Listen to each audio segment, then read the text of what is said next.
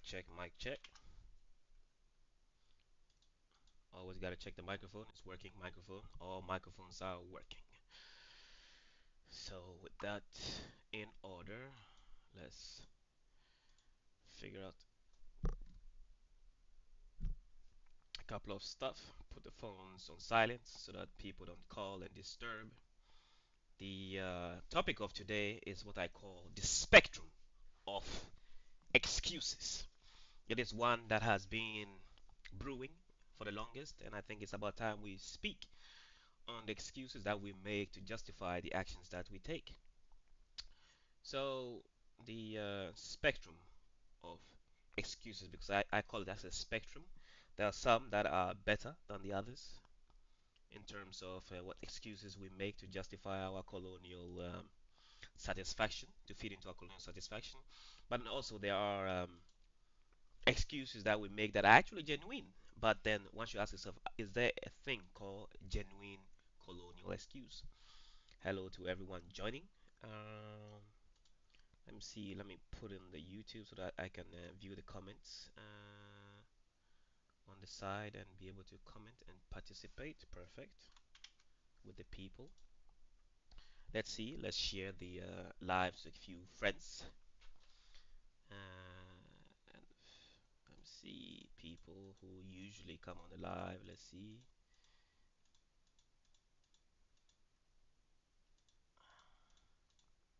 You know the usual, the usual.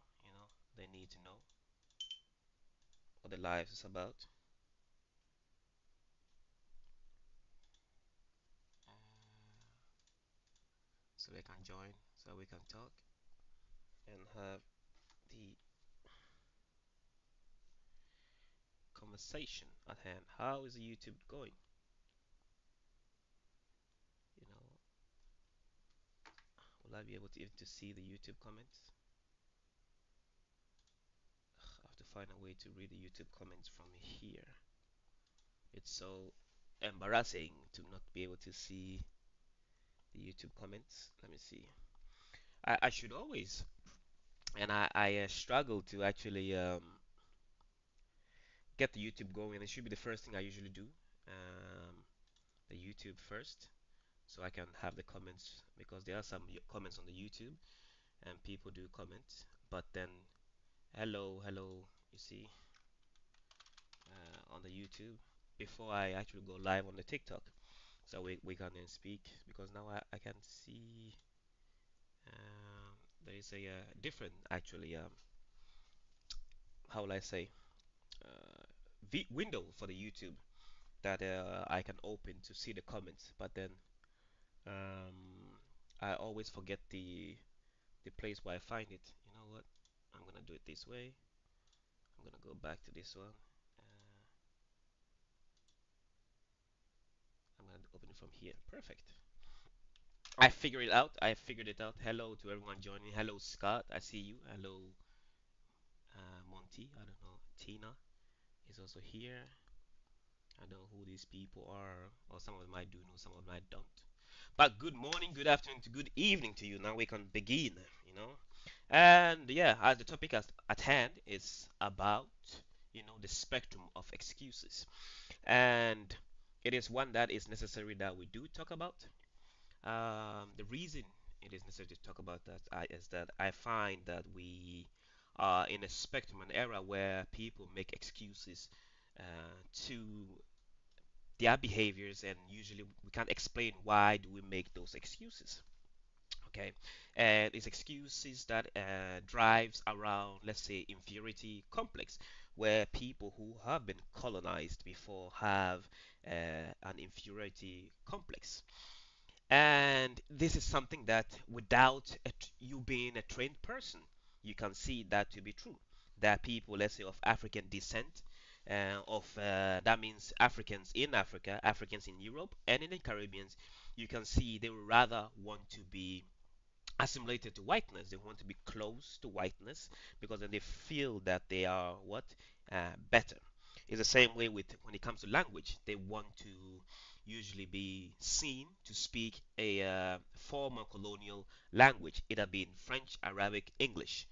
Portuguese, and so on. And the thing is that we have created a society within our countries where we reward those who, in many cases, speak these foreign language. So if you speak good English, you're then seen as more intelligent. So English becomes the median or the measurement for your intelligence. But then we have to ask ourselves that this is English a measurement for intelligence? Because one thing I have seen is that many former colonized people who are within the spectrum of what I call excuse, we have a problem which can't be cured. And it's one that drives within the inferiority complex, and also one thing I would call our psychological injury. We are injured psychologically beyond what can be treated. And then I ask myself, like in places like uh, Ghana, Nigeria, Kenya, and so on, that why is it that we still maintain the European style of doing things even though it's not beneficial to us? And it speaks largely about this psychological injury that I'm talking about. We are so injured psychologically to the point that when someone tries to deviate from the colonial chains, all of a sudden, then the a pack of gangs, all of a sudden, you know, try to bring them back into the mental restraint that they want to break free from. And only people who are psychologically injured can will be wanting to do certain things like that. Hello to you who just joined. Sorry I didn't greet you, Monty. How do you do? Yeah, no problem. I don't. Well, I know you speak sort of from the African perspective, but obviously I'm an Englishman, so I you know speak I come on from a sort of a white perspective. But yeah, on all perspective. It's just that since I'm more familiar with the African perspective, that's why I use it more for examples. But all examples are welcome. You know, we can easily switch it to Latin America, to the American Indians, and so on. what I would say is that Africa has the choice. So modernization is inevitable. If people get left behind modernization, they will just naturally fall behind. And it's whether they go with the Singaporean method or colonial method, or they go with the Japanese method. But I don't think the existing institutions that, for example, were present in Japan, a strong society with developed governments and secret police and all this stuff that existed in Japan in 1864 before Commodore Matthew Perry came and westernized the country. I don't think they existed within Africa. And the problem with colonization in Africa is that it was going ahead quite well. There was very there was incidents of anti-colonial um, like impulses, but they were more targeted against the settler colonial instincts, not against the colonial governments themselves. You can look at the Mau Mau, for example. As many Africans join the, I'm going to butcher the pronunciation of this, but Kikiyulu, I think it's called, Yeah, police, it's similar. Yeah. then join the Mau Mau. And colonial governments were run on shoestring budgets with dozens of people. Yet they were able to progress Africa in sort of targeted locations in major cities and whatnot, like from in some areas, Iron Age civilizations to modern cities.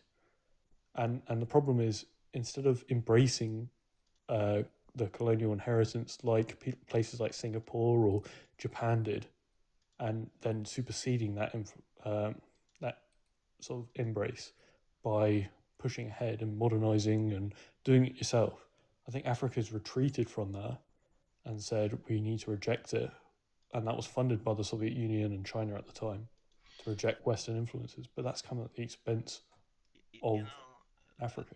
I will interject here, and I will say this: that in many cases, when we use the word modernization, I feel like it is a charged word, which is there's nothing actually called modernization. You know, when you dive deeply into it, you find out the word modernization is empty. What Africa need is what one would say mechanization.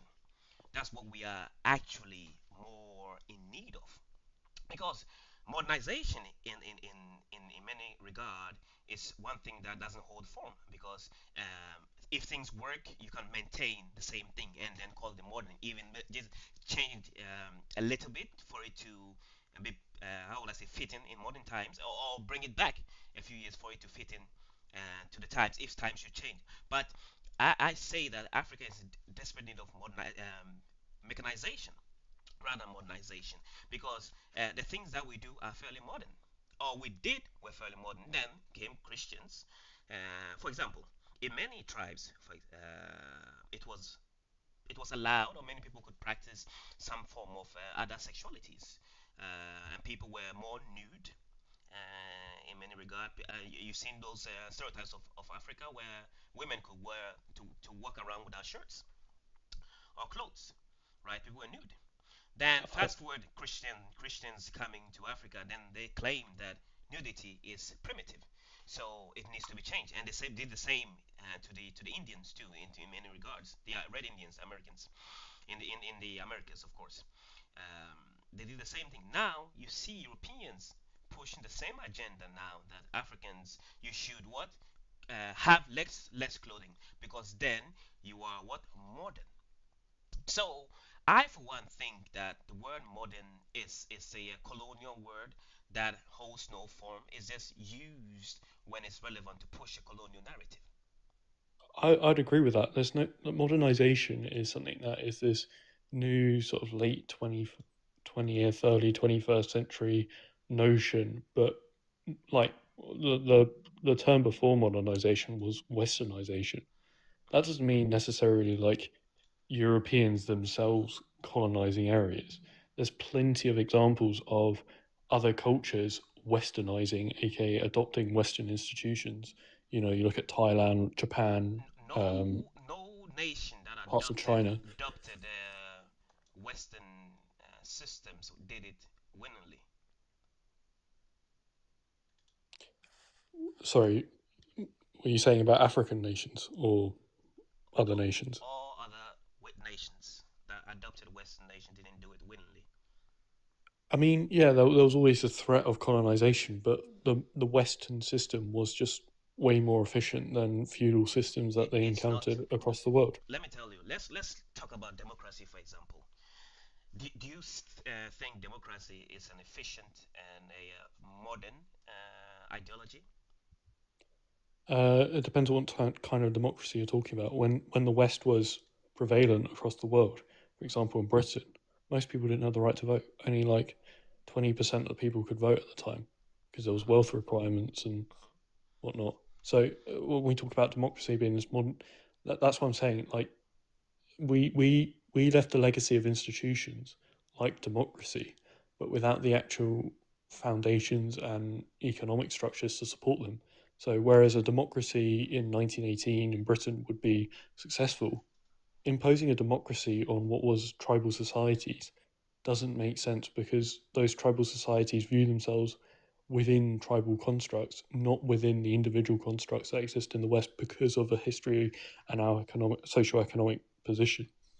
And the problem with Africa is that it was prematurely abandoned during colonization What do you through mean support of prematurely outside abandoned? powers. Sorry. What do you mean it was prematurely abandoned? Well, I mean, pressure from the Soviet Union, China, and America forced decolonization on countries that, you know, those institutions weren't allowed to flourish, weren't Well, allowed to develop. they, I think you've read aspects of the history that are not true. The intent of colonization was to prevent those countries from flourishing. That was the main intent. It was to what suck out resources from the people and use them as labor. So the if I'm gonna put it in a nutshell, the reason why Britain and other European countries went out to the world and pillaging and destroying and colonizing people because they needed to be fed. So they went to India and Africa to do things to feed British people so that they could live a more comfortable life. That was the reason why they did what they did. I wouldn't necessarily blame it on food, but No, no, but when we say I think feed, when we say feed, it speaks on everything that is necessary to consume, eating, clothing, and you what I feed them would say with resources, you feed them with food, you feed them with money. That's what is they. that Mhm. colonialism existed in different phases and there was different attitudes towards that colonization. And what You can't phases are compare those? the East India Company in the 1750s to a pith helmeted colonial official in, I don't know, Ghana in the 1950s because their attitudes were drastically different. You look at after the Indian Mutiny, British colonial outlooks were significantly changed, and then you fast forward to Berlin Conference. The Berlin Conference set out the standard of what you're allowed to do whilst you colonize and what you had to do. So the key things were that you had to govern well and you had to prevent slavery. And that's why there was such an outrage in, for example, the Congo, because the Free State was allying with people like Tipu Tip, who were notorious slave traders, and they were governing terribly. But So the colonization of Africa lost money you in know, terms of fiscally lost money. And it was about trying to get the best government for Africa because African states were failing because of the abandonment of slavery and whatnot, and the moral outrage of that in the West. listen, when you say African states were failing, wasn't the Europeans that was were the state? Where in many regards the king of France, when asked what is the state of the country, he says l'État. I am the state. So Europeans were the state of Africa. So if the state in any African nation should fail, that means European failed in Africa. The reason why Europeans abandoned the colonial structure in the way they did was because it was becoming too expensive to maintain. You know, the first had the World War, which I didn't recall fully. Then there was a second World War. There was too many people. Everyone wants to be a superpower. Everyone wants their hand in every other European countries want their hand in the pot. So then to prevent them, they had to war within each other or amongst each other to Uh, prevent more colonial powers. That's the reason why the you see a European colonial structure collapse in Africa, but you can see it changed form. In Britain, it was to maintain the Commonwealth, where you gained independence, but you had to conform or work within the structure of the colonial framework, where I your mean, money is either your money is correlated with the British pound, or in some way your money is created by your former colonial master. the Commonwealth is toothless and it's nothing like the Empire. The Commonwealth is more to appease, you know, British people to say, look, this is our empire, look, we've still got the legacy of it. But the Commonwealth exerts very little economic and political pressure. In fact, it puts pressure on Britain to for stuff like reparations and whatnot. But in terms of your point about like superpowers, like, I'd agree, we bankrupted ourselves during World War Two. And when we asked for the Americans for aid, they realized that we were in a weak position, especially after Suez, that we couldn't get aid from America if we were to carry on with colonization. So America then took the mantle of colonization from us and said, fine, we will deal with that. That's why Africa's received trillions in aid from America, well, hundreds of billions of dollars of No aid from African America. nation And receives aid. well, the No African. African Let me tell you, continent. since the time of since Africans started gaining independence and aid started being given to Africans, no African nation have actually received true aid. What we've received are European investments. The money that Europeans send to many African nations is used to generate more income for the European countries themselves. Because it has been proven that, let's say, Britain should send 2 billion to any African nation, they will receive about 20 back. So how is that you send 2 billion in aid and receive 20 billion? That's not aid, that's It, investments. it depends on the type of aid. So government aid is different to private aid. Private aid doesn't like I disagree with all aid to Africa. Not because I'm a heartless, selfish, person who's rich in the West. but it's because aid fundamentally weakens African institutions It by weakens all bypassing institutions. them and not allowing them to grow. Without Africans being, you know, aid basically plasters over the cracks in the African institutions and elites in Africa. So I disagree with aid full stop going to Africa, you know, but I think America took the mantle off Britain and France in Africa and then tried to battle with the Soviet Union for control of Africa. But Africa today is You know, the issues is that it was decolonized, and then other superpowers, the Americans, Russian, and Chinese specifically, but also Europeans, exerted influence through the fragile governments that existed then. none of the former colonies, be it from Africa, from the south of Africa to North America, have been decolonized. They're all still colonized. The colonization still goes on. Do you think that they are better off now than what they used to be? I totally agree. But in the 70s and 80s, you know, it's probably one of the darkest periods in the African continent because during the colonial governments there was, you know, freer press. There was reports sent to, you know, bodies like the British Parliament, for example, about the conditions in Africa at the time. In the 70s and 80s, you know, quite frankly, Africa was too black to care about, and so Western press didn't really care about it.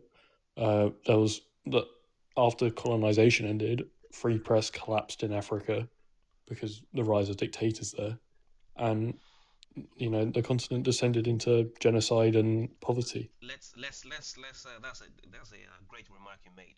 You claim that the nation descended into chaos, okay, and dictatorship. When Britain took over, let's say Ghana or any other, India, for example, did they give them the choice, or they just took over and say this is the rule and you have to follow? Well, no, I think Ghana's the Do perfect you call that example. dictatorship or do you call that democracy? So Ghana's a perfect example because when Nkrumah was, you know, advocating for independence Hmm. during World War Two, he was put under house arrest Hmm. along with sort of his political supporters. He was allowed to receive free mail. Um, you know, he was allowed to still politically advocate. He was released Who multiple allowed times, him? but Who allowed then him? within a year of Nkrumah coming to power, Mhm. free press was abolished, Who allowed and him? he imprisoned his political rivals indefinitely, Who allowed him? something that the British never did. The British, right? Made the rules.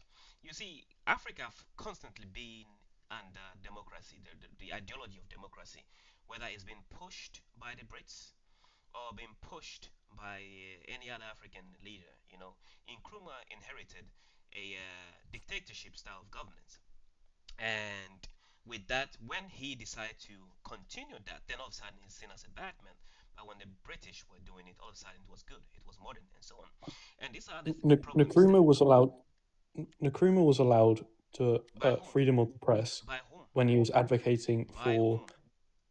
by the British. Okay, why are they He the was ones? granted the How liberty of is doing the that, which he rescinded. British government allowing someone in his country to do something? How are they making new laws in a nation they don't belong to? If it's not dictatorship. Well, I mean, If I come to your house now, right, and I took over everything, and for example, now to eat, I have to allow you to use a spoon. Then fast forward a few years, I can say yes, you were allowed to use. You have a freedom to use spoon. You had a freedom to go to the toilet within your own house. How would you feel about it?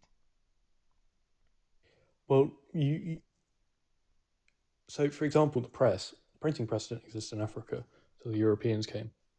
Mhm. So we brought our freedoms and liberties of what our society allows. We brought our How do you society think over you there brought your freedom? They were free before you as a came there. product.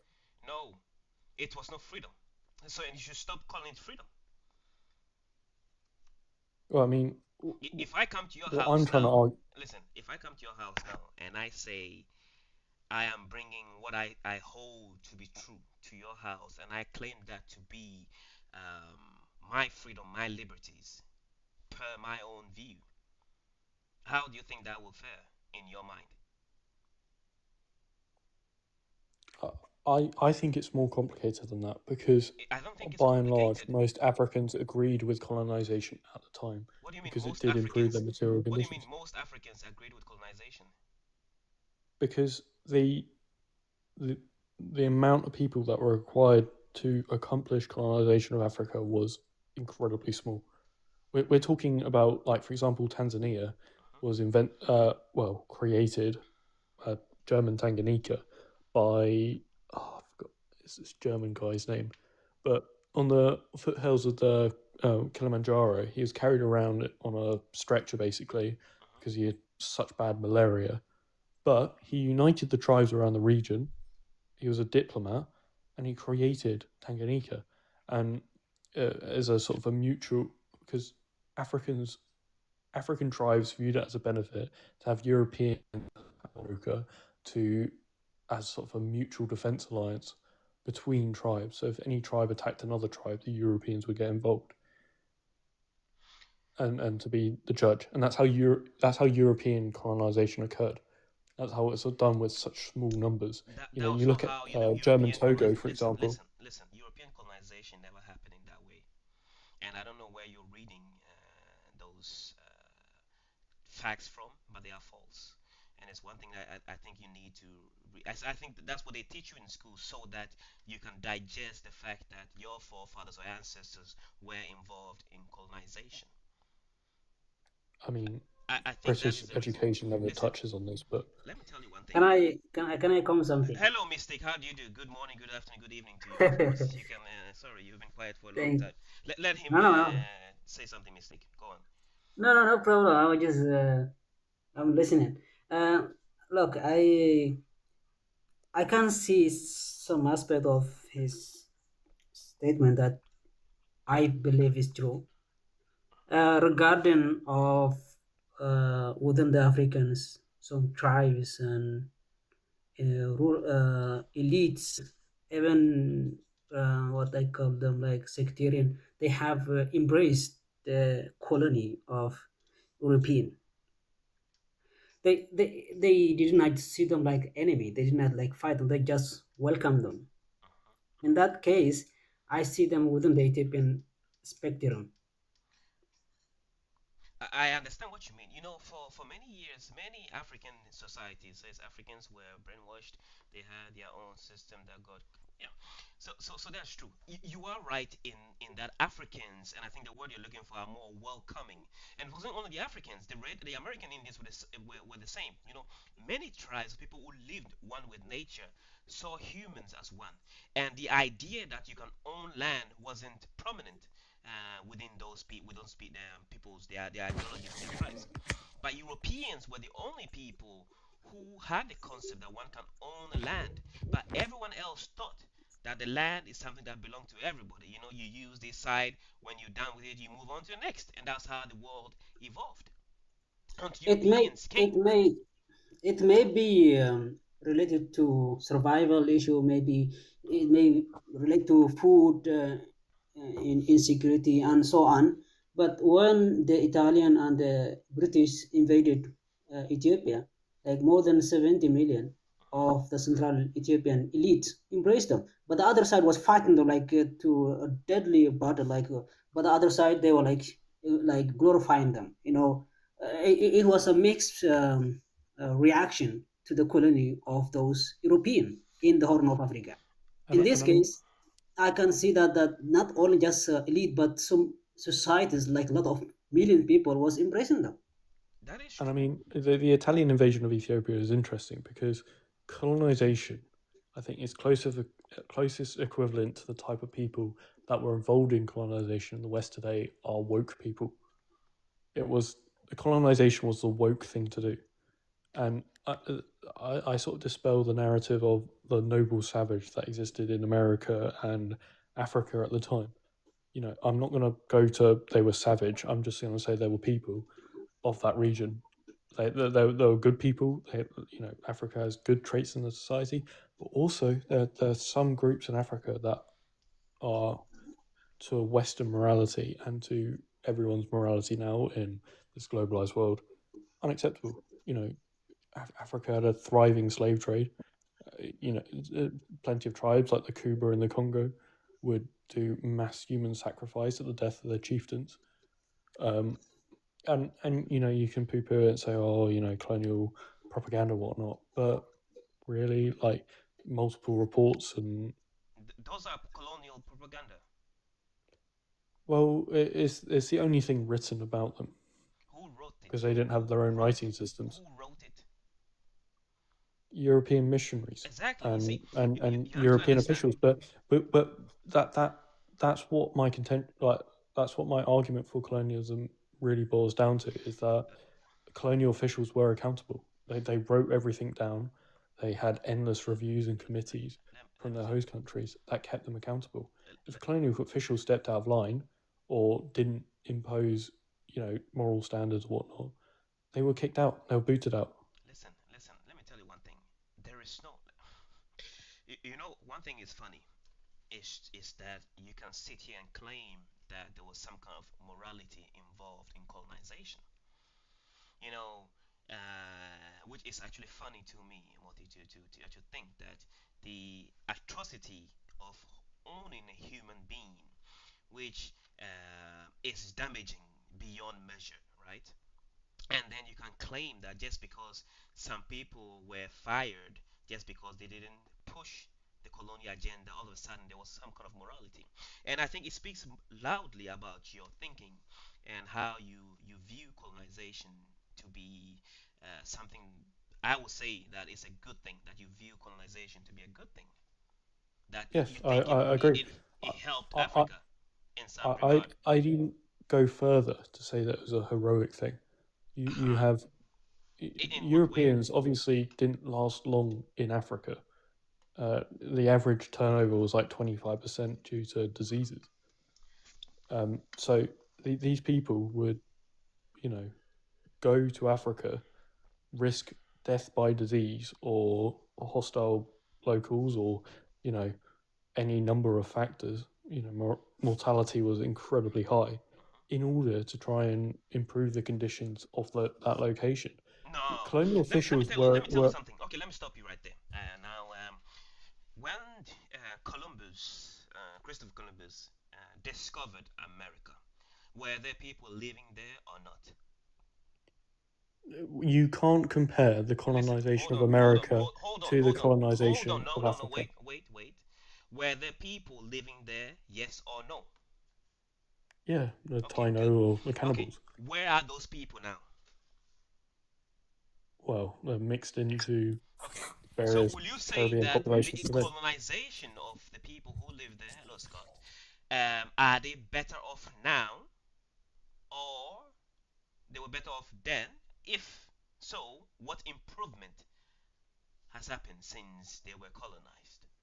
And I'm talking about This is what I'm saying is that those who were classified as the Red Indians. there are different periods of Uh, colonization. So when the Portuguese and the Spanish took over their parts of the New World, they were bringing feudal medieval Europe to the New World. So their aspect of colonization reflected the morality of their time. But in Africa, in the 1870s, 1880s, 1900s, whatever, they they were bringing uh, people. sort of high industrial society to Africa, and the moral development of the 400 years That's not between true. Columbus Let me tell you one and thing, and the and reason why then. I'm cutting you short, because your rhetoric false and dangerous for people to listen. Because let me tell you one thing: the I reason to why Europeans brought their machines to Africa is to make their colonization more efficient. And I'm gonna trace it back to the question I asked you: the American Indians, when they were colonized, are they better now or not? The tribes of um the Cherokees and those it depends and on those, are they better off now? or then? Well, materially, they're better off now. But But you what can did they lose? you can What did they create a lose hypothetical to that they achieve could be those better. material gain? But well, I mean, because they were involved in the technological progress of the United States, and they were naturally, you know, their ships were raised higher and higher tide. What did I say? Their Oh my boats God. floated higher and higher tide. Murphy, how old are you? Hello, Scott. How old are you? 21. You are 21 years old. 21. Have you attended school before? Yeah, What kind of schooling did you attend? both my schools were founded in the 16th century. And is I this what was they an teach academic you? scholar. And this is what they teach you in school? No. They taught me how to think, and I've read plenty of books especially around history and politics. Because it seems to me that you were taught this for you to believe that colonization is a good thing, that it actually No, helped and improved.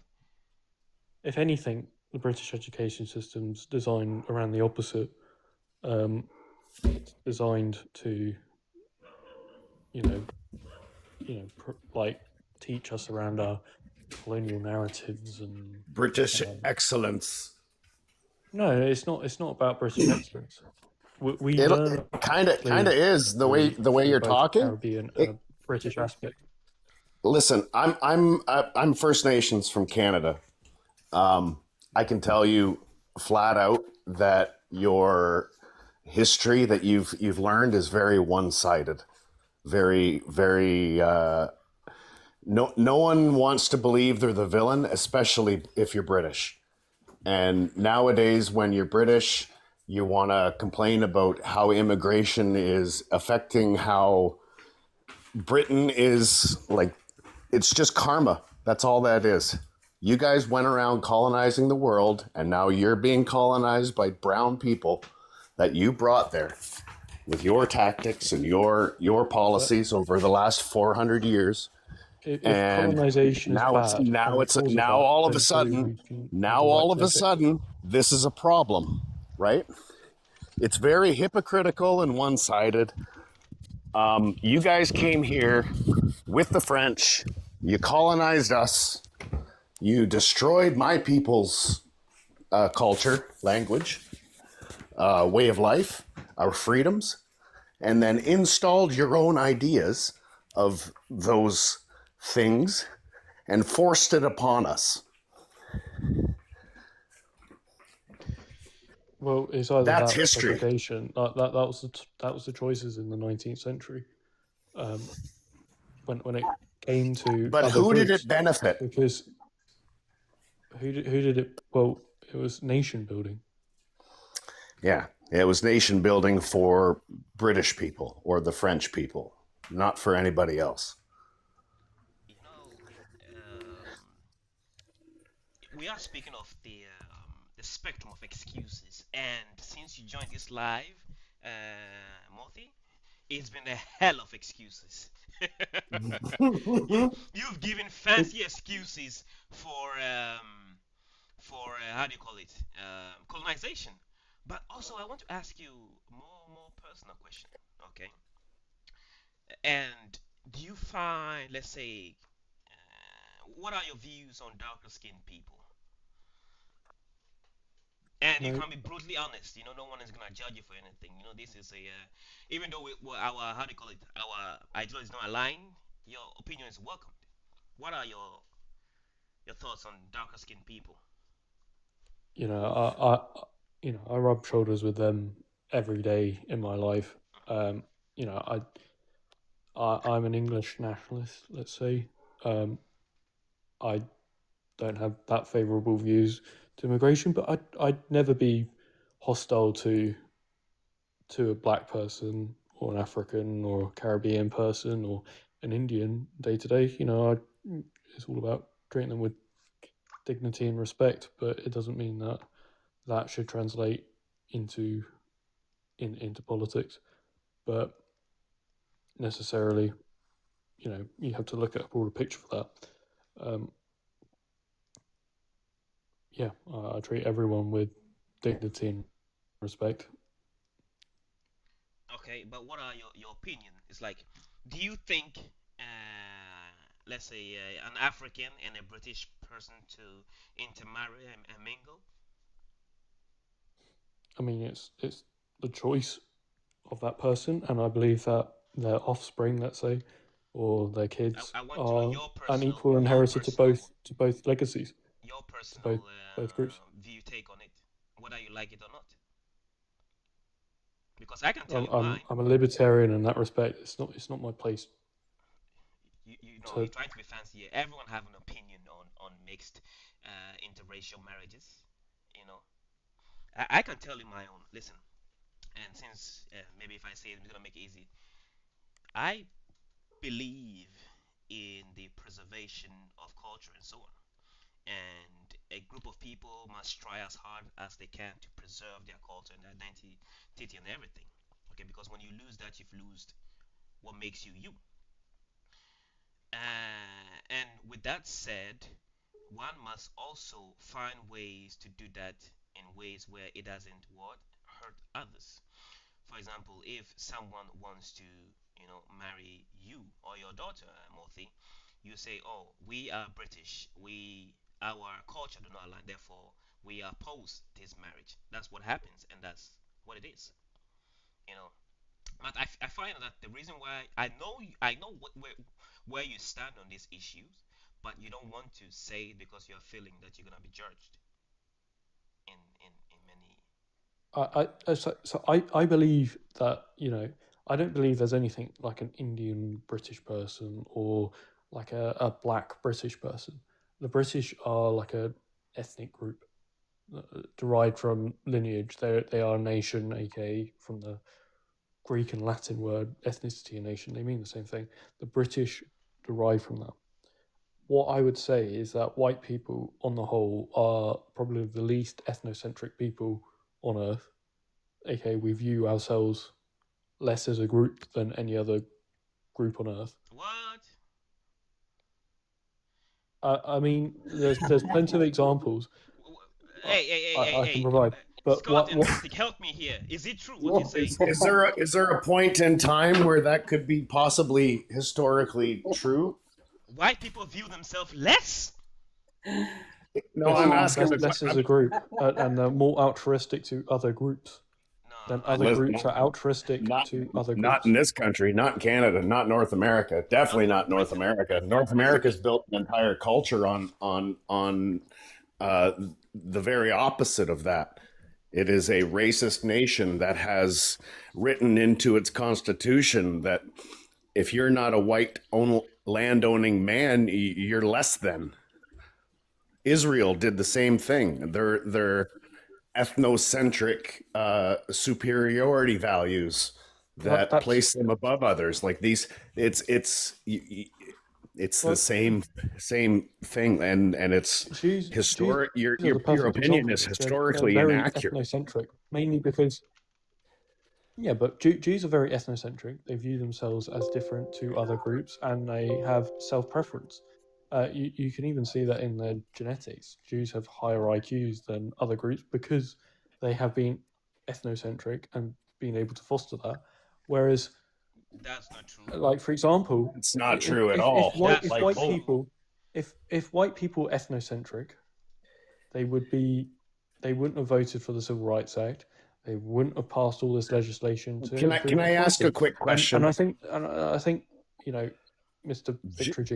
I You think in mentioned South Africa it's slightly different because white people were sort of a minority group, so when became ethnocentric. I But in need to terms of white majority I need countries, to they ask are this very question Okay, okay. before more it Ask the gets. question. Ask the question because I have a question to ask too.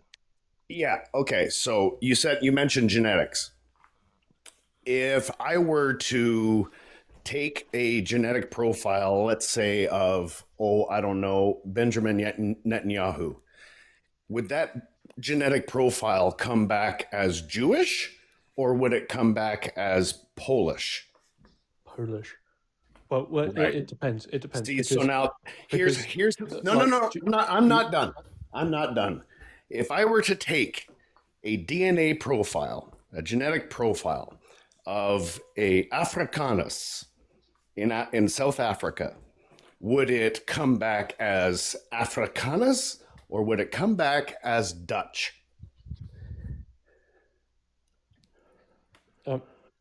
It'd be a Dutch Yeah, descendant. it would be. Yep, Yeah, absolutely. But So, with Netanyahu, I don't agree with this whole Israeli lie that there's lost well, pride you that just went to Europe. said But it wouldn't necessarily be just Polish because Ashkenazi this is Jews my lived point. in their own communities. So this is my point. Your idea that the ethnocentric ideals of the Jewish people or white people in general, that it's not fuck, man, I'm flustered. I got dogs here running around. Jews centuries ago, you could tell, you can today tell their ethnic origin because they went through various genetic bottlenecks because their communities became so small in some circumstances that different haplogroups and certain genetic features were preserved and carried on. Do you know where those genetics were preserved? Because they intermarried with each other. That's what I mean, just ethnocentric, and white people are very not ethnocentric. They're welcoming of other people. You look at polling data in the UK. Where in the world, in history, in time, has that ever been? People are fine with their daughters marrying a black person or an Asian person. You said they might have animosity towards those groups. They're fine with their group in a whole being white people are welcoming to more others. welcoming. Bro, the reason why the whole world was colonized because the people who were colonized were more welcoming to white people. That's why they were colonized. We're too nice to white people. Yep. White people are the least welcoming people in the whole world, even to this day. Yeah. When they came off of their boats in the days of Cartier and Ferdinand and whatnot, landing on the northern and eastern shores of Canada, they were sick with scurvy and dying. And we saved them. I mean, that was our no. Hey, listen. That was our welcome to you. Do you understand? How welcoming were you to us? Well, not very. Context, not very. And the British Crown, was the only community that benefited from how they treated us. You stole children. You stole for your own crazy beliefs and freedoms to do so because you saw yourselves as superior to, not equal to. I think a contention here is history. I'm telling you, history is proving you incorrect. What societies were like before colonization. A quarter of people, Native Americans, were killed, were homicided by other Native Americans by the in terms of adult deaths. Okay. They're like this noble savage if... thing that Native Americans were sitting around smoking tobacco all day is wrong. The tribal societies are incredibly violent. It's wrong. So you guys are the ones who erased our history, right? You guys erased our history. We'll never be able to prove it. So that's a claim that you created and can defend because you genocided in several hundred cultures when you came here. How do you know that we genocided those cultures? Because we're the only ones that wrote about it. And so you can't take the evidence of what those societies were like. Our history here against the crimes. Our history here is both verbal and attached to land. Our petroglyphs. Native tribes moved around so much. Yeah, we migrated through territories. That's correct. Most of the tribes. Migration's kind of a survival tool in evolution. Most of the tribes in the plains that the Americans and Canadians can you name them? Battled with. Can you name the tribes? Because I can. They're my people. The Sioux and the Apache and whatnot. They came from the forests in Eastern America, armed to the teeth with Western rifles, and genocided the groups that they came in contact with. the Cheyenne and the Apache existed about 5,000 kilometers away from each other. You're talking about two different cultures and two different landscapes at times Just proves post colonization. Yeah, it proves my point even more that these Yeah. societies were martial societies. Why would tribes When given the opportunity with Western be rifles, traveling in were areas able to that they? colonize and genocide the other groups? Oh my God! See, it's Take this. the Iroquois. They were desperate to cogn- sell beaver furs to get I am guns to Iroquois. genocide other groups for more beaver You're furs. telling me about my own history, you British cunt. I mean, Do you the more- understand how arrogant that is? I don't really care. You don't care. You add hominin and tax, like Shaganashna bush. If I'm entering here so that we can keep it a little bit less intense, and you're with me here, Mystic. It is evident that you are particular in how you explain things. How will I say, Mothi? And the fact that you are out here telling people how their people used to live. For example, your people sat around and smoked tobacco. Even if that was true, do you know the amount of work necessary to even create tobacco to smoke?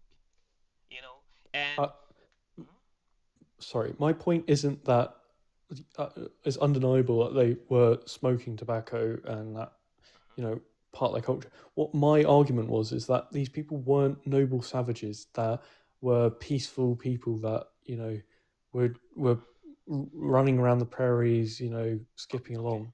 No, these were tribal groups and tribal societies that were violent, that had a hard edge to them. Perfect. Let's say that is true. What about the British that went around the world spreading their ideology? Are they peaceful or violent people? I'd say, yeah. Obviously, the military was the violent arm of the British Empire. Who became part of the military? So, okay, if the military, okay, let's say use the example. Let's say the people who warred within tribes, those are also the military arms of that nation. So that means the people are not violent, but the military arm do the violence. So you see, if I use your ideology, that doesn't hold water. But these were martialized societies, so most members of the group were. And what do you think Europe was during that time? Do you think Europe was anything better? Yes, because European societies were less martial, especially the British. The British Empire had very few, actual soldiers within it. At the dawn of World War One, we only had like 80,000 soldiers for a nation of 13 million, I think. You say that just because you had fewer soldiers, you are less martial. And I mean, if you look at the colonization, so for example, in Europe, the average European nation had about one soldier in Europe for every 1,000 citizens that they had to garrison, sort of as their own army. If you look at the colonies, it was one soldier per 3,000 people in the colonies, and some of the proportions get ridiculous. So Togo, for example, in 1912, the Germans had 7 officers and a couple of hundred askari, sort of soldiers, for the population of about 3 million people there. And your point being? And my point being is that the colonialism was less martial than the European mainland. And it was more diplomatic, especially in Africa. It was way more diplomatic than martial. You know, one thing is funny. Let me take No. Can I just ask one, Victory? I'm going to really just talk to you because this person has been educated by colonizers, and to the victor go the spoils and the history. They don't understand that, like, a civilized document, because they place their civilization upon documents that they wrote, these wonderful things, right? That justify the things that they do. And, Israel does the same thing with the Talmud. It's a means of justification for the things that they do under the premise of being civilized. The U.S. Constitution, is that a civilized document? That's what they that is the British Charter. Is the Canadian Charter a civilized document? Can we all agree upon that? No, I think he left now. Fuck him.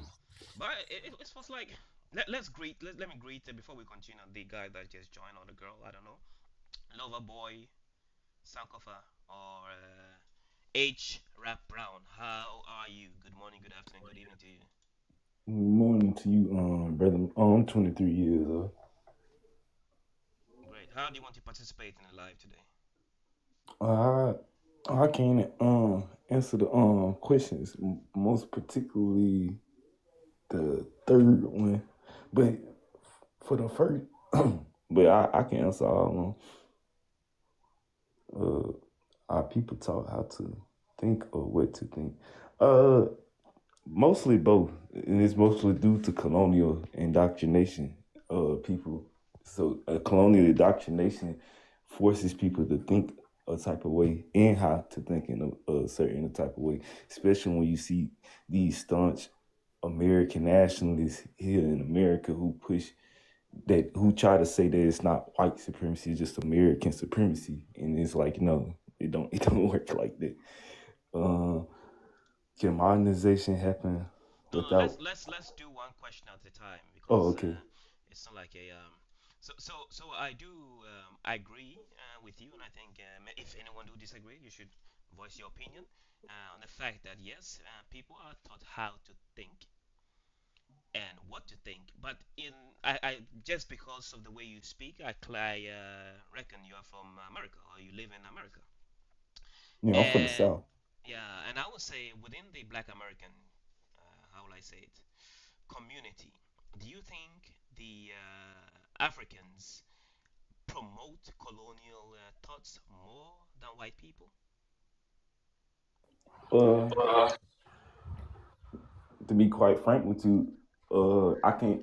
When you say Africans, you talking about continental brothers and sisters of Black In African terms, American. No, no. When I say Africans or Black Americans, then if Oh, African American. Okay. yeah, Yeah, yeah. It's but you know what I'm saying, and it's that's just neo colonialism. You know what I'm saying? Like a lot of I wouldn't say it's they the only ones, but it does play a big role in how the indoctrination is pushed within our communities because you have neo-colonialist leaders at the top who don't really speak to the best interests of black communities within America. They speak to the best interests of either themselves or to the best interest to the white supremacists at top. So yeah, I would say they do most definitely play a role. You got your Clarence Thomases, your Charlie Rangels, your Jesse Jacksons, all of them, they would be examples of a neo-colonialist. You know what I'm saying? Like they come and tell black people that you should accept the system. You should try to instead of trying to destroy the system and bring real change, you should try to accept the system, go into the system from the inside and do it the right quote unquote American way. You know what I'm saying? gentlemen, the question I ask you is that do Black Americans push colonial agenda more than white Americans? Oh no. Oh hell no. As a whole, no. Are you sure about that? Probably for the most part in our communities, a lot of us for the most part we know that colonialism doesn't. You know what I'm saying? It doesn't know.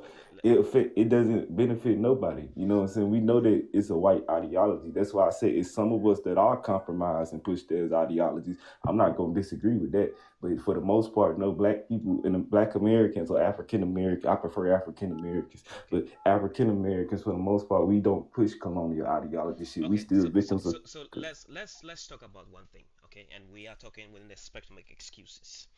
When we talk about beauty standards within the African American communities, who do you think promotes the segregations of beauty standards?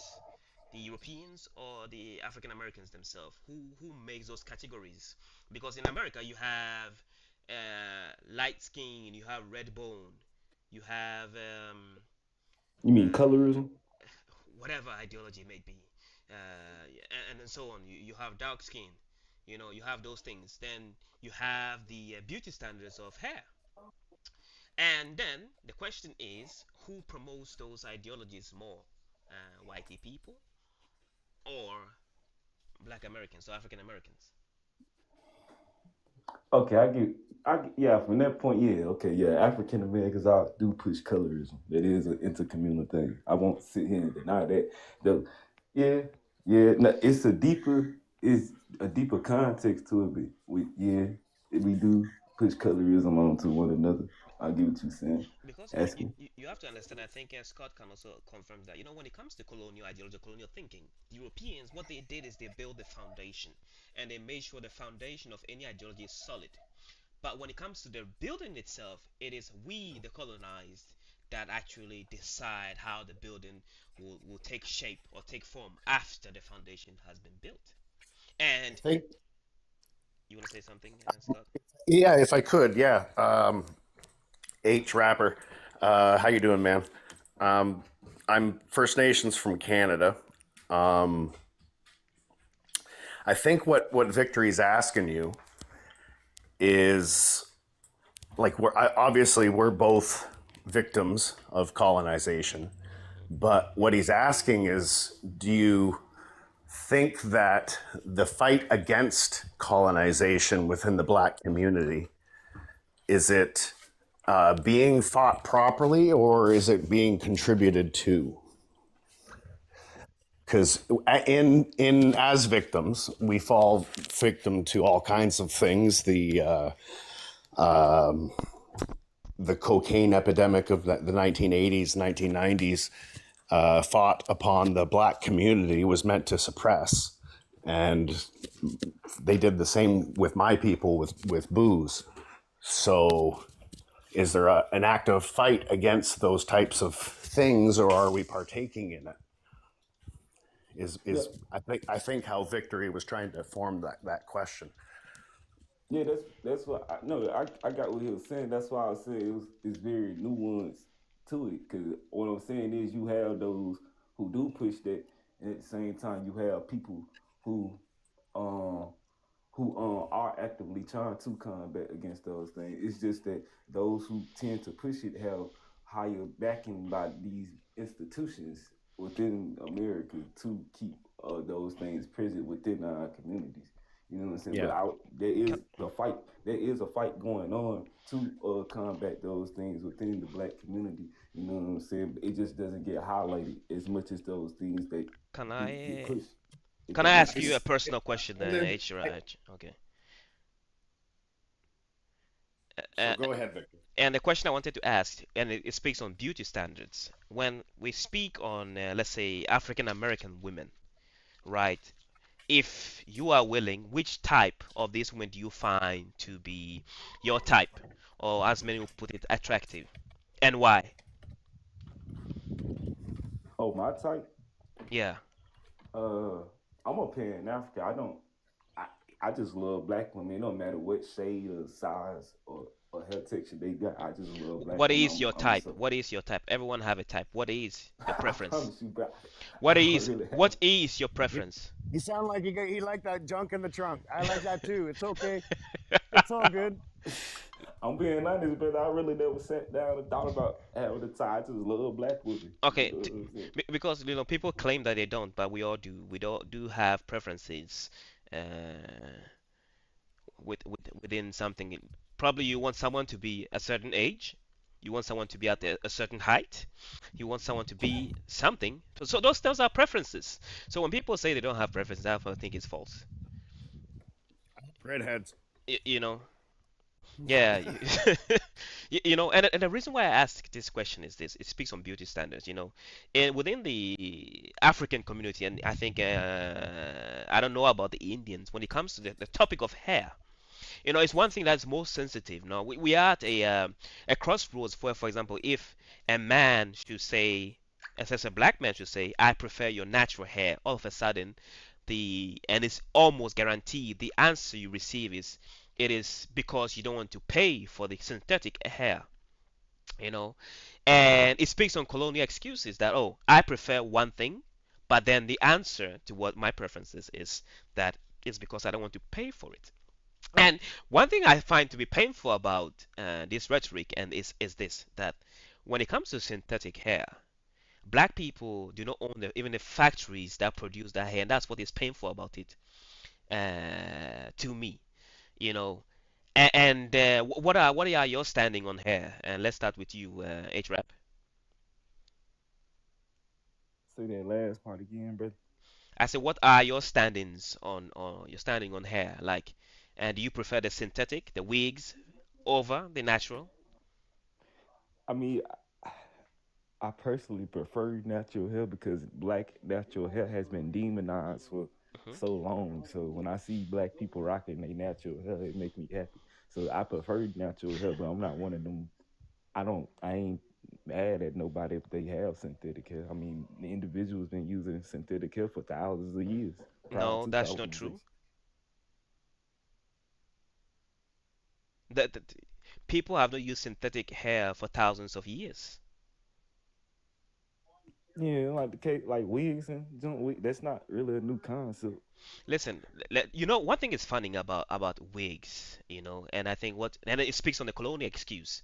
You know, when we come to hair, if you've lived with women, you know, you find out if you should even be able to put wigs in your hair, it is of your own hair, so it has to come from the same strain. So either you had hair, you grow it out, and you shaved it, and then you can use it to weave it in, you know, and create a different style. And that was the reason why people did it.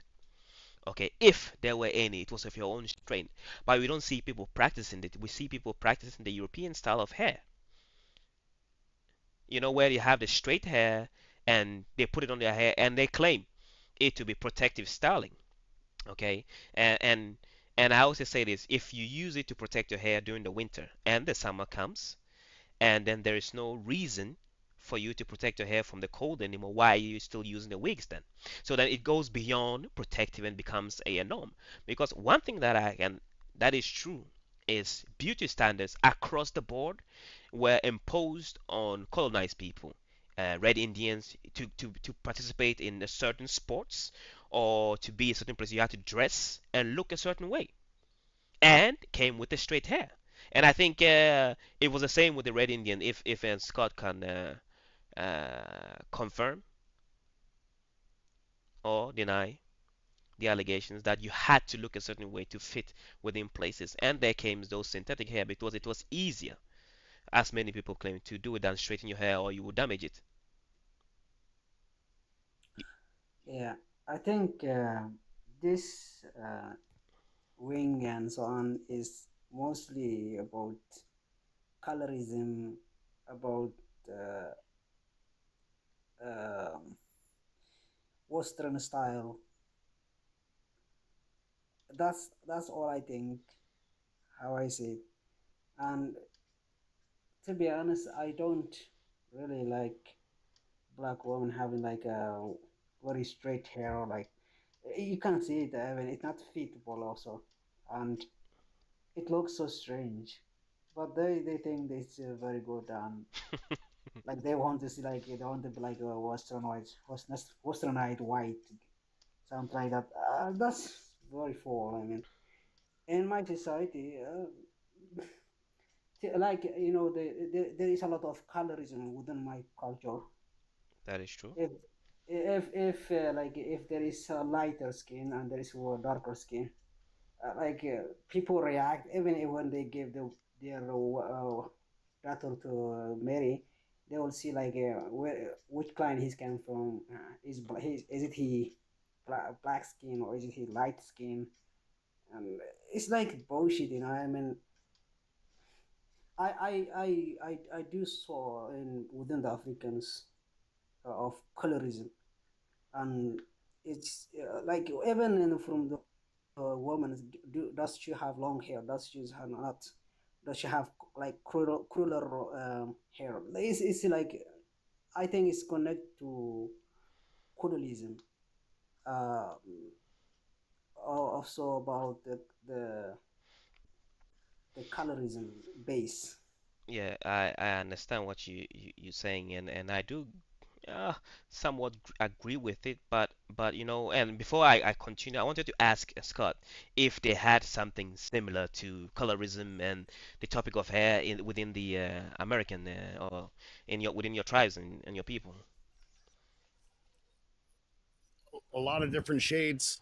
A lot of different shades. The Cree to our north, they're about 3 shades lighter than we are. Uh, but like, there's differences in like genetic structures too, because when you go south to our Iroquois brothers, we, they're a very large person, very large, very tall, very large in stature. Um, my people are real short, dark people who live in the bush and mostly fish and hunt. Um, the Yeah, Iroquois have developed differently in the cities of Toronto and Hamilton and southern Ontario. will you So say they were infected or affected by the concept of inferiority complex, that they felt no, we've inferior? always we've always fought against those ideologies. In fact, the Canadian and American constitutions, or the structure of the constitutions, were developed by a document the Iroquois did with us, the Anishinaabe, called the Great Peace Treaty.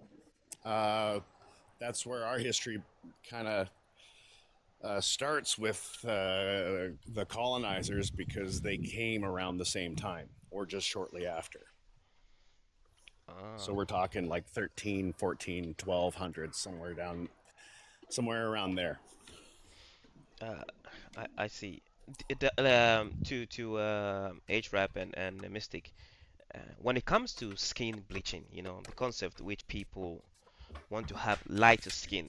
I think since you are of a, I'm gonna mute you a little bit, Scott.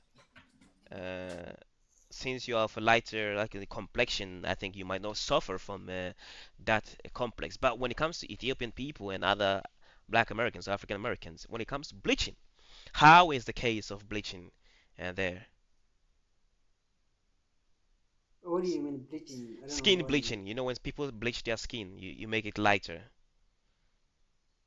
Like Like surgery, like No, like no, no. Michael surgery. Jackson. Like something like Michael Jackson. Like when people take cream and they put in their skin for it to be whiter. Nah. That is a non-existence because um, even there is no like that in my culture, because even if they want, there is no technology like operating stuff like that. Not the operation. There's a cream, skin bleaching creams where people use to bleach their skins to be lighter. So you can see they were darker, but they used to bleach their skin. I know within the Black American community is more prominent, right? HRAP. I think No, it's it's more not. of an No, actually, it's more prominent in the Caribbean and Hmm. the continent. Actually, it happens in African American spaces, but not as much as over there. But not. Mm, I'm not saying it doesn't happen here though. mm, if I could, I think that's more of a way that they've evolved within the sphere of America, and it being a racist country from the get go. And I think that's how that kind of derived. I know that's how Michael kind of felt about it, because he wrote about it. yeah. Um, it was black people living in a land where white supremacy is prevalent, and was educated to be a But see, goal. white You know, supremacy is prevalent everywhere though. Even in majority black countries, white supremacy exists. it exists. It exists in Canada. I understand this, and it stems from Germany. I understand this as well. But with the way that America has evolved, Yeah, yeah, I understand you saying. No, I agree. America is the mecca of, racism.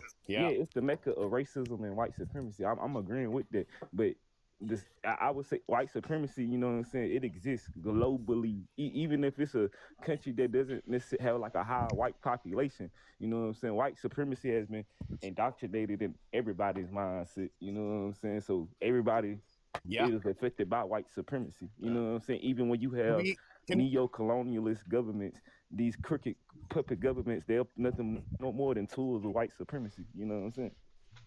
Yeah. yeah, No. I'm in it's total true. agreement with that. It is true. It is true.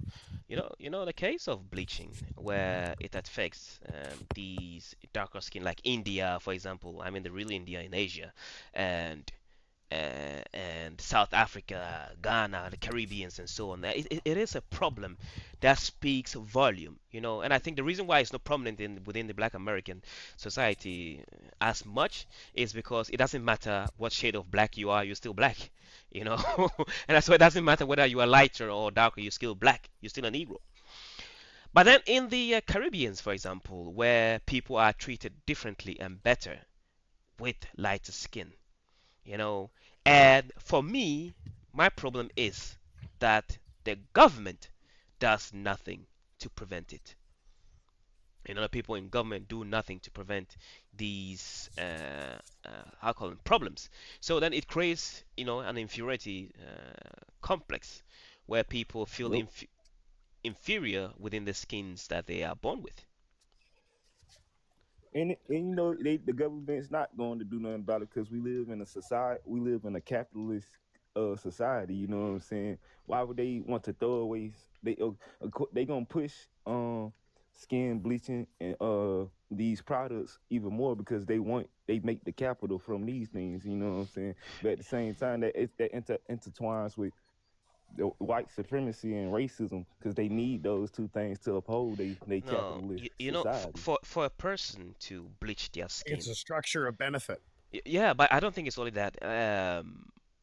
For a person to bleach their skin, that to take a chemical to use on your skin, right? I think it speaks, and I spoke it earlier on this live. It's something I call your psychological injury, that you are internally bleeding, Yeah. where you haven't fixed it. So I think it's a psychological problem that you would rather hurt yourself to feel a little bit better for a short period of time than rather finding ways to be better within the skin that you're born with.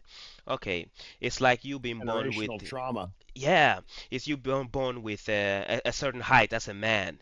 Then all of a sudden you are out here doing things, stretching your legs so that you can grow, taller, and so on. And I think it's one thing that we have to tackle as a group of people, where we see this as a problem, that a problem where people view synthetic things to be better than what they are born with natural is supposed to be a problem and of the highest priority.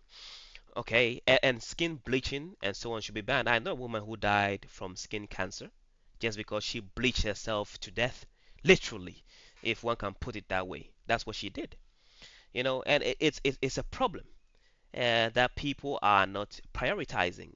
And I think it's funny that when I see, especially people of African descent, when they find men that support them, that's tell you are beautiful the way you are, then they will find an excuse to say, you're just saying to get my pencil, you're just saying for this X, Y, and Z, and they go back to that excuse that people make to make their it make it easier for them to digest the psychological injuries that they have within themselves.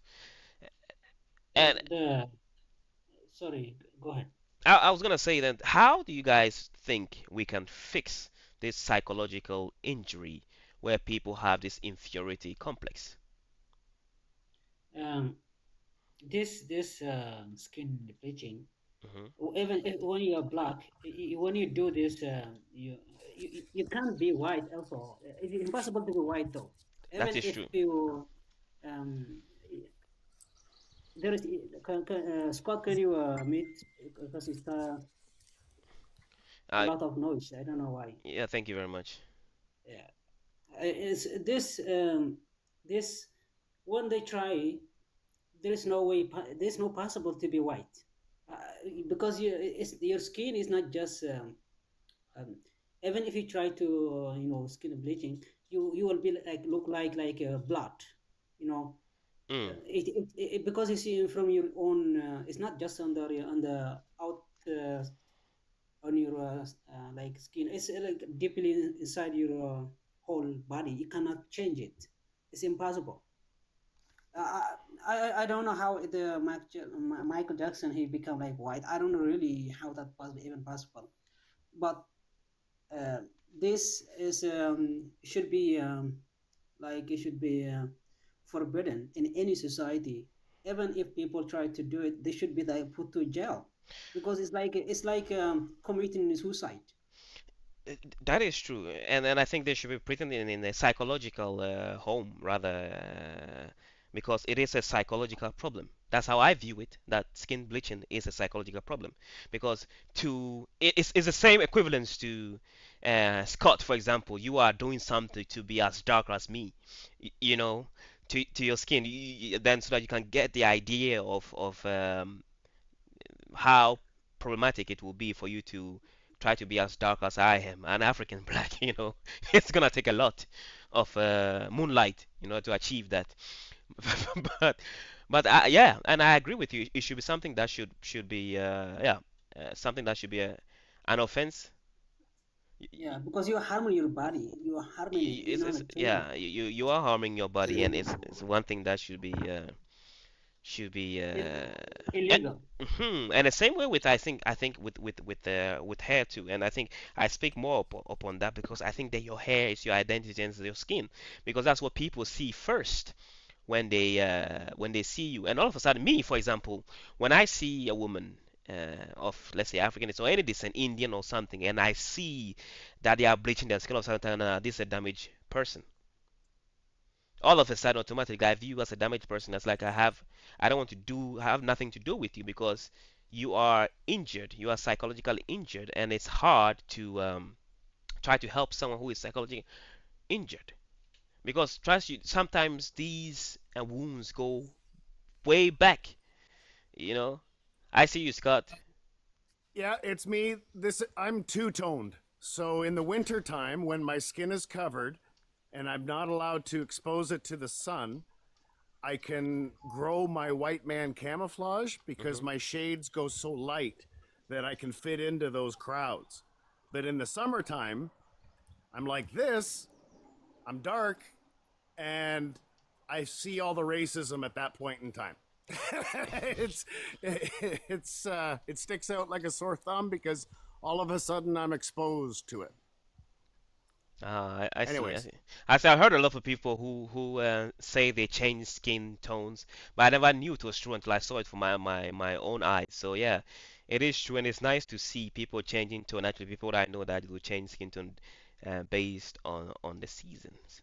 You know. But The, then, sorry. Okay, you this go. complex, sorry, this complex is not only also related to black. I have seen some Norwegians actually try to be like brown. Uh, Yeah. and they use like a medical, they use kind of different kind of medical, from pharmacies, they go to doctors, they do a lot of stuff.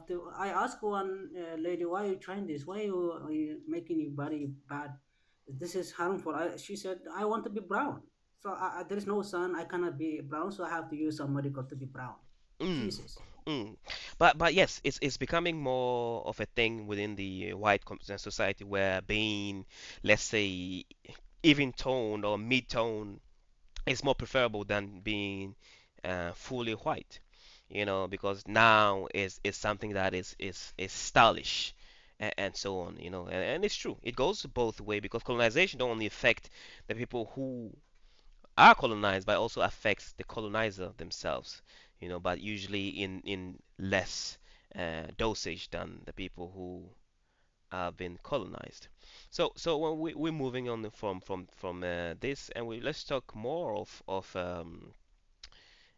the same problem, the way it affects our governance.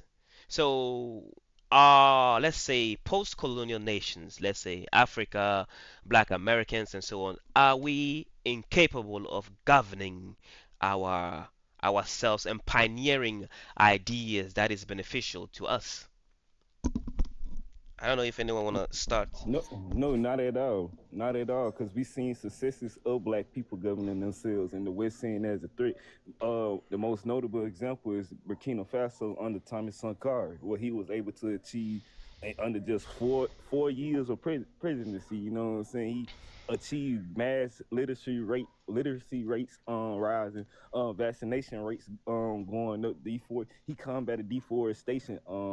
He championed for women's rights. Like, you know what I'm saying? Like the West actually fears when African nations show that they capable of governing themselves. Hence why they love to keep, like I said earlier, puppet leaders in places to make sure that those efforts can't come to light. You know what I'm saying? And they'll come with propaganda and media saying, "Oh, this country's corrupt and so, and they do so and so," but they won't tell you it's them, those imperialists who are funding these corrupt leaders to keep their countries impoverished. You know what I'm saying? I agree with you to a certain degree, but I think the approach, and I'm bringing one person up because I think the conversation triggered him to come up, but I'll greet you soon, John.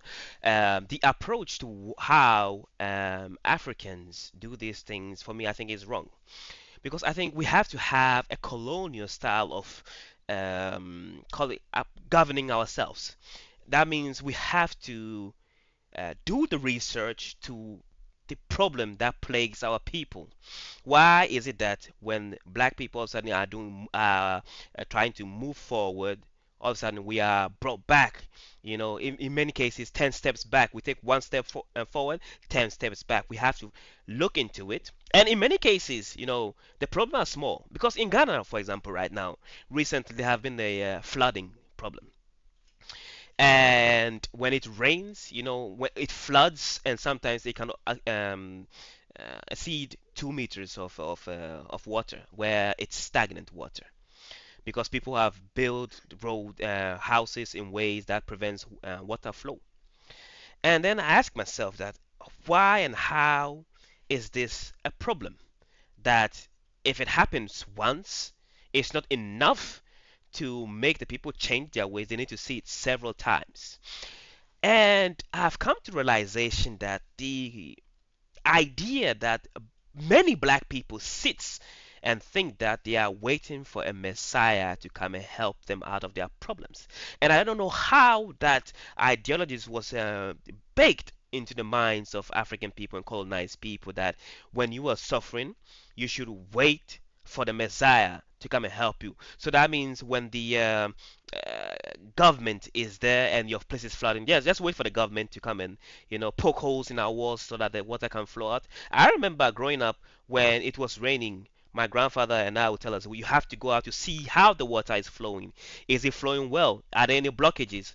Are there what's the blockages preventing water to flow into the sea? If there is, we went out with shovels, you know, and create new paths so that water can flow. But now you don't see that being done. So I'm like, how is it that within 10 years that we go from bad to worse?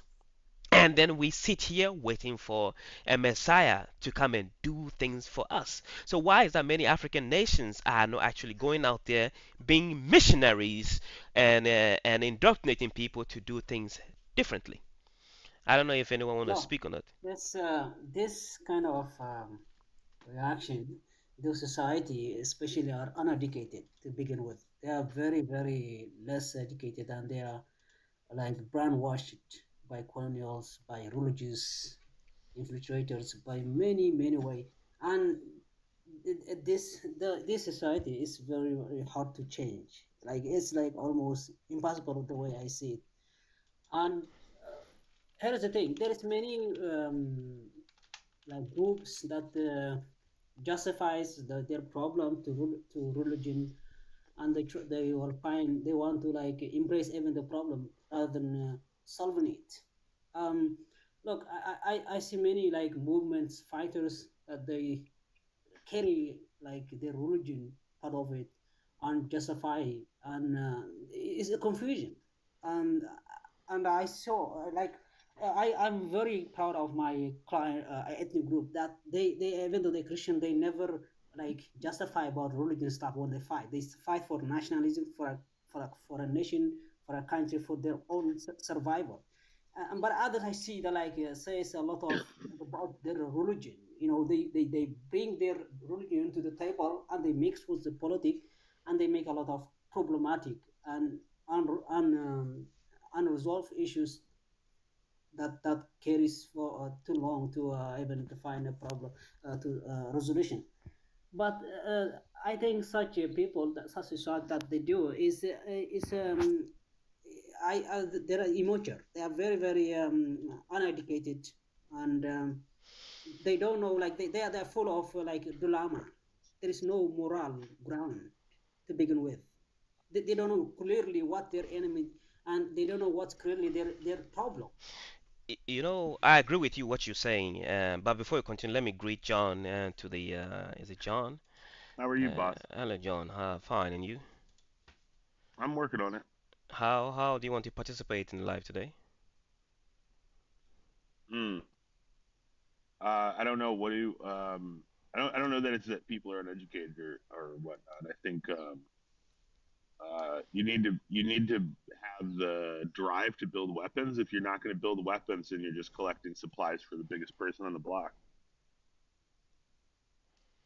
Yeah, that is true, and I think for some reason, I think Africans and many colonized nations are comfortable within the phase that they find themselves in, and for me, it's problematic, and it plagues me to see people, right, seeing that I am suffering, but yet I am doing nothing to change that.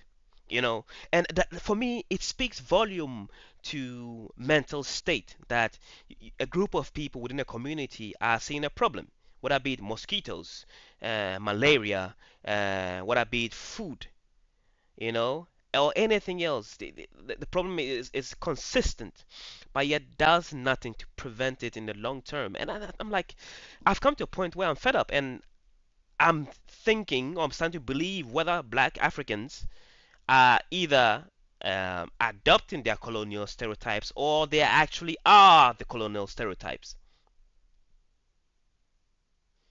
You know, Okay, but what about because the parts of Africa that weren't colonized?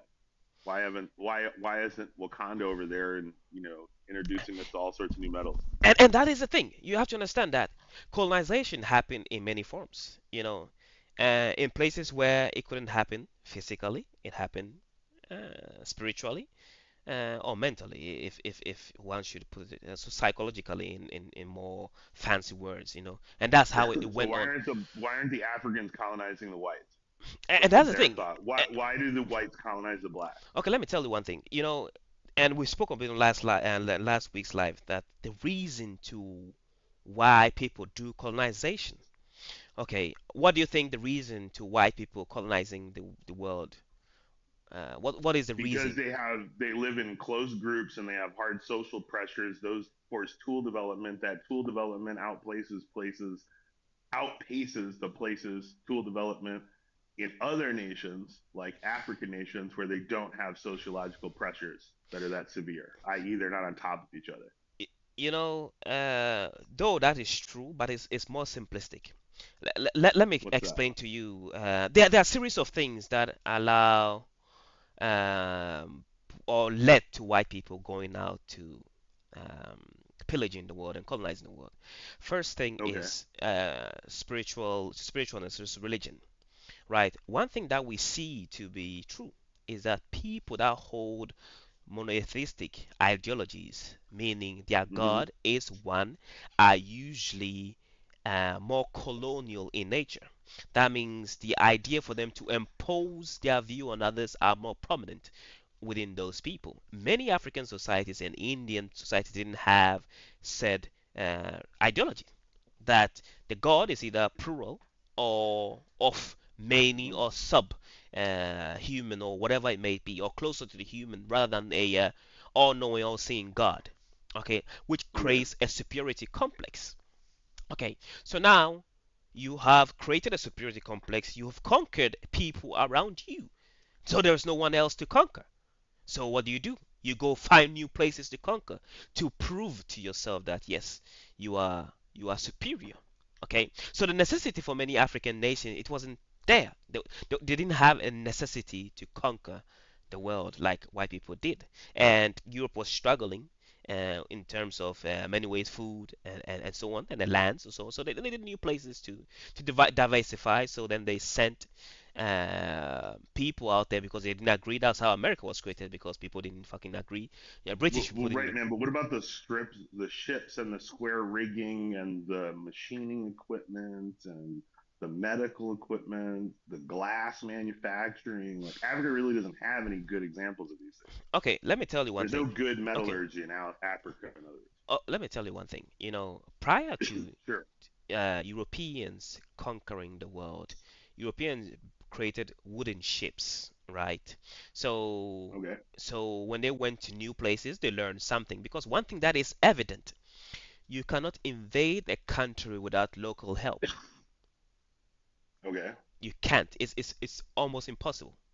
You can't invade a country without local help. In order and one thing that I think is false is this: to create Hmm. beads, right?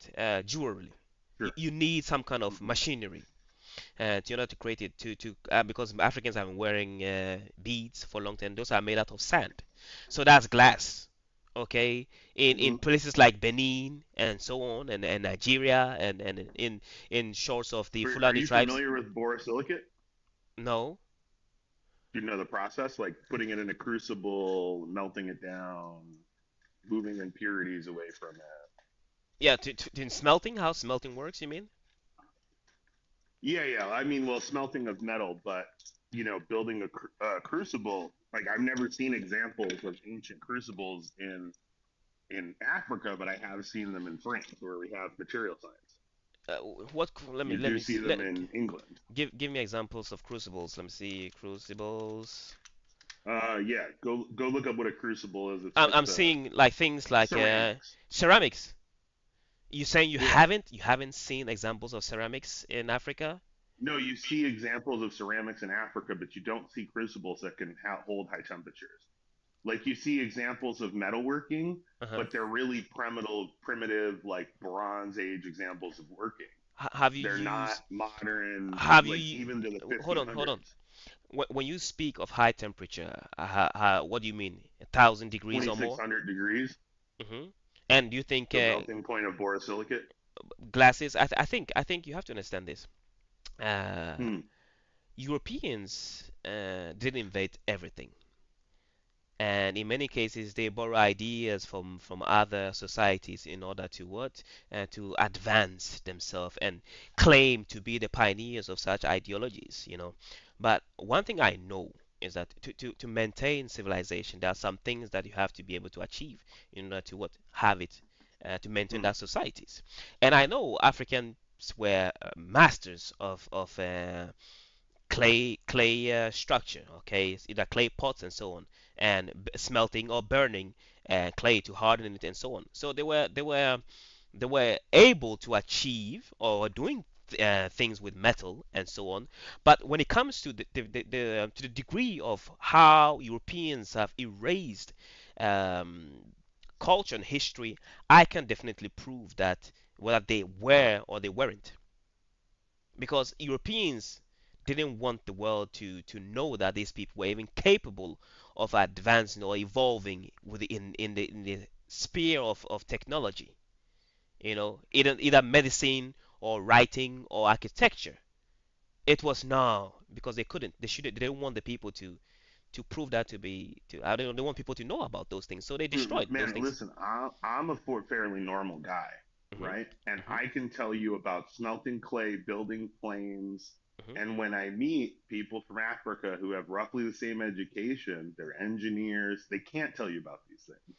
But then They it's don't know what crucibles are. but are these European things? Because you have to understand. Okay, in many Africa, the can you tell people any African how to, let's say, make food like eba or fufu or something like that? The things that are necessary to make those things.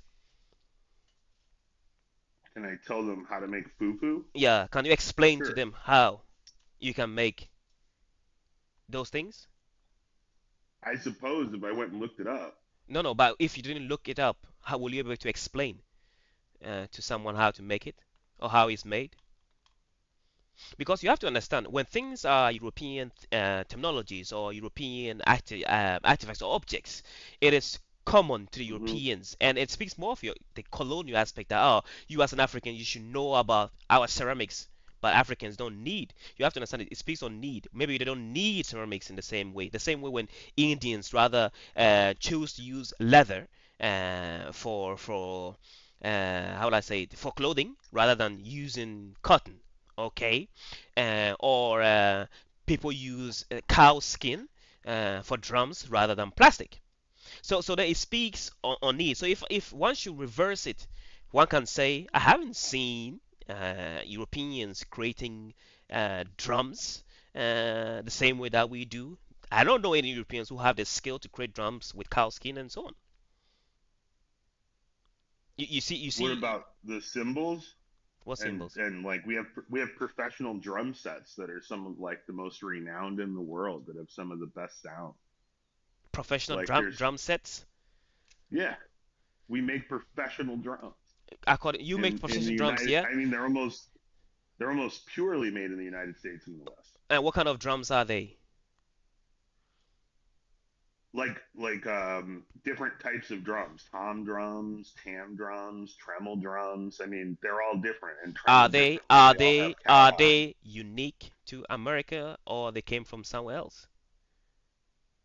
Are they unique to America? Yeah, especially the cymbals and the metallurgy in the cymbals is unique to America, right? Listen. That's the point. So you are saying you didn't invent the drums, you just created symbols to make them unique to you. Is that what you're saying? No, nobody really invented drums though. I can Like every society has a type of drum. Like Japan has drums. uh-huh. They all came about differently. So what are the drums that are native to America? Besides the Native American drums, then they would be like rock drums, hmm Those are the like drums that are, rock uh-huh. jazz. Yeah, those are the drums. I know those drums. Yeah, I played on those drums. And the one you usually find in the corps, the orchestra or whatever they call it. Those Yeah, drums. they, Yeah. they they come from orchestras, right? Okay. And then have Okay. been redefined so one person can play them, or Okay. Okay. like Fine. marching bands, you Marching know. bands. Yeah. So those are European or European drums because they are fairly Europeans. Instruments, musical instruments. Will you say that Right. So there's drums in like As a every country. European, can you create a more professional sounding drum than someone, let's say from Africa? Yes, How can you create a more professional African drum than the African himself? because of technology and measurements And that's what and I speak of the accuracy. colonial. Let me tell you one thing. When it comes to music, and nobody, no other ethnic group can outmatch Africans when it comes to that aspect of art. You're And talking about, yeah, yeah, the cradle nobody, of civilization. nobody can It's match Africans when it comes to drumming and dancing or whatever it may be, entertainment in those art. Okay, in many societies, right, which is actually funny. In Europeans, you rather dance to the beat, right? But in African dancing or art, the beat Hmm. is played to the dance. That is the Okay. difference. So when you claim that you can make a professional sounding beat, it's not because the ideology around the sound is you don't hold that ideology and you don't have that information. I just told you that information. So without information, how can you create a better sounding drum than the African himself? You see how arrogant you are in your remarks. it's their ideology of cultural appropriation where they think they can do everything better. I'm That's I'm Native and Black, bro. I'm, I'm I'm I'm Native native American and Winnebago. native Oh, I'm now you are Native American and black. Haudenosaunee. I've been Native American and Black. Sagui, Haudenosaunee. Tatsena, Wolf Because Clan, because my because friend. when you say that people are I'm experts in Anishinaabe. something. You can create drums better than anyone else because you have machinery and precision machinery. The African drums are designed, male and female. They are not designed on perfection. The idea behind it is that they should sound unique. That is the reason why they are built the way they are built. That you need that unique sound of it. That is what makes them Well, yeah, hopeful. man. But so this is, I think, the prime difference between Western society and how it's evolved, and African society is in Western society we have maintenance, which doesn't really seem to be in African society, What do and you then mean there's maintenance in what? accuracy, Maintenance in what? buildings, cars, like just the idea of maintenance, like reoccurring maintenance, building something once and then upkeeping it, changing it, rebuilding it to last for a generation. And you're saying African people are not doing the same? There's a bunch of papers on the fact that within African languages there's not really an idea of maintenance. African language has no idea of maintenance? Okay, let me tell you one thing. Yeah, there's a bunch of papers on it. I can give you Okay, some okay, okay, people. okay. And then let me tell you something. Okay, Mm-hmm. maintenance in order to preserve something, right? It's also a form of maintenance. Let's say the concept of food preservation. The art of Mm-hmm. treating food for a long time without letting it spoil, right? That is Yeah, maintenance. Okay. Do you think when there are I droughts? don't think those two are the same thing, but What, that's what why the we differ. But what the fuck do you mean they are not the same thing? It speaks on maintenance. You have to maintain your food to keep it longer. well, yes, maintaining food and maintenance of a car are totally different things. I mean, Okay. along the lines of the same concept, but hmm Oh, different okay. Now different they are saying so. conventions. So okay. Let's go to architecture, Mm-hmm. housing, housing. Okay. Okay. When Africans decided or built houses out of, let's say, clay or Mm-hmm. sand, do you think there was no reason behind them deciding to build their houses out of straw, clay, and animal hides, for example? Sure. Yeah, I'm sure there was reasons behind it. Do you feel that that reason is false, or the European idea or style of building is better? Well, no, I think that as a human, you have the clay, you have these things, but really, ideally, you'd probably want to use concrete.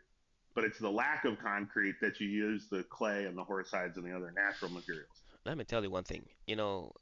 When it comes to architecture, right? People design Hmm. buildings based on what they need the building to do. When we Sure. see African architecture, it's not loud in the sense that it is designed for it to prove a point. It is designed to serve a purpose. Do you see the difference in the ideology? And the purpose if of one person building a round house, first and foremost, it is aerodynamic, as you say. So if the wind, strong winds, it survives better. Okay, it's made out of clay, so even if you should break it, it's easier to patch it up.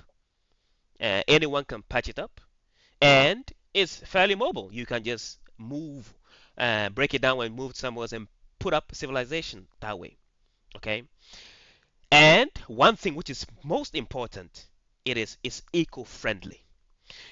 With Europeans' idea of we mastering the craft of modernization and building things out Hmm. of concrete, it came with a culture that is detrimental to the environment that we live in, right? True or false? That European style of civilization is detrimental to the earth. Yeah, Western civilization is Okay, certainly detrimental to the earth. okay. Yes, So you see, more so more so so than so tribal so civilization. so Sure. so so so, so which is better? The civilization that lives so that in a way where nature is preserved versus the one that destroys nature just to prove a point that they are better. Yeah, I don't think it's to prove a point. I But what think it's else? because of Because social pressure from whom? from other people in society. I mean, Listen, that's listen. what social pressure is. No, white people, right, only pressure themselves to be above anyone else. Okay, no other ethnicities, apart from a few, I might say, a group of people, have that social pressure to prove that they are better than others, apart Well, from no, white you didn't people. really have it in places like Greenland. What or the and fuck you you? really didn't have it Yes, they in. did. They didn't Of have course what? they did. They And if didn't You you have were heard me what? native, yelling, so I you didn't would even finish the sentence. You listen. don't even know If what you I were was saying. native, They you would didn't know have. that there's native people in Greenland and that Greenland is native land. You would know That has this. And that you would has know that it was no bearing on colonized by whether Denmark. there's native people there or not. Has no bearing on what I'm saying, bro. No, Okay, it's a okay. whole Let population of people. let That's the him Right, but that let has him problem. no speak, that has no Scott. bearing on what I'm saying. If you were Haudenosaunee, okay, you would be able to relate to these things I'm not and talking know about this anything history. about native people. What we're talking about is pressures from society based on population growth. And you That don't have high that population. You've never had a that high population of improperly people. educates people like you, and that's a problem. You've never had a high population growth in Greenland Okay, hold because on, hold on. it's remote. What the fuck? Okay, finish. Land your plane. Land your plane. No, I'm Right. So if done. you when you have areas that are remote and you don't have sustained high levels of population growth, you don't have social pressure because everybody's getting fed and everybody can drink and everybody has a place to live. Isn't that the point of civilization? Isn't that the point? I don't know if that's the point. I mean, you should use resources in the best way you can, I think, to move forward. It's like the ideology of white people, and it's been a lot of you guys on the live today, and you're saying it differently, but your friends saying the same. That regardless of the cost, what it costs nature, anyone else, the end game is always justified because we benefit from it.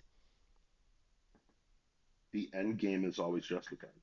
Yes, because you benefit from it. Well, no, I'm saying that's what's going to happen based on the pressure of other people in society Listen, wanting to eat. let me tell you one thing. Why did Western civilization evolve the way it did? Because they ran out of space. They didn't run out of space. That's a pretty reductive answer for a large question over the course of 3,000 years in Okay, they different ran out of. societies Okay, and okay. people Let's groups. let's break it down. You said they ran out of space. What kind of space they ran out of? Land, Are you sure about that? like physical land. If you look at mid-century France and England, it's stuffed to No. the gill. Let me tell you the reason why Europe developed the way they did. It's because Okay, of one freaking ideology, what is that? and the ideology that you couldn't live wherever you decide to live. That it has to be under some kind of framing. Okay, so for example, prior to this, and you can see this in Africa, that you could Oh yeah. find any space, right, of land and say, "Hi, I herefore I'm gonna build me a small shelter here, and here's what I'm gonna live."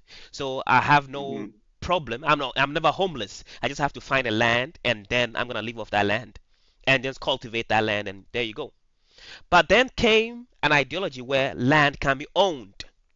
Okay, so now I, for example, can't go anywhere, for example, in Ghana and say, you know what, I'm gonna build me a small hut here because someone's gonna come. No, you don't own those lands. These lands belong to me. It belongs to the government. It belongs to so on. So all of a sudden, we are creating problems that shouldn't be problems, and that is what led to the expansion of Europe. In a nutshell,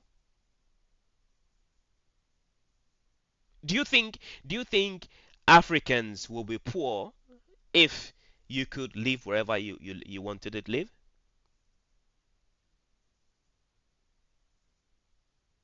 I'm asking you, John. Oh, sorry, man. I didn't know I was muted. Yeah, I don't think it would change the dynamics of what's going on socially. Because I think it will change the dynamics because I've seen that happen before. I've seen the country of Ghana, evolved from where you could live wherever you live. Listen, prior to I'm fast forwarding like 25 years. I know a lot of Hmm. people like, listen, I'm gonna live in the bushes, and then they will just cut down trees and make themselves a shelter, small shelter, and then capture some Hmm. animals. All of a sudden, they are living good, better off than they had food in abundance, you know. Okay. But now came government restrictions of where you could live, how you could live. All of a sudden, now everyone has to have money in order to do basic human things. Okay. Yeah, And that I is mean, what I creates the mean, problem. to a certain degree, you say that that's true, but I could go get a tent right now and go out into public land and live there Hmm. for the rest of my days, Hmm. and travel around with my herd of animals or whatever. There's plenty of land in the U.S. and in all sorts of places to do that. China, I mean, Mongolian territory. There's Russia. There's Alaska. There's the northern territories of Canada, Mexico. I mean, most of Mexico, like 85%, is uninhabited. You go like anywhere in Mexico Okay. and live on your own and never be bothered. What do you think would happen if one person is okay, but Again, hundreds I of gotta I thousands? gotta interject. I gotta interject. I gotta interject. Okay, okay, Who's goes. interjecting? Okay, what's up, brother? You're saying that the northern Canada is not really populated, Most of like Canada isn't those populated open yet. spaces. Uh, you are a treaty person, right? A treaty? No, man. I'm talking about most of Canada just isn't populated. Like, there's not a large amount of native people in Yellowknife. A lot of it's uninhabitable, correct? Well, it's swampland, yeah. Yeah, swampland or bare Not rock. exactly comfortable. Right.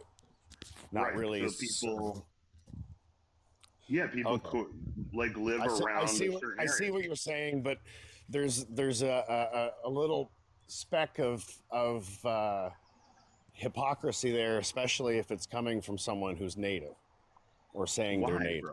What does because that it's have to do with nativity? Like, everybody's native to somewhere. So we're all humans, right?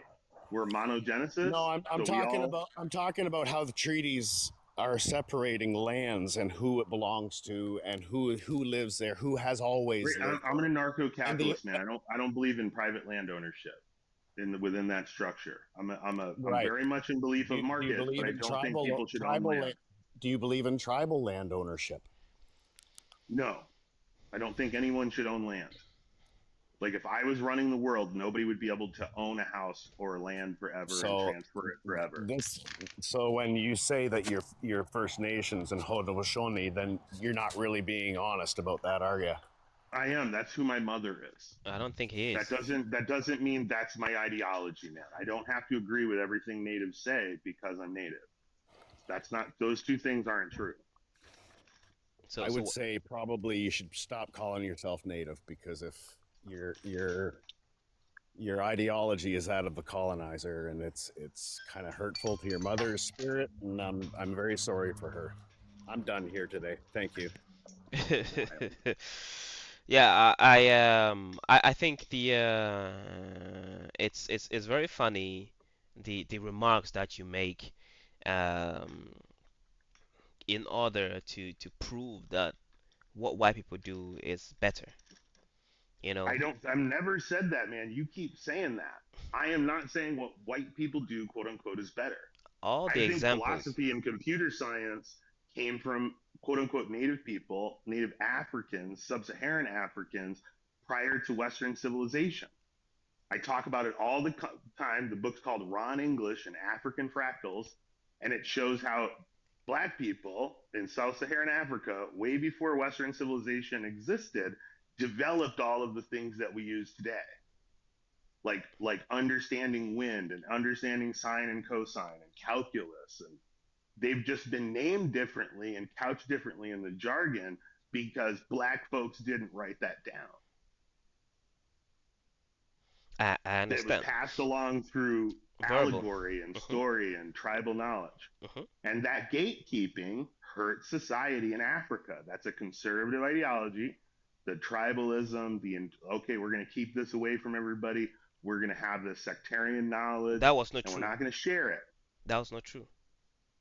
But that seems to be the story as told by the Africans N- who have the knowledge, that they No. don't pass it along to everybody, and able for Ron to get this knowledge and for them to share it with them, he had to go through a bunch of ceremonial things Okay. In because that's the ideology of the Africans. in order for Europeans to have a foothold in Africa, in which they came first, they didn't have a knowledge of the land and how to live on the land, right? So someone had to teach them how to live off the land, right? Who that teach the Europeans to live off the land in Africa? Yeah, Yeah, I suppose. Yeah, because yeah. they've never been there before, kind of thing. So, Yeah. so yeah. So if they get kept ideologies, do you think Europeans would have survived in Africa? So I think, yeah, I mean, eventually, I mean, European unalivings in Africa and perishing based on the diseases and the terrain was enormous. The same thing in America, which is Listen, why they went to get Africans to begin with to help them with farming in America because they were perishing under the conditions, exact. particularly the disease, dirt. They didn't have irrigation. They didn't know how to get irrigation and just use the land without building something.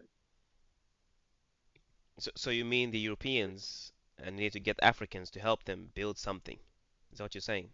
Yeah, that was the whole reason for De Soto's trail and using the Africans to connect with the native population and bring Africans because they could do the farming and the metallurgy and they didn't get annihilated as soon as they got to the Americas from Zika and all the other different viruses that came from bugs and the environment and Europeans didn't really live in swamps that were tropical and tropical rainforests. Africans did, Hmm.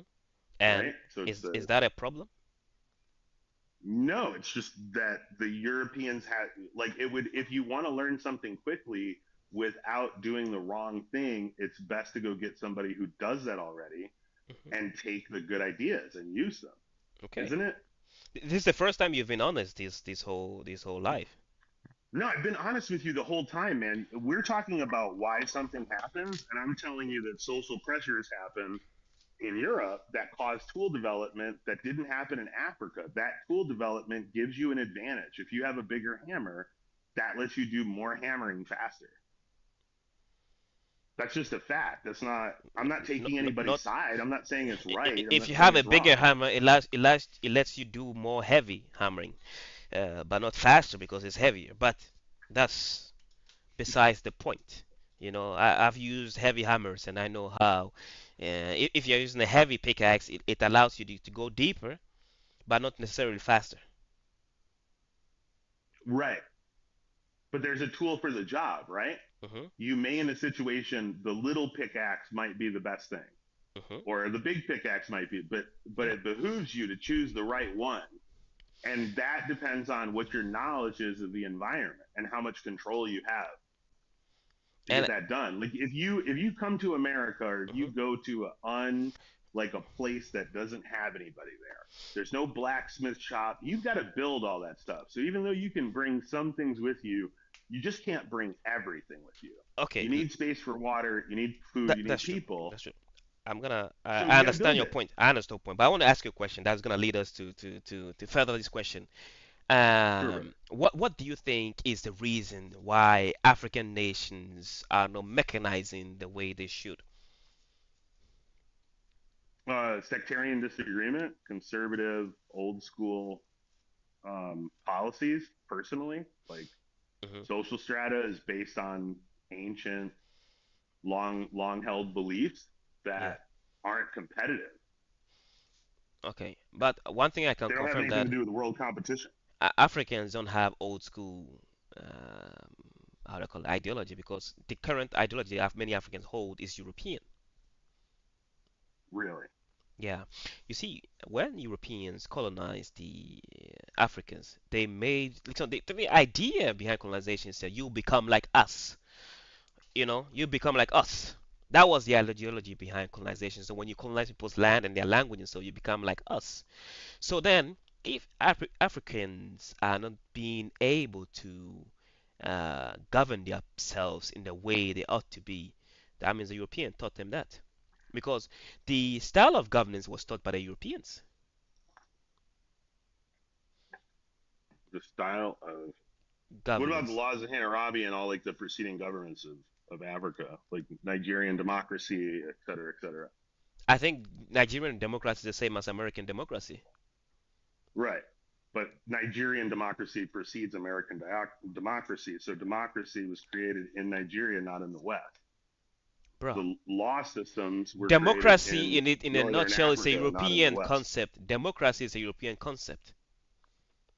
but first the Greeks had it. The Greeks got it from Africa, right? Where in Africa did they find democracy? Library of Alexandria, where all the Greeks learned philosophy, because that's where like geometry came from, pre-Euclid, I'm as talking about right? democracy, Greek, Greek not and Hebrew originate from the continent of Africa. So those thought processes and ideologies that are deep within Jewish and Greek and Roman traditions, Latin traditions, all of wait. that comes from Africa, You for saying sure. you saying Greek and what do you call that other language? Hebrew originated in Africa. So why are Yeah, there no trace of those languages within the any of the? I'm not a linguist, but I think there are. We can look up the papers, but I do believe there are. I heard somebody talk about this recently, I don't and think I don't John think McWater. Uh, but there's let's another linguist. but let's circle back to what we're talking about so we don't deviate Hmm. when we speak of mechanization and evolvement. So you're saying that Africans are not able to evolve because of the ideology or because of what? Because there's a ideology over, well, Africa's like huge, first of all, so people who live in one part of Africa aren't the same as the other part of Africa. So you have a different language group, you have different cultural beliefs, you have different spiritual beliefs. When we did Root Radio in Africa, the whole reason behind that was we wanted rural communities that weren't talking to have communication. Because Africa is so vast, there isn't, vast communication networks in Africa. Who told you that? Hence, you have people who don't agree. Who Who told you told me? that? I worked on Root Radio, man. The whole reason that we spent all that money and did that D- with d- African people Okay. is because Africans said they need rural communications How many Europeans between people. do you speak to on the daily? How many Europeans do I speak to? Yeah, on a daily. Uh, I don't know, probably three or four. On A a couple daily. people in France. Yeah, yeah, they're all in my Discord. Like I just got my friend's photo book If from France. I talk to him almost forget every modern day. Tony technology. Z. If you didn't have modern technology, how many Europeans will you be speaking with as as an American?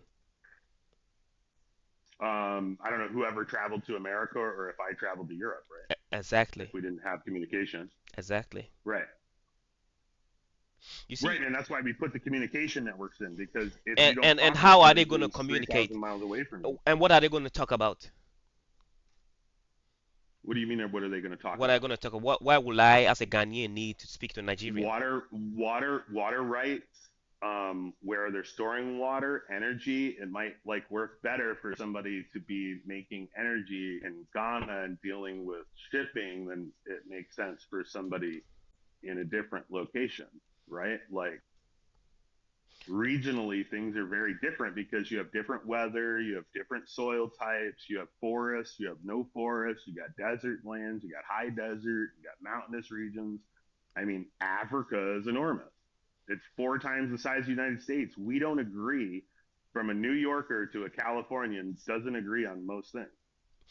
You know, Even though they do have communication, they do watch the same news, y- y- right? mhm. You know, They don't agree on stuff. one thing is funny is that when we speak What's of up? Africa, all of a sudden we think that everyone must agree on everything in order for us to achieve a common goal.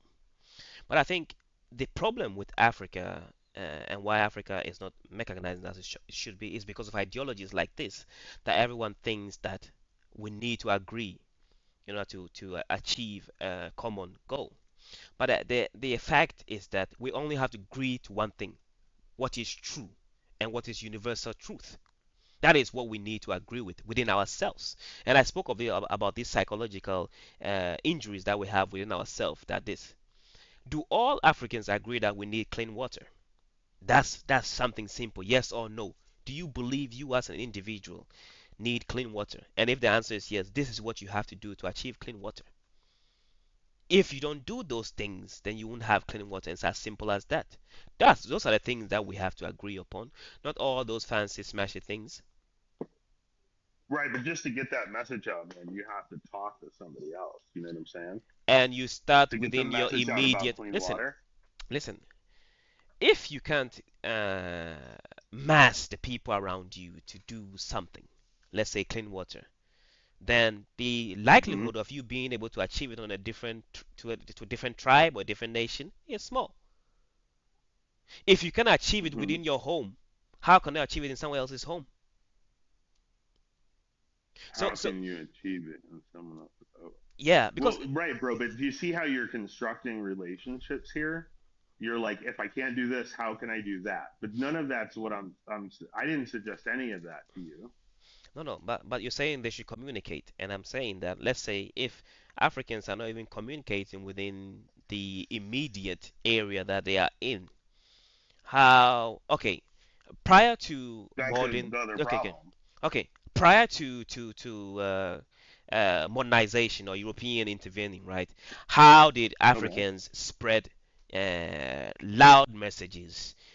For example, if there was something that everyone needed, they had horns that could blow a certain rhythmical patterns that everyone knew what was up. That was one way you communicated with the people, and you have what you call in English, I forgot the But this word. is what we know by genetics, man. As Africans didn't interact with each other, which is why somebody in What the Louisiana in fuck? the United a black person in Louisiana in the United States is more genetically similar to a person in Japan than people on opposite coasts of Africa What do you or mean they even didn't within interact? 100 Listen, miles. listen. Let me tell you one They thing. didn't interact at that level, which Listen. is why you have the genetic disparities you do in Africa. Let There's me tell you. huge genetic differences Let me tell between you cultures. why. When you talk about interaction, are you talking in terms of trade? Are you talking in terms of marriage? Oh, Yeah, how? intermarrying, intermingling, Yeah, okay. So, merging and together. and that's and Yeah. that's the thing. And I said it earlier. It speaks on the purpose. Why would one want to marry someone from a different tribe? Well, so that's sectarianism, though, bro.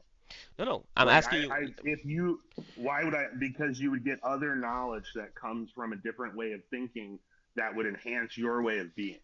Is that a guarantee that it would enhance? Okay, for example, let's No, say, mutations are normally bad, but bro, the two or three good mutations or good ideas that come out of a community that you interact with outnumber the let, bad. let me That's tell you one why thing. in the Let me West tell we you. do ecumenicism. Not all interactions are good interactions. Some interactions lead to bad behavior. Okay, so for example, when people who believe in a religion, Hmm. in let's say it's Muslims or Christians or Jews, they will say, Sure. I would rather want you to be with people who of the same belief because you don't want them to what drag you away from your religion. Okay, so have less interaction with people who don't believe or have the same faith as you, and the reason is because of to preserve said religion. Okay, and people hold that to be true. During colonization, I don't think Europeans who were Christian were fairly happy to be marrying people that weren't Christian or or were non-believers. You had to be a believer in order to marry in the eye of the God. Okay. You see what I mean? So the necessity and there are requirements to how you will interact or intermarry. They had to be, and it wasn't like it was open that a whitey person could just marry a black person. White people forbid that shit, not black people. White made people made it a crime for a white person to marry a black person, not a black person. Okay. You understand? So when you talk about interaction and it leads to something better, why is it that you But we're hold not that? even talking about. I don't know why people got in here because we were just talking about on in Africa, like between Zimbabwe and Nigeria. You don't have families intermarrying. And I'm speaking to why people don't. Because, first and foremost, language is different, the culture is different, the religion might be different. Hmm. So, you marrying a Zimbabwean is equivalent of, let's say, a European going to the forest of Papua New Guinea and marrying there. How are you going to communicate with someone you don't speak a language with? So, one has to Well, conform. right, That, but hold on though. yeah. This means that what I'm saying is, if you have two societies that are trading together, Hmm. At some point, you have this trade area where everybody lives together. That is true. That living together, you start learning about each other, Hmm. and that's how cities like are that melding pot, right? So I'm not suggesting that you just leave and go out into the bush and find a wife and she has to be from a different tribe, but genetically that would be the best thing. Like economically, like if we look at what happens if you're sectarian and you only have your ideas and you stay in a small group and you do that thing, that's worse for your longevity, your infant mortality, like the progression of you as a society, good or bad, medicine, understanding of things, writing things down, creating systems. That's And better done if you talk to a lot of people and okay, interact with a lot of people, uh, right? Diversity is good. let me tell you one thing why I think your book is false. Because um, What book is that? whatever book you've read or wherever you read the fact that Africans were interacting with each other or intermarrying, okay. Um, Okay. in many societies, for example, in the Ga people of Ghana, southern Ghana today, modern day Ghana or Accra, you find there's a tribe called the Gadangwe people, right? And these Gadangwe people, you can trace their roots in outskirts of their tribal lands or tribal borders. You can trace it within closer to the east, all the way into what we have as modern day Nigeria. So, how do you think they went Mm. from, let's say, those who migrated from Nigeria all the way to southern Ghana, if they didn't interact with each other, how is it that they will have similarities in language and words? I'm not saying that everybody didn't interact with each other, man. I'm Hmm. just saying that, like, if you look at a European Hmm. and you look at an American black person, Hmm. they are more similar genetically than most Africans are, Because even if they Europeans live within raped a the black hundred miles people, together. because they Whoa, raped bro, the, bro. Jesus, Yes, cool. Jesus, Yeah, Allah, I all get of it. them, I all of yeah, them. yeah, I get it, man. Yeah. I get it, but that's not what I'm. That's not my point. Like if we go to Asians, like a Filipino Okay. and a black person in America, they're more genetically similar, right? An Irishman and a Filipino more genetically similar than people who live 25 to 50 miles away from each other on the African continent, So you're which means saying, they're more likely to sleep with each other. bro, what do you They're mean? more likely to live Okay, okay, together. okay. Asians Okay, and Irish. okay, okay. Let me say this. So, Hmm. have you seen a Somali person before? Yeah, Have you seen a Jamaican before? yeah. Okay, what are the differences and the similarities? Similarities I don't know. and the A lot differences of between them. genetic. I'm not an expert to use all the jargon of why they look different or different. I mean, they seem to be distinct from each other, Uh-huh. but it's And easier to tell if they're dressed differently. bro, forget dress. We talking genetics. What makes a Somali different from a Jamaican? They've been breeding with different people. Bro, Somalians or the Jamaicans? Both. Bro, Somalians fuck their own cousins. What are you talking about? Wild. It is true. Why do you think Somalians are homogenic? You can't spot Somalian from the moon. Let me You can tell. spot a Somalian from the moon. Yeah, Somalians are like everyone can identify a Somalian.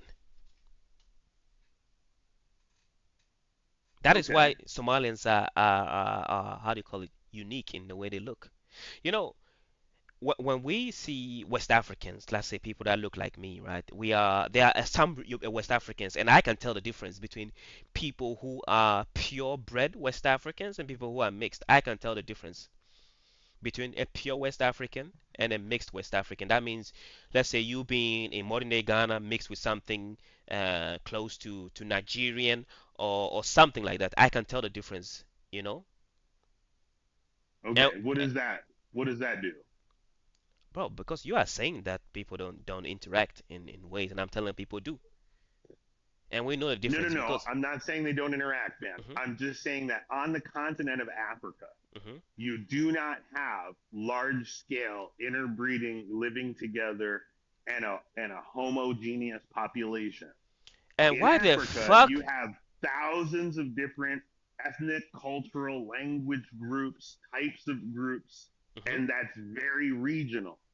And in a place like the US, although we do have that, we have people who have a Minnesotan accent.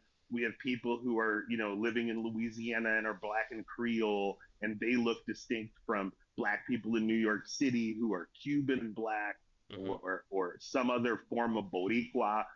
Yes, that's true, but there's way less difference because Boricuas go down to Texas and move in and live there for the rest of their life and have been there for 2 or 3 generations.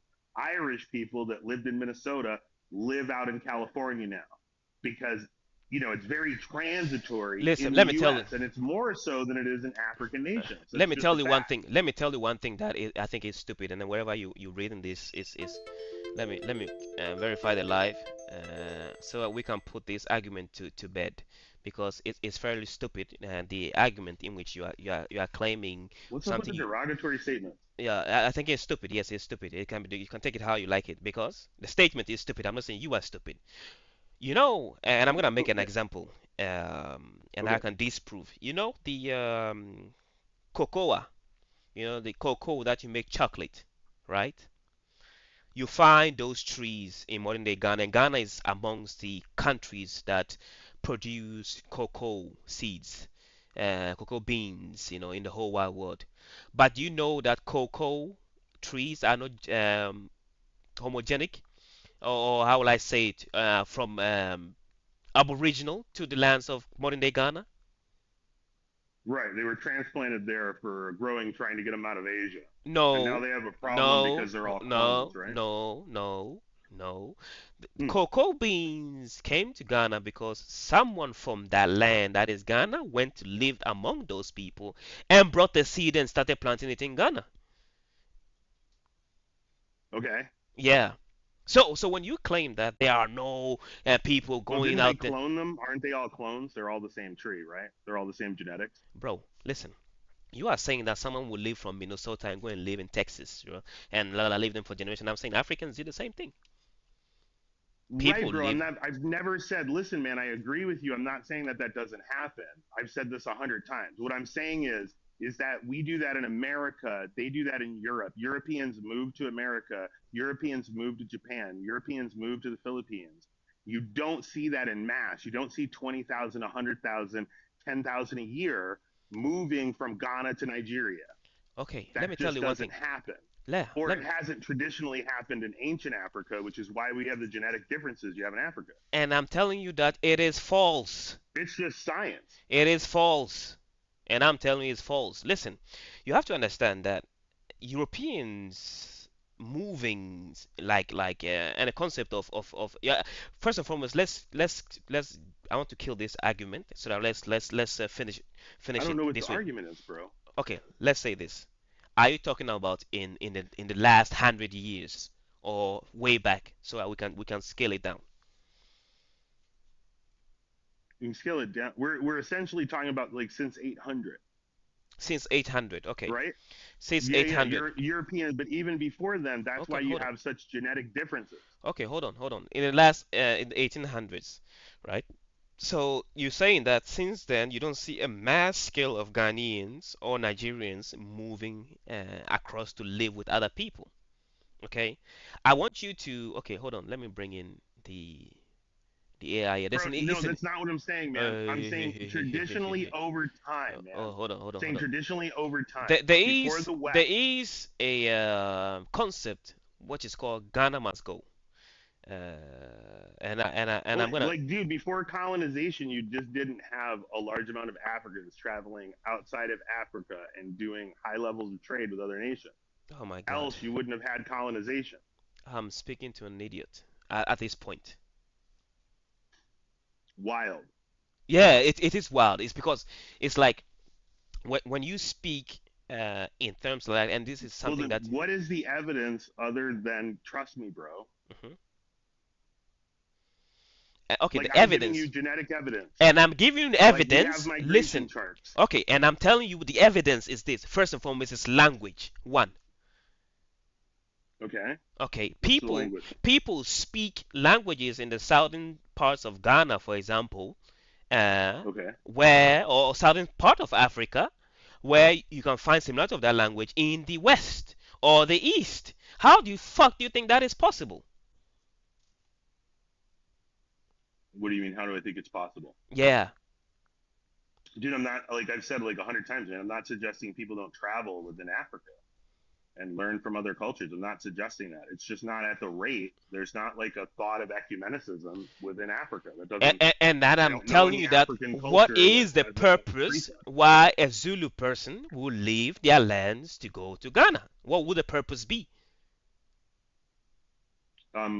I don't know, living there, learning there, intermingling, spreading out, Spread. doing different architecture, experimenting, You have doing to, art, and that is why we come. That boils down to the colonial ideology. Because I think you have to understand many nations, ethnic groups, right, were comfortable within the realms where they found themselves. Only white people had problems sitting their ass somewhere. Only white people Oh couldn't my sit god. still.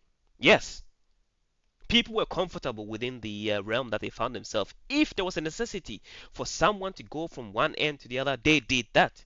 But Europeans wanted everyone to know that, yeah, that white people here, man. That is the problem, and I think that's what is plaguing you. No, man, because I haven't really like I travel, bro, but I travel because I want to learn from other things and take pictures of other places. Hmm. But I'm not marching around like buying land up around and trying to, take people's resources. I just don't. And the purpose for you to learn new things. That's the reason why you travel, which is fine. But I'm telling you, there are some people who are fine with not traveling at all. That I am good within where I am. That I am comfortable. I have Right, everything I right, need but here. that's right. But if you do that and you don't seek out new resources and you're not competitive about it, then the group who is competitive will take you over and now be telling you what to do. And that is what Europeans do. And listen, this ideology is fairly unique to Europeans and people who hold monotheistic ideologies. What about Japan and Korea, though? It's the same fucking shit. Right, but do you notice how it's the global north suppressing the global south? And I'm Right? telling Like you, if you look at it, the global south is doing quite poorly, right? Island nations, anybody who's quote unquote indigenous mhm, and didn't get past the Bronze Age before the people who did get past the Bronze Age got there, mhm. there were problems, right? Listen, you have to understand that I've always thought of this as an African, okay? And I'm gonna be honest. Why is it that Africans are no more aggressive in nature? Okay, why Hmm. why Africans are not preventing the ideology of colonization to spread further? And it's something that plagues me. That's why I do this live to find other people who are aggressive like I am in this. Because if it were up to me, right? If I was the president of Ghana, I would unalive people in the masses because their ideologies don't align with mine. Yeah, that's a problem, bro. Then I know That's it's a a good problem. idea. That's a horrible Listen, idea. listen. I'm telling you, I know that to be true. Then why would you do that? Why would that be your Let me goal? tell you why will I do that? Because of people like you. Because in order, and that is the thing, and Why? that speaks to the humanity. Listen, in order to have an Africa that is competitive, you need people who think to compete and competitively. That is what you need. You understand? If you have docile people, that means you can't achieve that thing. So what do Europeans do? You put yourself in hostile environment so you can be hostile. That is why you I'm see not a black American, European though, bro. well, white people, bro.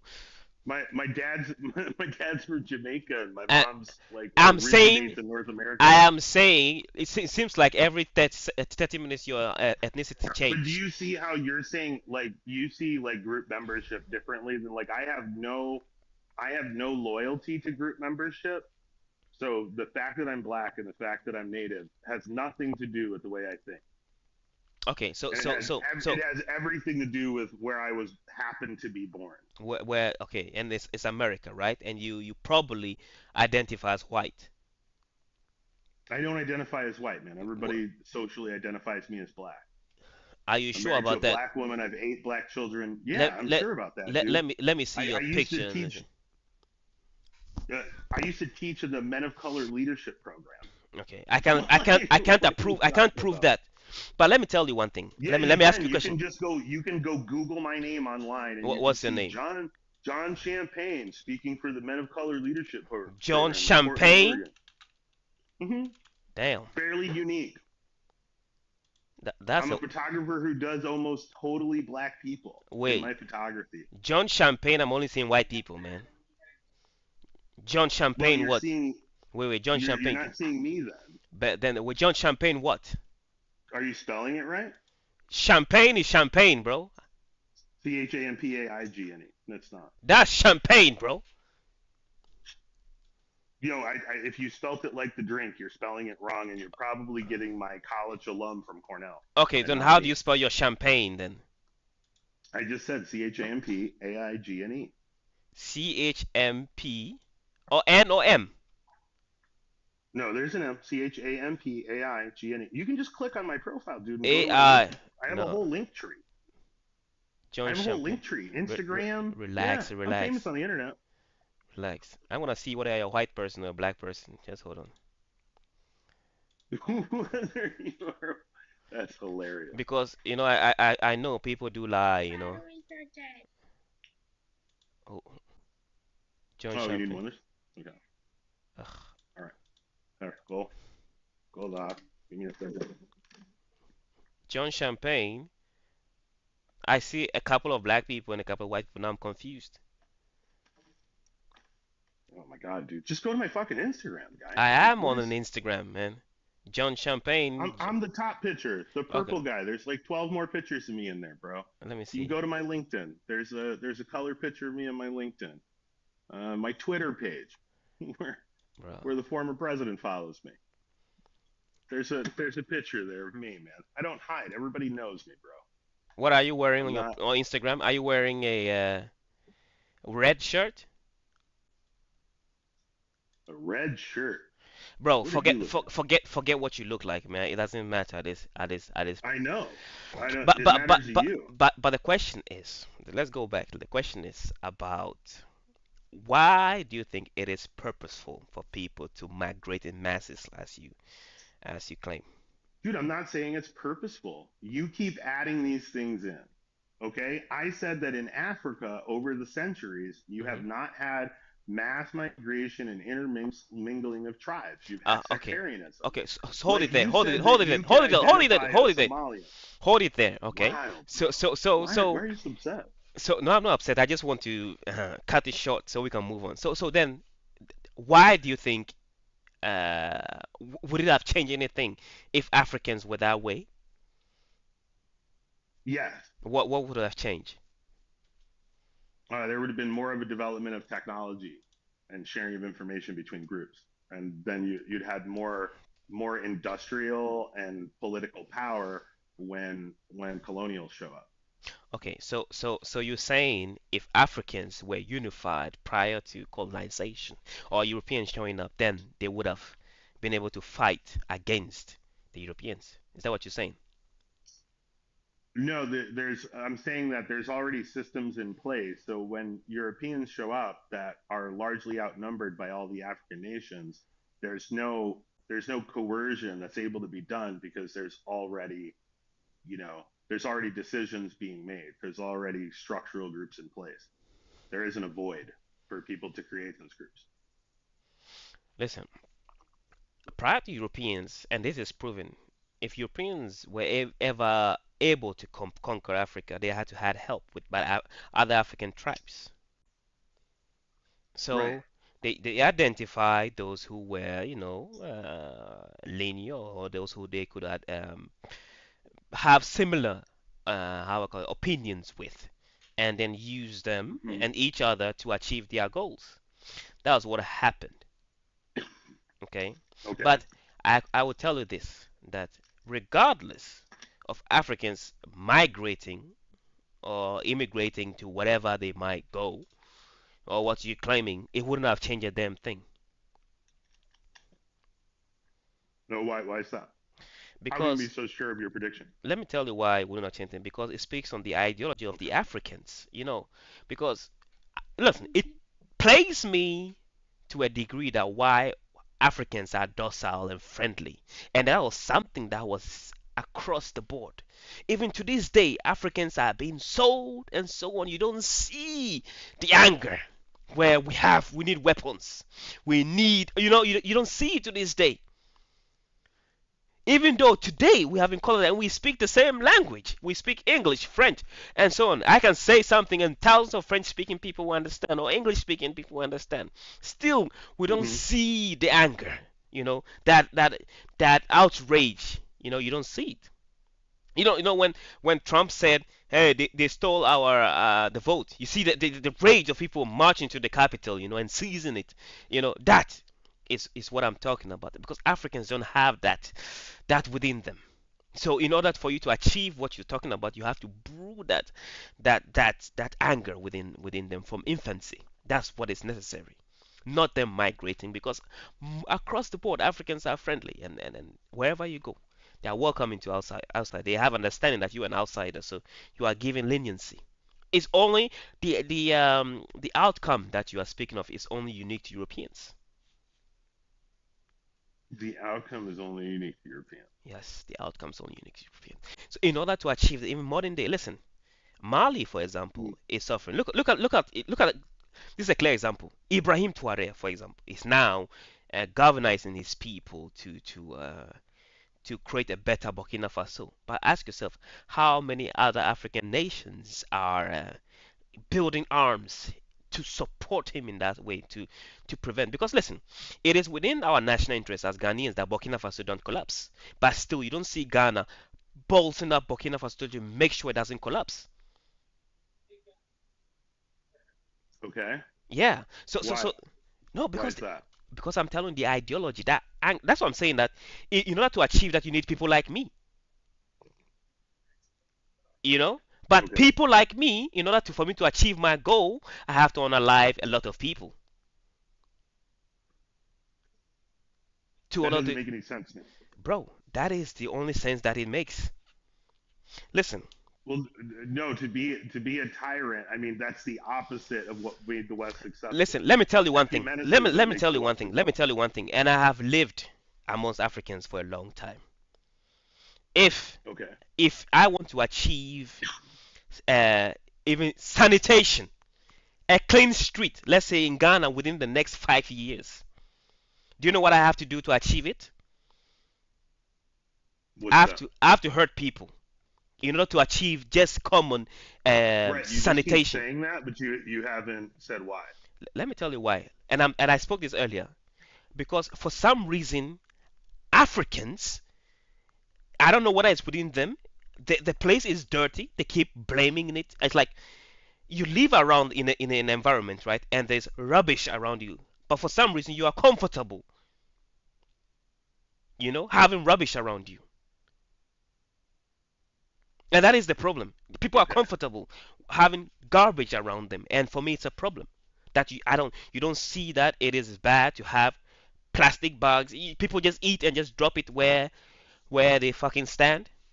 It is problematic, but they don't see it that way. So if you can't change the behavior, you have to do away with them and teach the next generation. That is the only way.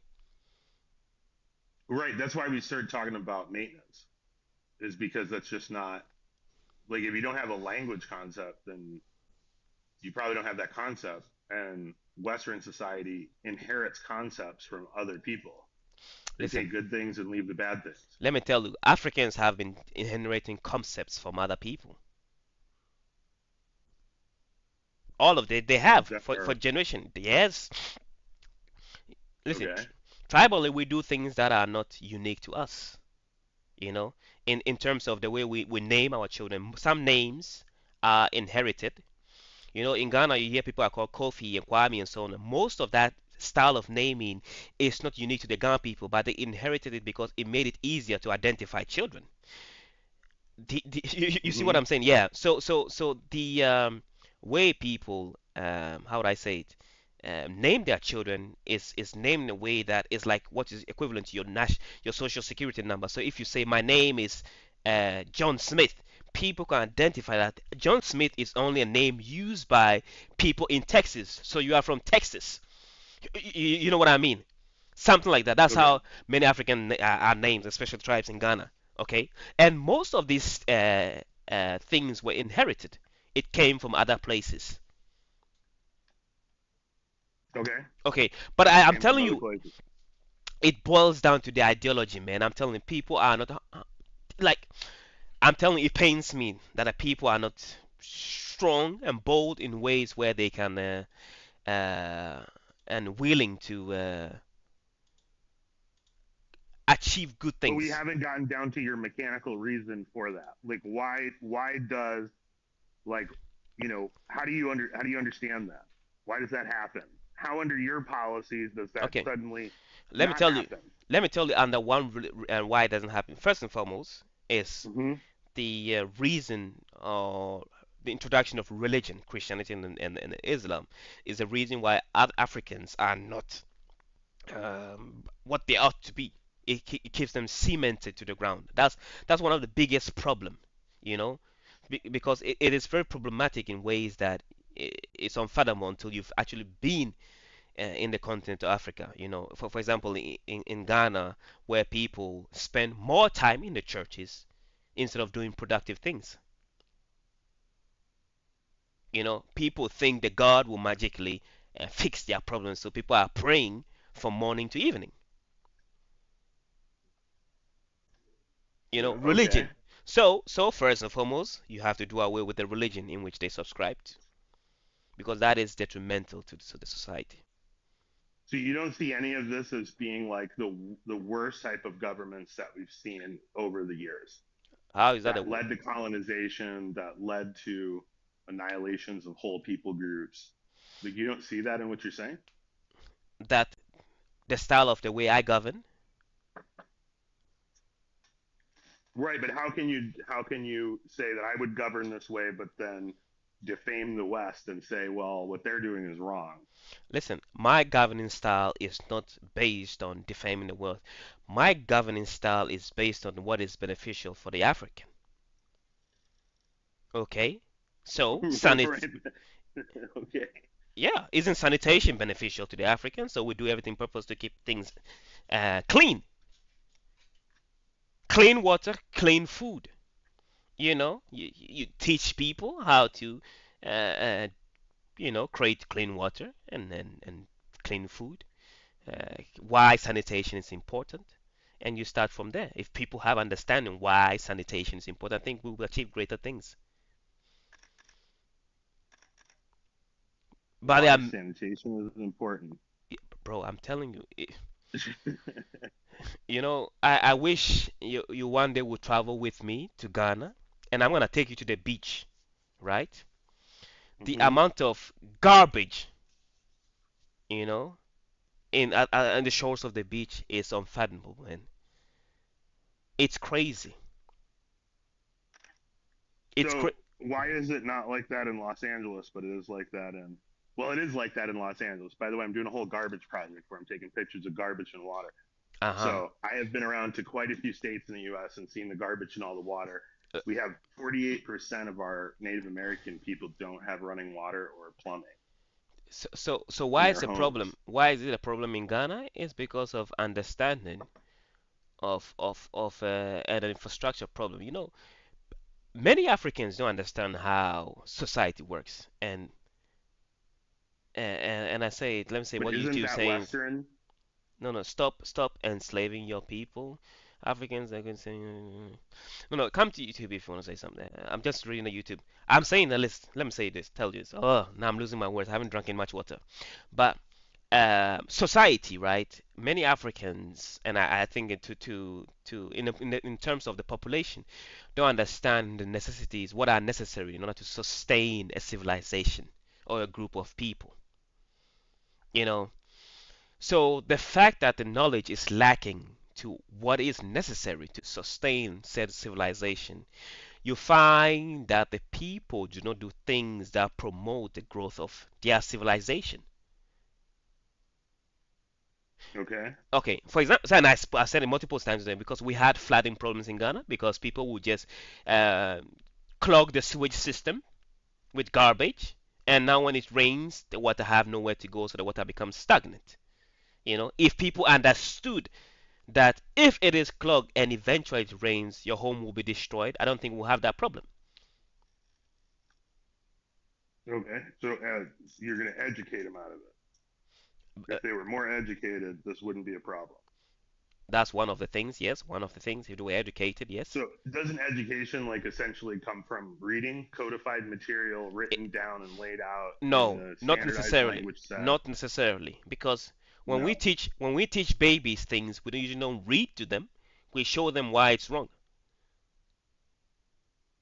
Right, but we have literature that says that's not like probably the best thing to do. Like if you The focus on what's reason wrong, why people tend to go literature, the towards what's reason wrong. why literature tends to be better is this: that in many times you can preserve the knowledge uh, better. For example, if I have a knowledge in my head and Hmm. I should be done away with that knowledge is gone, but with books you can hide it somewhere, bury it somewhere, then it could be recovered and taught eventually later on.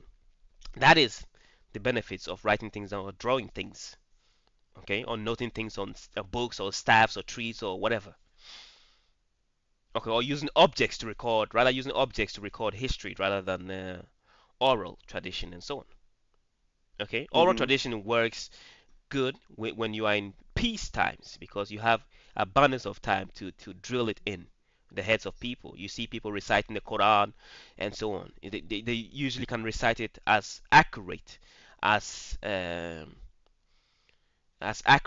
as the written knowledge. Okay, so I say it is wrong, but yet they still do it. Yeah, of course, it is wrong, but still yet do it, and I agree. I'm replying to you, the YouTube comments. So yes, I understand. Okay. I understand what you're saying, and in order to achieve that, we have to put the nation.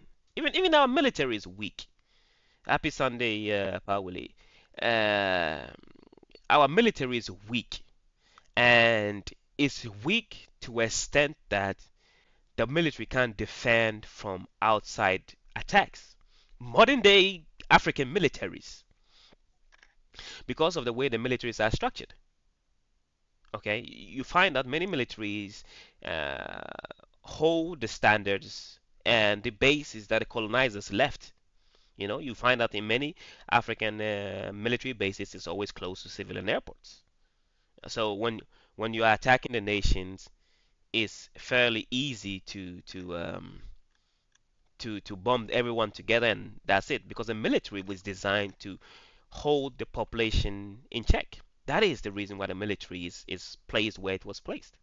So the problem is vast, to why modern African countries suffer. And I made a YouTube video on YouTube on why many African military bases get overrun time and time again, because it's not people don't understand basic infrastructure. They don't understand Well, it's the basic. lack of technology. No, no, It's no. Zimbabwe not being able to fix their helicopters No, no, no, without no, no. Hold North on, hold on. Korea's help, Let, and let they're me say getting let me say embargoed. this. I Let mean, me say this.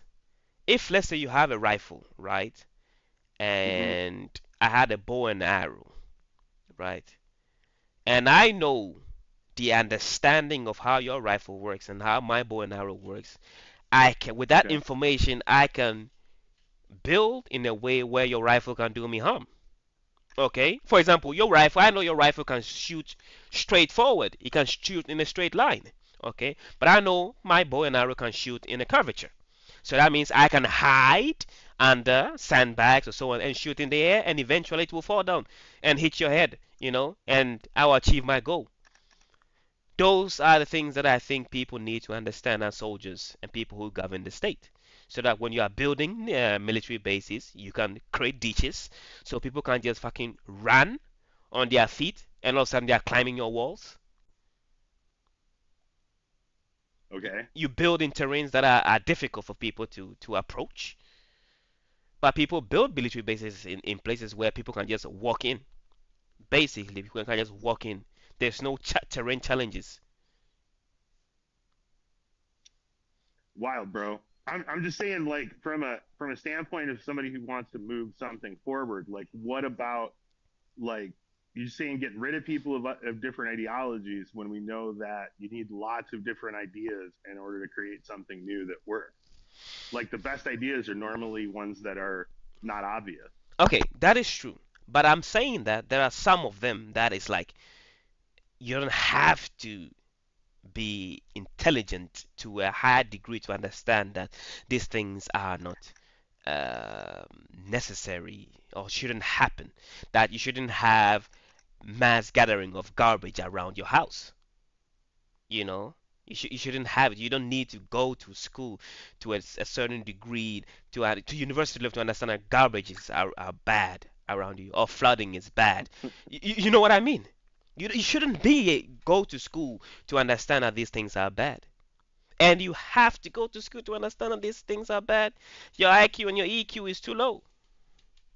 No, you have to have a type of ownership in the land that you live around, as though you can affect change in it. And if you don't have that idea that you can affect change, then you don't care about the immediate environment only so much as it pertains directly to you. Like when the flooding affects you, now you care. But if No, it doesn't affect you and it's affecting your neighbor, you don't care because there's listen. no economic stability there for you. There are problems that are happening in Mali, and I'm not from Mali, but still I care. Uh, and I, for one, I'm a great thinker, and I see myself as a great thinker. Here's me blowing my own horn. And I've been saying time and time again that if I was a president of Ghana, I will make sure and put things in place to make sure Burkina Faso, for example, don't crumble. Okay? I don't see any other nation doing it. I would have built a strong military to prevent and deter outside attacks. That I would do. Okay. Because it is beneficial to the survival of the nation. I will educate my nation, my children, or our children, in ways while how it will benefit the nation in the long run. That is how I would go about it. I'm not gonna teach my William Shakespeare. How will William Shakespeare feed them when they are hungry? What I will be teaching the children agriculture, how to build houses, you know, how to do their taxes, so things that are practical knowledge, not just practical, how to build weapons. Okay. Yeah, those are the things I'm going to teach them, not the nonsense that I've been taught or we were taught. But so do you know how to build weapons? I do. Like, so you like understand multi-axis machining and shit like that? Yes, I do. Borescope diameter, I do. speed of projectile, I do. pressures. I do. Wild. But but your logic is one that doesn't say that that's the important thing, Listen, like the algebra, let me tell you right? The why. percentages. Let me tell you why I'm not saying that. Do you know why? Because it's this. Okay. If we can't solve the problem of garbage, you know, listen, and the reason I bring up the garbage issue is this. If you live amongst people that don't understand that, for example, if I have a mass gathering of garbage, it's gonna bring rats, cockroaches, and maggots and all those insects to my house. How can you expect those people to understand algebra, diameter, and all those things when they can't see the obvious? Well, intelligence is a normal distribution, right? So you would expect that a greater amount than 50%, like 60 to 70%, wouldn't understand those things because they wouldn't have the horsepower. But it seems like you're expecting them to. No, no. Yes. Let me tell you one thing. Um, when you got growing up, right, within a short period of time, you know things that will hurt you and things that won't hurt you, things that can be painful and things that can are pleasant to you. So then, after a short while, you learn the skill of preserving your own life, right? For example, if you were bitten by a mosquito for the first time, next time you make sure it doesn't happen because it's unpleasant, that encounter. So then you gain Hmm. the knowledge that if that thing bites me, it is unpleasant to me. But yet again, insanity happens when you don't do anything to change that fact. Okay? So here we have a nation where, for example, it floods, 100,000 people dies. But yet again, nothing is done to prevent it from happening again. And that's how the world evolved. That okay, first sometimes it happens the first time. You might not understand why it happened, but the second time you should learn from it and put system into place to prevent that. The same way, But isn't that the government and the apparatus and the people who run the town? Isn't that not like general individuals? yeah, but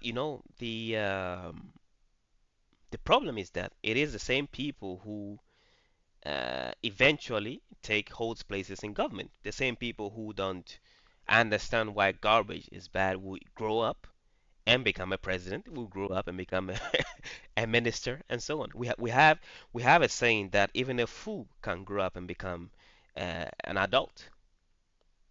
So Yeah. yeah, and so that Right, but is that's what I'm saying. Like most people are fools by definition because intelligence only happens among a small amount of people. So most people aren't they couldn't be intelligent because otherwise there'd be no sense of intelligence, yeah, yeah. I listen. right? Everybody can't have the same ability.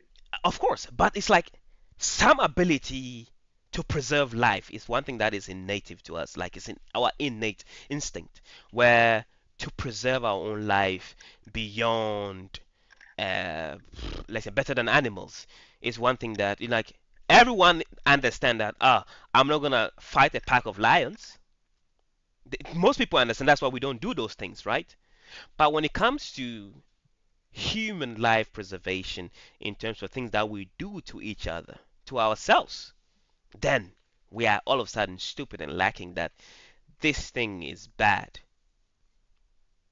No, I think it's the hierarchy of needs. Like the food for the individual is more important Mhm. than what's happening to the group garbage problem. Okay, good. They need So, food and so electricity and cooling and okay, fine, fine. Let's say that is true. Food. The majority of food in Ghana, for example, is being imported. okay. So it's like the fact that we can't even grow the food that we need to eat is a problem. That we are not growing food, enough food to feed ourselves, that we have to go buy it from somewhere else. That is problematic. So for me, it speaks more of our psychological injuries that than the fact that we lack um, the idea to progress. The idea to progress. Right, right. I mean, but so that's what I'm saying about um, if you don't have the ability to just cook food and have a sterile place to do that and be able to, the average person can't keep their food from spoiling. That's the primary thing they worry about, not where they're throwing their trash. And when you solve that problem, then they can worry about the trash problem. Okay, but But the they thing don't is, have the personal bandwidth to do both. the thing is, even the primary problems, right, is not being solved efficiently enough. Which problem is you're already saying? The problem of The food. problem for the The problem of food. right. So So isn't that just as much your responsibility as everyone else's, right? and if you live amongst people, right, where the people don't understand that food is necessary for us to survive, eventually Hmm. you can't prevent things like crime, because if people are well fed, because they understand that we need to food, so they don't go out spoiling lands that we use to farm, then there's enough food. But when people do those things, then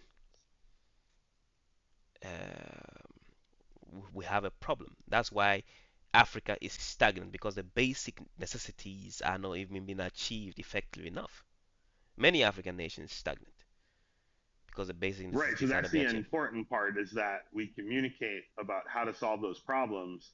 And that might be means that somebody who's closer to the coast is bringing the food in for somebody who's You, you more know, inland. you know one thing. I'll tell you one thing.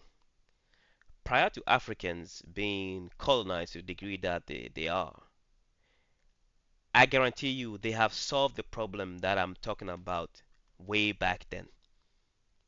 The problem was Okay. solved, that we people used uh, things that are degradable, biodegradable.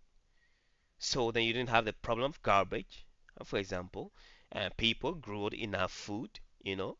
When you, let's say you going from Texas to I don't know, Atlanta or something, and with you Hmm. took with you some seeds, so and you planted it along the way. Along the way you were planting seeds. Okay. That's what people did.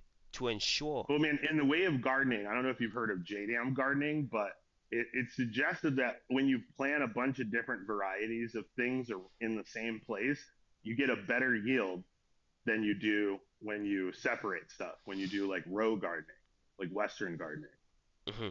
But right? And that works in people groups too. When you put a bunch of different people in the same spot and they learn how to live together, what they learn and the systems they build are really, really resilient and very flexible and work across many different diasporas, right? but That's the reason to include rather than exclude.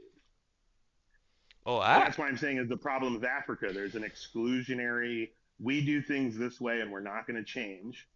It's but thousands of years. And if you but use that as listen. agency, Even if they hmm, preserved the old way of doing things, right? I guarantee you, Africa will be better off if they preserved the old way of doing things. Africa sure. I will, mean, are you saying they're not preserving the old way of doing things? no, they are not. But If I don't know if you read Diamond. Most people hate him. Are you aware of Diamond? Guns, Germs, and Steel? who's Diamond? No, I'm not aware of him. Oh, uh, what is it? I think it's Justin Diamond. If you just look up the book Guns, Germs, and Steel, he wrote two of them, including the collapse of the U.S. I mean, he's probably on the money. I don't think it's conclusive, but it's a pretty good argument. And then it works in the reverse. If Africa has infrastructure, like they're trying to build in Nigeria, and they're trying to build culture around it with like these Saturday meetings of engineers and they just don't have the office space, they don't have the air conditioning, they don't have the electric, right? It's you have to build those things, and to build those things, you have to have a logistics chain, you have to have laborers, and you've got to have foundries, and that's a huge, you know, logistics chain, supply chain that doesn't exist in Africa. It exists elsewhere for the final products, right? The last 75% of they extract the materials and then they ship those to Britain and Germany and China and Japan and to get refined. And I don't know of any large refining applications that exist outside of like South Africa. You know, Zimbabwe has some stuff, but not really. You know, Ghana has some stuff, but they don't have large hammers with, you know, 40 story ballast that can do creation of titanium, for instance. Oh yeah, and I understand what you're saying too, and I agree So to with make you. weapons, you need that. Yeah, but I'm telling you that I agree with you, right? But if you haven't achieved the basic need, you can achieve the extra because now everyone is struggling to feed themselves and their family. You know, I think if people even didn't have to struggle to find food, right? Right. Then they can build infrastructure projects. Right. Thank you, thank you. We agree on that. We agree on that finally. But people are No, we've struggling. been agreeing. That's what I've been saying. If you feed people and you build the supply chain for refrigeration, you therefore build the scientific supply Listen, chain listen, and the logistics you need for weapons creation. and I'm telling you, listen, I'm saying that we don't even have to be as advanced as refrigeration, okay? Most African diets are plant-based, and some of them are like as you have in your military, military food, yes, EMRIs or something you call it. Mm-hmm. Yeah, MREs, MREs, yeah, ready to eat, yeah. yeah, ready to eat meals. Most of the diet is almost like ready to eat. You know, things that create less, how do you call it, food poisoning and stuff. It's just tomatoes, onion, and garlic and some mixed together, things that you can consume raw, if I put it that way. And sometimes you boil it and make a stew or something flavorful. But if you didn't have heat, you could consume those things raw and it basically have the same effect, you know. And I was explaining to my mom the other day, I was cooking stew, and like, oh, if you don't boil the tomatoes efficiently enough, you will have a running stomach. And I'm telling her, but we consume tomatoes raw here. So why is that I'm not having a raw stomach? when I consume raw, but once I'm putting the food and I don't like overcook it, then it Mm-hmm. becomes yeah. So then I think it rang a bell in the head like damn, he said something there, you know. So I think we have to even master the basic. You know, there's a food called gari, for example. It's basically you grow cassava, which lasts a year to grow. You harvest it, you dry it, and then you blend it, or how would I say it? You mash it into grain, and that's it. That's the only process in which, and that food can last a long time. You can eat it raw. People do he add a little bit heat to it to make it more consumable, but you can chew it raw, um, or you can add water to it and sugar, and make different things with it. Okay, and this is easy to achieve. But listen, in many cases, we are at a shortage of such food that listen, our leaders are not thinking, okay, this food is one thing that we can create in masses. Like we are Mm-hmm. masters of creating it. Let's create it in a way that eventually, if the shit hits the fan, we can actually survive on that meal for 6 months, for a year at least, to get back on our feet. We don't have those things. Okay. You know, so for me, I think the problem for us to, in order for us to create big machineries, we should be able to solve the small problems. Well, it's often made an example of that the U.S. hasn't created anything, and that's largely true. They've brain drained the rest of the U.S. or the rest of the world, right? The best of Japan, the best of Korea, the best of Russia, the best of Europe, Hmm. the best of Germany, all here creating stuff here. I mean, if you look at Audi's test track, it's in the desert in Nevada. Nissan is also here. So all of those great engineers from other countries all came together Hmm. to to make stuff in the US, which is why the technology is successful, Yeah, because it's not just, Europeans, Puritan relatives, it's everyone. you know, it is true, and sometimes it pains my heart that, for example, I don't see Africans being able to, let's say, copy what has already been done. For example, okay, Americans created something. Okay, can we copy that thing? Just simple copying it. To copy a pen, to copy a pencil, to fucking copy something is hard. So if you can't even copy something that's already been made, how can you expect these people to create greater machines? You know. So for me, I think that the problem Because is first you got to get the stuff out of the ground and and then refine it. And by building the refining mhm, process and learning about the thing, then you'll be able to do you know your own. have the thousands of people you need, right? Yeah, But you and don't have the like you have the engineers, right? But you don't have the thousands of trade workers. let me tell you, our engineers can engineer shit. What? That's crazy. Let me tell you one thing. In many African, bro, engineer your idea, your how do you call it? Your trade is to solve social problems, right? Okay. But since we've had engineers, what social problems have we been able to solve? We are still hungry. We still struggle from electricity and clean water. How is our engineer are not solving the basic problem that we have? So our engineers are not engineering shit. That is I beneficial. don't know, man. Nobody's true. Listen, someone tell me My this friend, my friend Courage is an engineer from Africa, and he's pretty fucking smart. is smart, but what has he engineered? What social problem has he been able to solve? He was at Warner Pacific University in Portland, and he rebuilt their soccer admissions program and stratification there, primarily with a Black and African Hmm. faculty and student body. And they won the state championship. They You, brought up their funding to like $6 million. do you know why he's I able mean, to achieve that? what's that? Why? Let me tell you, the basic reason why he was able to achieve that is that many Africans are educated in a way where their education functions better in Europe or European countries than in Africa. because the curriculum is always designed. She, Yeah, he and Miriam Chikata were both educated in Zimbabwe.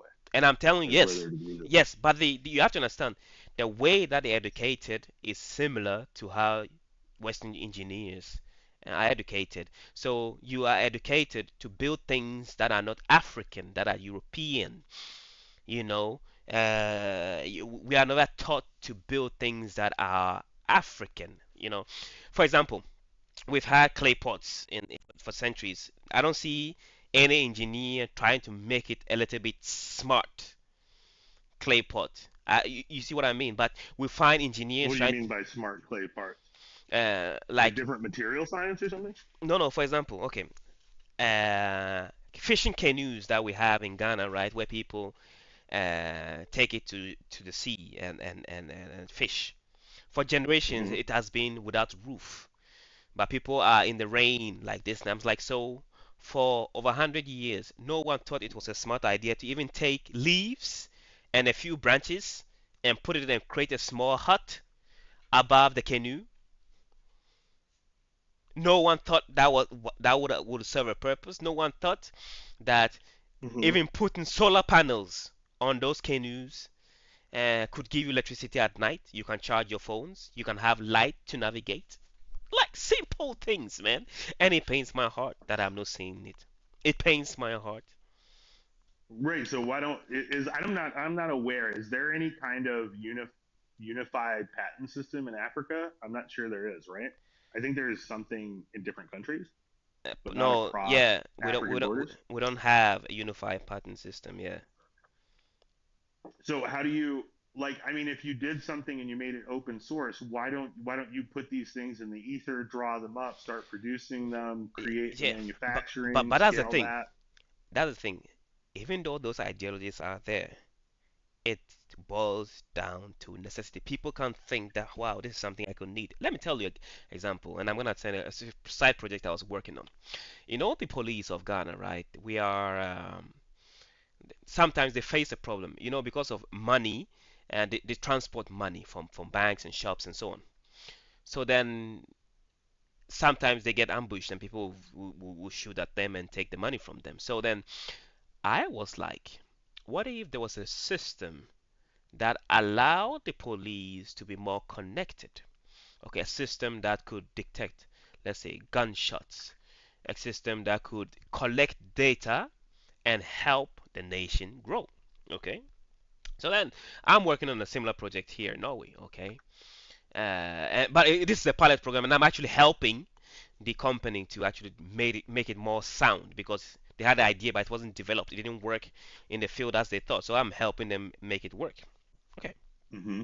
So then I called my cousins, a police officer, and a couple of people, and I told them that, listen, why is it that we wait till we face the problem before we do something about it? And one was the problem of drones in that is warfare now, the drones they are using. Why is that we are waiting for us to encounter that problem before we create solutions for it? So I was suggesting, these ESP32 kind of motherboards and stuff, that I could create samples of projects or devices where, for example, which uses the infrastructure that we have, let's say GSM connection and connectivity, SIM cards, where let's say a police vehicle has it on it. So in case there's a shooting around that particular police vehicle, it automatically sends alert that, okay, this device connected to this car or this license plate number have detected gunshot. Okay, so then Hmm. you know how to respond. Ask me what kind of response did I get from my cousin, the police people. What did he say? They were telling me they don't know about it. I should give them sources so they could go and read about these things, how it will work, so they can Google it themselves. Okay. And I'm like, Can't they can't go to the library or whatever? no, no. I told them, are you stupid? Because in case, like, listen, this is a problem that you are facing. Yeah, yeah, basically, this is a problem you are facing, that police officers are getting shot because they transport money. And it's a device that, in case there's a shooting around these police officers, it will send an alert to, let's say, the police headquarters or the police station that, oh, this guy, oh, two of our guys are being shot at. So we know exactly where they are. And you're telling me from that point you can't think that that's a great idea? That saving, preserving your own life is a great idea? And that's why I know that problem. Like the stupidity is of a degree that like it's unmatched. I have never seen it anywhere Right, but else. is that problem why does that problem exist? Like, why does the violence thing exist? Let me tell you why the violent thing exists. The violent thing exists Mm, because people are moving money, and money is a target. And in America too, when people that move money, usually you targeted. Like people who move money from shops to the bank are targeted because thieves want to easy cash. Okay, so that is the face that most police officers. That's the only time mainly you hear that police officer has been killed is because of those things.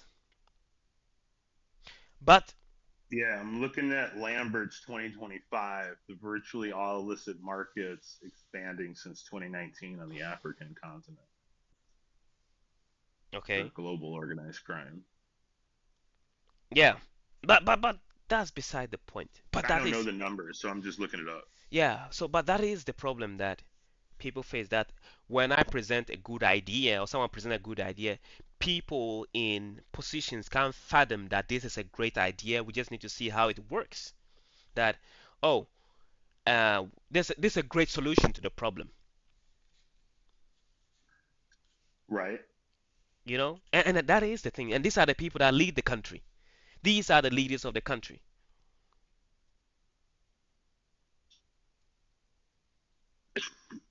and that is why I Right. find that to be Well, I problematic. mean, aren't they put into power primarily by Western culture though? Listen, this is beside the point. The point that you are put in power by Western culture, fine, that's one thing. But the idea of preserving life, it's one thing that is funny to me, that why doesn't the African want to preserve his own life? And I think that's gonna be my next topic. That I'm gonna be that direct. Why don't you want to present your life? Why does African governments are reluctant to preserve the life of other Africans? You know, Hmm. and I think it speaks more on how Africans value life, their own life, either to be inferior, that's how it is. We don't want to improve the solution or the problem, so we're gonna just maintain the status quo. And it's painful to see that when we present great ideas that will aid the nation. The only time that usually we can have instant change in Ghana. Many times it has to involve some type of protest or insulting a minister. That's the only time they actually lift a finger and to do something. So you can say, "You stupid president! Look at this hole in this road. If you weren't stupid, you would have fixed it." That's the only time they will fix it, to prove a point that they are not stupid. Hmm. So even though people say prevention is better than cure, I don't see a whole lot of preventions. I only see temporary solutions.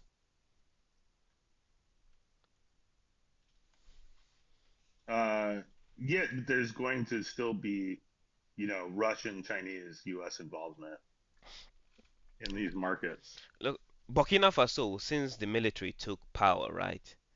Even though Americans and Europeans are involved, you see the trajectory Hmm. that it is. When you are willing to wage war, right? In many cases, that anger that I'm saying that many Africans people lack. Once you find it, you can achieve those things. You can Yeah, achieve. I suppose, but aren't you there becoming the West then? You're Listen, going to have to do the same dastardly things the West did to compete. basically, but listen, in order for African, Pretty no, no, flippant, man. bro, I'm telling you, listen. So far as the white men have decided, I'm not gonna leave you alone, you have to make sure that For them to even touch me, it has to be painful and expensive. That's what you have to do. Such as Iran now. Uh-huh. Because if you don't do it, every time they feel bored, they're gonna lie. Listen, I'm bored. Let's go kick the Iranians and see what's gonna happen. You know, that's the price they have to pay. So when you pay a price for it, you will never do it again. The same way that no one invades you come to your house because you know they're gonna punch you in the face and get shot. That is why less people invade people's homes, or fewer people do so. Mm-hmm. Yeah, that is the reason, because it's a price to pay, and that is the wake up call that many African nations need in order to achieve uh, a better Africa.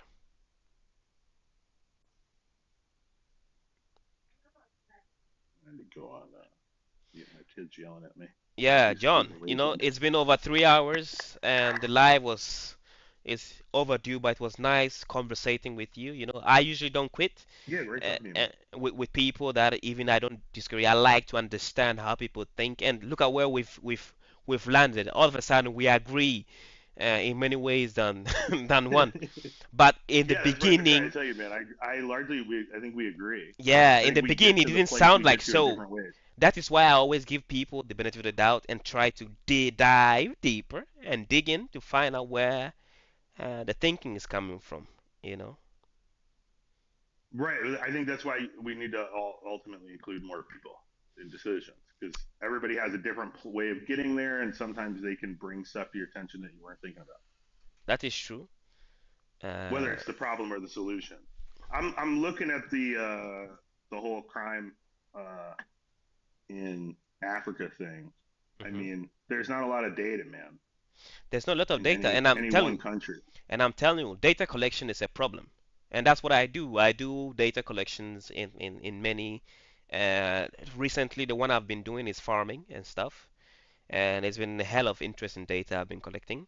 But then it falls down to why people don't collect data, why people don't want to learn things, And I'm telling people are stupid in ways that, bro, I'm telling you, the only way for me is like, just put them 6 feet or under, because it's too painful to try to teach them. It's too fucking Right, but painful. their child might be the cure to cancer. Is the problem with that, or Yeah, might be the next great engineer. but it's all right. Let's. I'd rather have those problems than having basic problems. Right, you'd rather have a lack of engineers than garbage on the street. Yeah, basically. So listen, my wife feels the same way, Hmm. and we've moved three different cities where the area that we moved in, that was a pretty nice area to begin with, got kind of overrun by Mm, ne'er do wells and garbage and homeless people, and Portland, Tampa, uh, and Tucson. that's sad, man. So Nogales in Mexico is cleaner than Nogales in America. Like when you cross the border, it gets miraculously clean. Yeah, and that's what I want to achieve. A sane nation first before I talk about those things that people have to understand why garbage is bad. But beside the point, I do these lives every Sunday, or try to Oh do it yeah, as yeah. I'll follow you. every I'll Sunday, add and, you. and and I will follow you back. Uh, what the hell? People are calling me and shit. So I do this live predominantly Hopefully we can find other solutions. But every Sundays, and if there are topics you wish for me to talk of, you should just hit me a message and we can have it next Sunday to then or something. If you do want to talk about those topics, and it'll be great. Today was, the spectrum of ideologies, or the spectrum of excuses actually. That was the one I've been talking about, and that's, as you can see, the questions on the board. Hello to you, Nine. all So right, yeah, well, be How good. you I'm gonna doing? Good order some morning. groceries. You guys yeah. be good. Good to see you, Night. Likewise, and let me see if I can. Well, I can follow you. Hold on, before you go. I want to ask you some questions, right? Because I feel Yeah. like a lot of, I know you had this conversation before, and like, I can only speak to my own culture, but I think that maybe you might have a broader, info on a like broader level. Is how do we deal with European beauty standards in terms of bullying, right? In African culture, because whenever people, for example, talk about people being overweight or having saggy breasts, I Hmm. think as a continental African, that's a low bar, right? Because we know so many tribes, um, they're women who are bigger, right? They're Yeah, considered they're considered a beauty they're considered beautiful, and they're like a symbol of wealth in some cultures, yeah. some tribes. And I think that when people bring up like saggy boobs, for example, as continental African, that's a low blow because we know that there's a lot of women in the villages that have that issue because they've done a lot of breastfeeding for their children. That is true. I've grown up around women to a degree where those I don't hold those Western beauty standards, even to a point where I don't find breasts to be especially attractive, if it makes sense. Because every time I saw a breast, a baby was hanging on it, when growing up. Yeah. Yeah, yeah, yeah. So for me, breast is just like something that is a part of your body. It's nothing. That's nothing to me sexually. But and the problem that we face as a group of people in terms of beauty standard, it is one that is deep. And earlier on, I call it a psychological injury. That people are injured psychologically, where we haven't found a cure for that wound. And the cure for that wound is and we spoke earlier, is to create a society where it has zero tolerance for such rhetoric. Okay, so like say the way the LGBTQ now have taken form, where it people pushed ideologies in ways where now it doesn't, like, people don't have a stomach for uh, anti-LGBTQ-ness and so on. We have to, as a group of people, to put in position or in action ideas and reforms that will punish people who portray and push European beauty standards within ourselves. So, as I said, when it comes to movies, no wigs in movies, and I said the other day, it has to be a law. Uh, Yeah. People that hold political and public spaces, no wigs, your natural hair. That's the only standard that is there. And with that alone, I think it's gonna trickle down to other aspects of it, because teachers are not allowed to wear wigs since they hold they work in a public school, for example. All of a sudden, students are used to seeing teachers with their natural hair, because also then it starts becoming cool again, because you start seeing it everywhere. And that with that change, we can achieve greater. How do you feel? Sorry to cut you off No, no, about tribal I was done speaking. tribal tribal hairstyles coming back. Like I know in Ethiopia, a lot of women like to still wear their tribal I love them. braids, I and love we them. tend to wear our traditional clothes a lot, I except for know. like when we're going to work and stuff. I know. Like I my love them. I have a lot of Ethiopian women, and it's like one of the beautiful things. I was out there Ashenda a couple years back, and it was a magnificent sight to see women with their natural hair. I'm like, I've never seen it at in that large scale, you know, before. And I was like, yeah. wow, I fell in love instantly with people who are like in love with their natural And another thing hair. I like to talk about is like people like to make Horners feel like they're less African because they believe that everybody has like this admixture thing.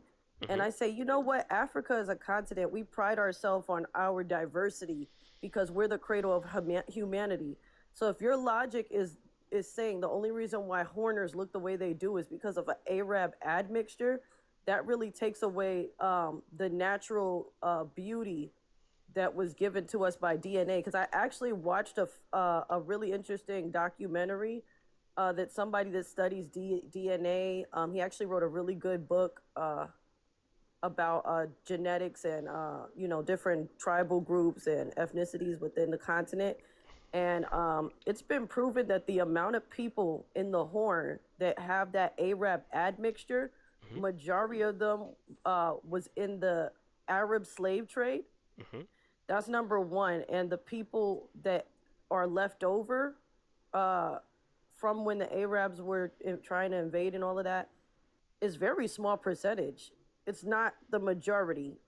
And I always tell people we have Ethiopians that have 4C hair, which is common to uh, West pretty much the Africans, rest of yeah. the continent. We everybody doesn't have looser curl texture. You know what I mean? We literally do. I've seen it. I've seen it, and I think I've seen some creators, for example, right on here, like they'll do our traditional dance, and sometimes these women they have that really tightly coiled 4C hair, and people will be like, "You can't be Ethiopian and have that hair texture," and I'm sitting here like, bro, look at old vintage videos of Ethiopia during the 70s and you will see the diversity. We have dark skinned Ethiopians, we have light skinned Ethiopians, we have looser hair Ethiopians, we have tight coiled hair Ethiopians. We're not a monolithic group of people. We're not homogenous, put it like that. Hmm. And I just think that it's a dangerous narrative to keep saying everybody in the Horn it has an Arab admixture because I believe, right? This is what I believe. If Africa is the cradle of humanity, it's the Arabs that look like us. Hmm. Yeah, that speaks something. It's the other way around. You know what I mean? When you look at Ethiopian women's eyes, they tend to have very big eyes. But when you look at an Indian or an Arab woman, some of them tend to have those very large eyes too. And I say, well, we're the cradle, so they're getting it from us, not the other way around. And we should really be like popping our shit, you know what I mean? As being the cradle of humanity and letting people know, hey, I made you. I was on a panel with like these FBAs versus Africans, and I remember this one African said, if you're not African, give me back my hair, give me back my complexion, because you came out of my DNA. Mm. Everything that makes you black comes from my continent. You know what I Mm. mean? Like we Mm. could really pop our shit. You know what I mean? Because I'm starting to see more white tea people that find out they have an African ancestor from way, way back, having more pride than some of these other groups of people, which is really weird. Because you would expect them to be more like, hell no, I'm not black. What you're Like, speaking on speaks feeds perfectly in this today's topic, which is the spectrum of excuses, where we make excuses to certain behaviors that uh, we hold on. Like as you're saying that we are harsh towards each other, that oh, she's dark, you shouldn't marry her because it's better for your children to be lighter skin, those colonial excuses that we hold on to, and it's painful to and you ask yourself, and I do ask people because now I'm actually more vocal. I ask people why to everything. Why do you think that? To, so yeah, so when people say it's better, and I say to whom, it's better too. Like who yeah. claims it to be better, and people can answer it. So it's like it's about time people. Oh, helvete heller. She's like, People. what are you doing on a panel? y- Yeah, people should text me. I tell them Sundays I'm not available. Okay, I'm just kidding with you. I did also Yeah, want to ask you a quick question before we get into the prompt. Is yeah. how do you feel tribes or ethnic groups across Africa feel about elders? Because I've noticed that a lot of younger Africans have become westernized and having this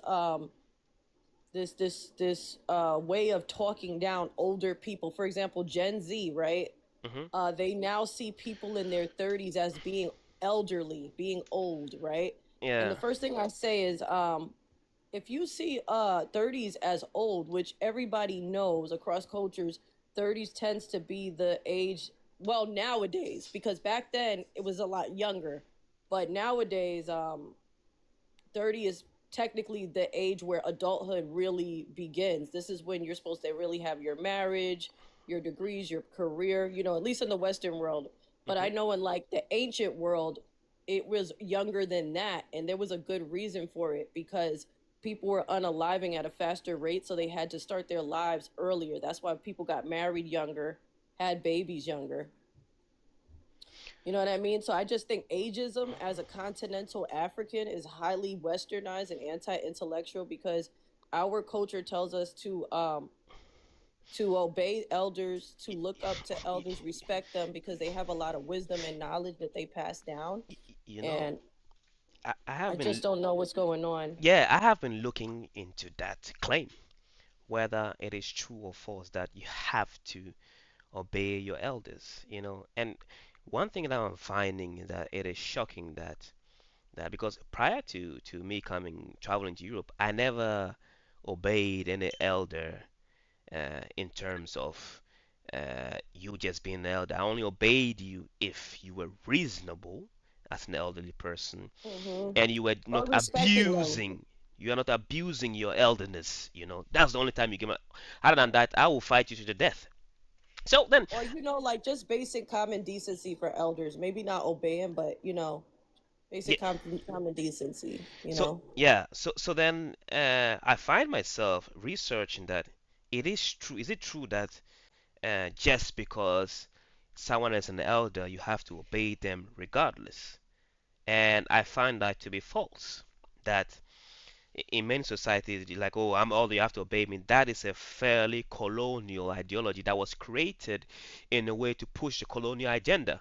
The reason being that young people are known to drive change within any society. So then, to achieve or to prevent young people from making any changes to the status quo, the narrative of you have to respect your elders regardless became prominent. That is the reason why it became a thing because there are people that are elder than me and you that are incapable of doing shit. They are incapable.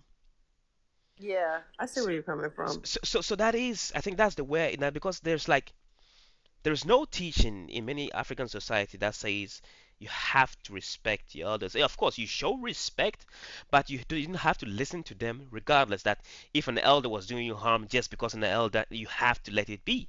It was never taught What to me, at least. what about like your immediate family? I think that's where I was speaking to. Like, Neither. you know, Even my immediate family, too. It wasn't. It was like if somebody was doing you harm, you have to speak up, regardless of age, gender, orientation. That was how I was taught. But I think the idea of respecting your elders, children's obey your earthly masters, or people be slaves obey your earthly masters, and narratives like children's obey your parents in the Lord. Yeah, for this is right. Honor thy mother and father. That those verses.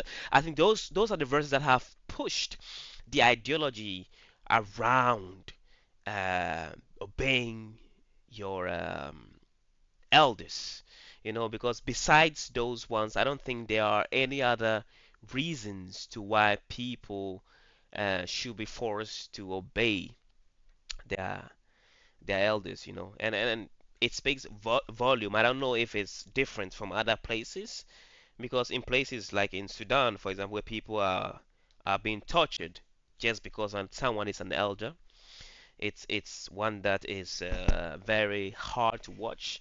And those of you who have seen those videos, you'll find that those. I'm gonna grab me some water. Hold on, I'll be back. It's yeah, I hear what you're saying, but like across certain cultures, not all. It's just important to be very mindful of them. Like, so I think that just being bullying or shaming somebody for being in their 30s, it's kind of coming from a westernized place. that is I true. think that that's coming from a westernized place because remember, westerns, right? They make it look like they have it all figured out and that everything is just clean and cut. But honestly, the way that they socialize has some dark undertones. Like usually they're very disrespectful of their elders. For example, you can go in a grocery store and you can see a white tea child throwing themselves on the floor, throwing things off the shelves on the floor, and disrespecting their mother because obeying parental authority has never been like You know, a thing in their culture. Like they don't even like when you want to no, give no, your no, child pow pow. no, You know no, what I no, mean? They look down on that. no, no, no, no. Even the way they sleep with their kids, they want the baby to sleep in a separate crib, and we all know babies need closeness next to the mother. That's how they sleep better at night. I think this is it. When white people or former colonial masters inherit a new ideology, all of a sudden they give the old one to black people because and I'm seeing this pattern a lot. So for example,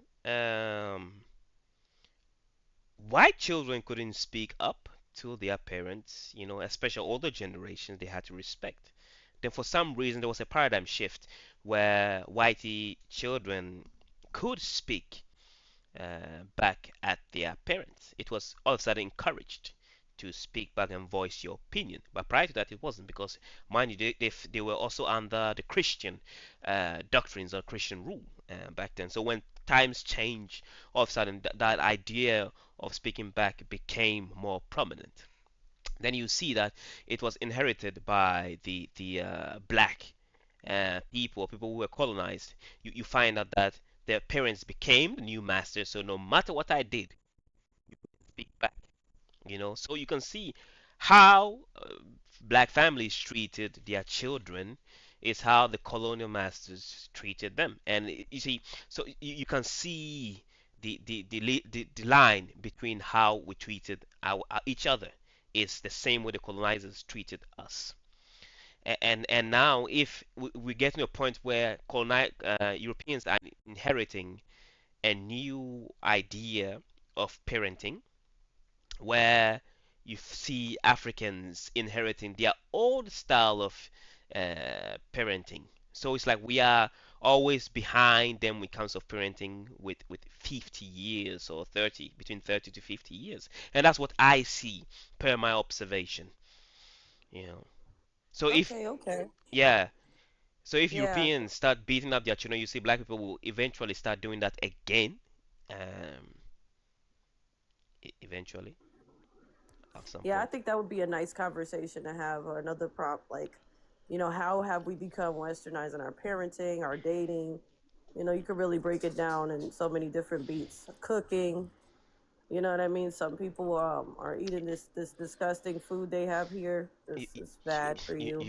one thing that I think is funny is Like, talking about the dating is some will say who are African will say you have strong African features, so that way I don't want to date you.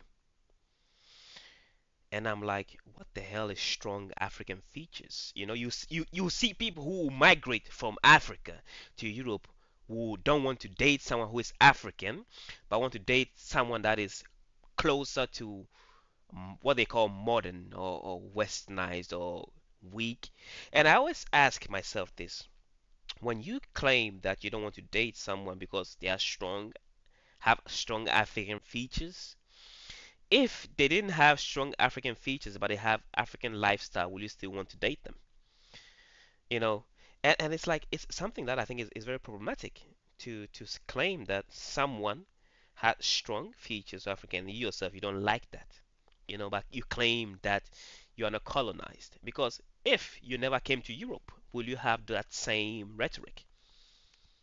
yeah, they call that featureism. When someone is discriminating on features, like, for example, I noticed this with a lot of black men across the diaspora, that if you don't have a lot of junk in the trunk, they don't see you as, attractive. Like, you can have a gorgeous face, pretty hair, but if you have a flat booty, they just do not feel attracted to you. And I'm just sitting here saying, um, the theory that all black women have a big booty It's false. is not true. It's a lot of women, like Dinka women, for example, they're more taller in Hmm. stature. I've never really seen one that had a lot of booty. But then, like, you look at Nigerian women, like, they just, have a nice shape. A lot of them have a nice shape, like Thames. But there are also skinnier ones, like Iris Star. So it's just like, you just never know what you're going to get. But this idea that black women have to be phenotypically thick in that area to be seen as attractive, I think that that's a little weird. Yeah, some things are genetic, and it's like for some reason African women are thicker when it comes to in beyond the median, the average. are thicker, and even the slimmest African woman is thicker than a white woman. You know, so That is true. yeah. There's always something back there, you Yeah, know? yeah, there's always something back there, but it's like since that's what you used to, that's what you find attractive, and so I think it's because of how what you see. Okay, but then there are African men that prefer the linear African women, you know, because that's what they prefer. And when you then meet a curvier woman, she thinks like, oh, that's what everyone likes, so I should be curvy for you. But no, I like the smaller one. So it goes both ways. But the majority of African men, since we are used to, especially people who grew up in the continent, are used to West Africa, the bigger and the curvy ones. That's what you see as attractive, and I think it's because of where you find yourself. But then when you see African men who grew up in Europe, you find out the it's different. That some of them do not go for the bigger behinds. It has to be leaner, has to be smaller and so on. Uh, Yeah. yeah, so so. People, I think men don't understand how much women do things for the male gaze, because it's kind of like what I said about the natural hair thing last time, that it's not a problem of wearing it, it's that more men need to be more impeccable. Like, you just can't keep going online and saying you want natural hair, natural features, natural body, and then in real life you're marrying and or giving all your attention to women that don't have those things, you know? I think when it becomes a situation where it's oversaturated with men standing on business and actually ignoring the women with the BBLs or all of the fake aesthetics and going after the ones that are actually being natural, you'll see a flip. But it hasn't happened yet. So it's like more and more women, like for example, when there was the quarantine, there was so many women getting BBLs because they were like BBL. at a cheaper rate and they were flying out to all these countries, and body positivity for big people, put it like that, was trending because of Lizzo. Lizzo, the artist Lizzo over Mhm, here. mhm, mhm. So it became a thing where like if you're skinny, oh my God, you're ugly, you're not cute. If you're big, now you're beautiful, you're smexy. You know what I mean? And studies show that across different countries, different people find different body types attractive. Attractive, yeah. But Like, but there's only one beauty standard that is one that has been spread through propaganda, and it's whiter skin. And that is the only beauty standard that has been, the European beauty standard that has been spread through propaganda. But then, speaking of, and I wanted to say this, that I've come to a point where dating has been difficult to me. The reason why it has been difficult is because of the views that I hold on what beauty standards. That it is actually harder for me to find a woman that chooses to be natural than to find a woman that wears wig. So, I've come to a point where on my dating profile uh, I write if you are someone who wears wig, don't even bother to answer. That's the point of where I have come now so far in my dating life. So it's like I don't even give a chance to someone because it's something I don't find attractive. So I write, hey, if you wear wigs, just forget it. Don't even bother. So am I right or wrong in the assumptions that I do?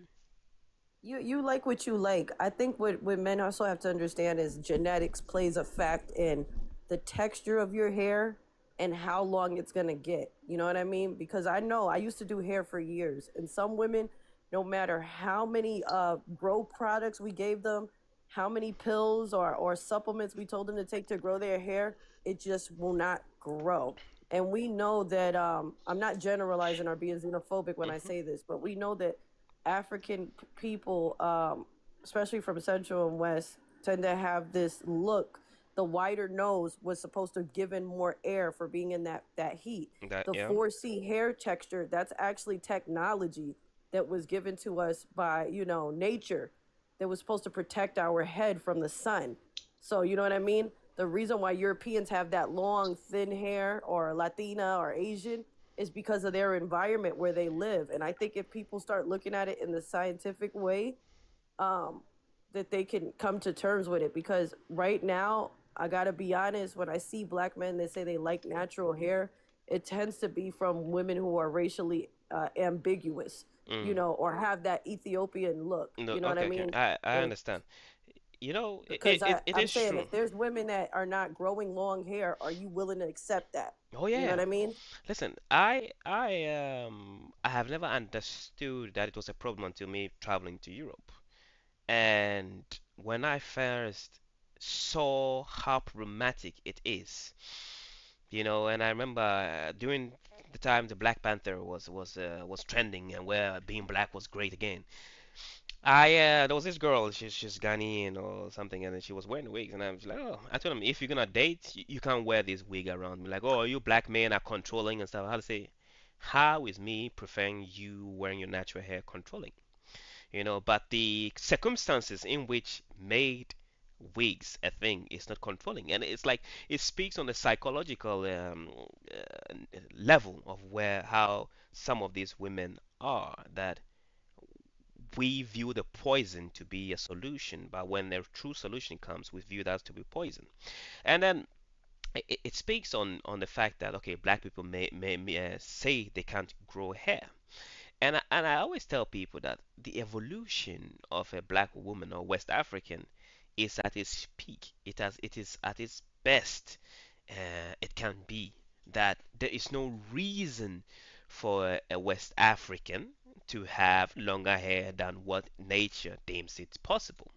Also, so that's the reason why we are where we are. That your hair is shorter, but then you want longer hair. Then I ask myself, for what? You want longer hair for? And it's like people have to understand that people evolve based on what is the necessity that nature evolves behind or around.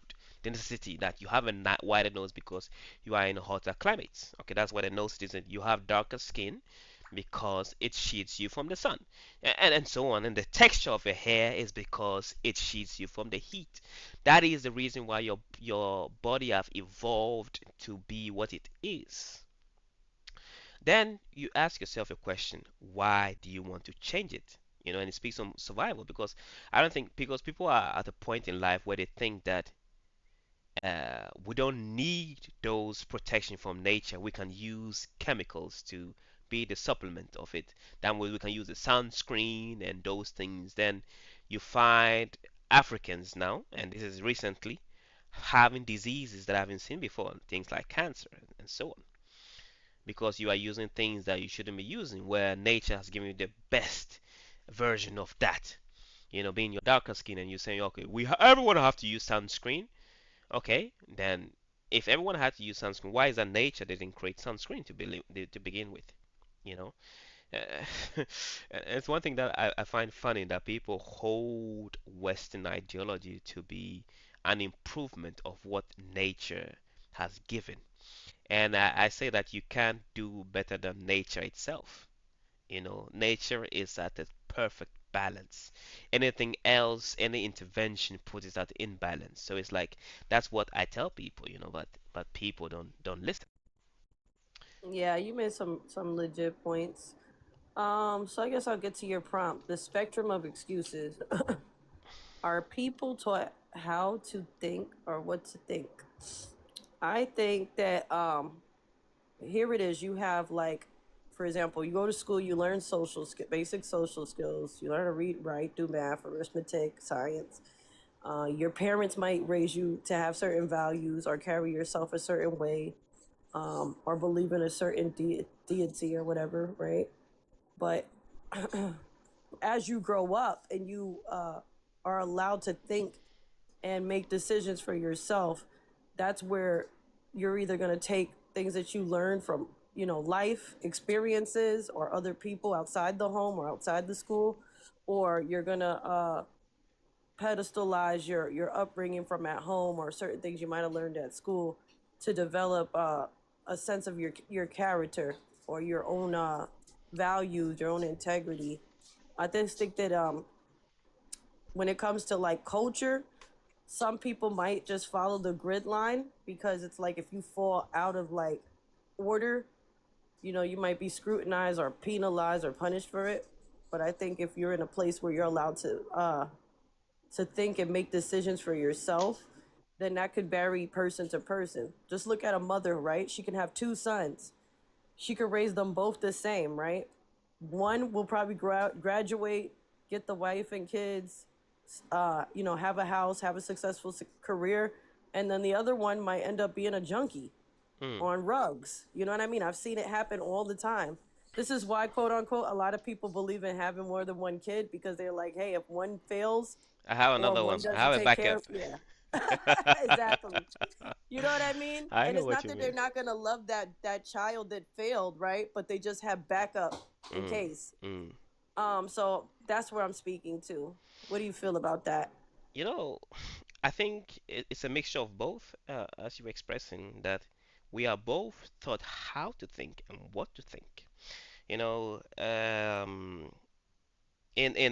remember growing up, I'm using my life experience.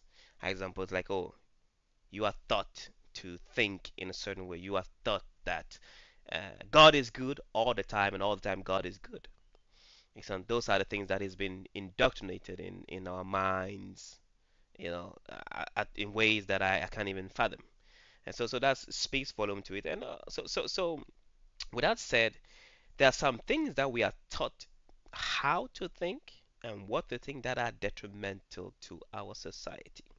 Because when we ask our parents why, and they can't explain the why to why you want me to think this way, or what you want me to think, then I think that teaching is very dangerous. So, for example, asking why girls have to go to school. And I always say that even though the answer to a question is obvious, but yet someone can't answer it, and I find it to be problematic. Okay, so like, why do girls have to go to school?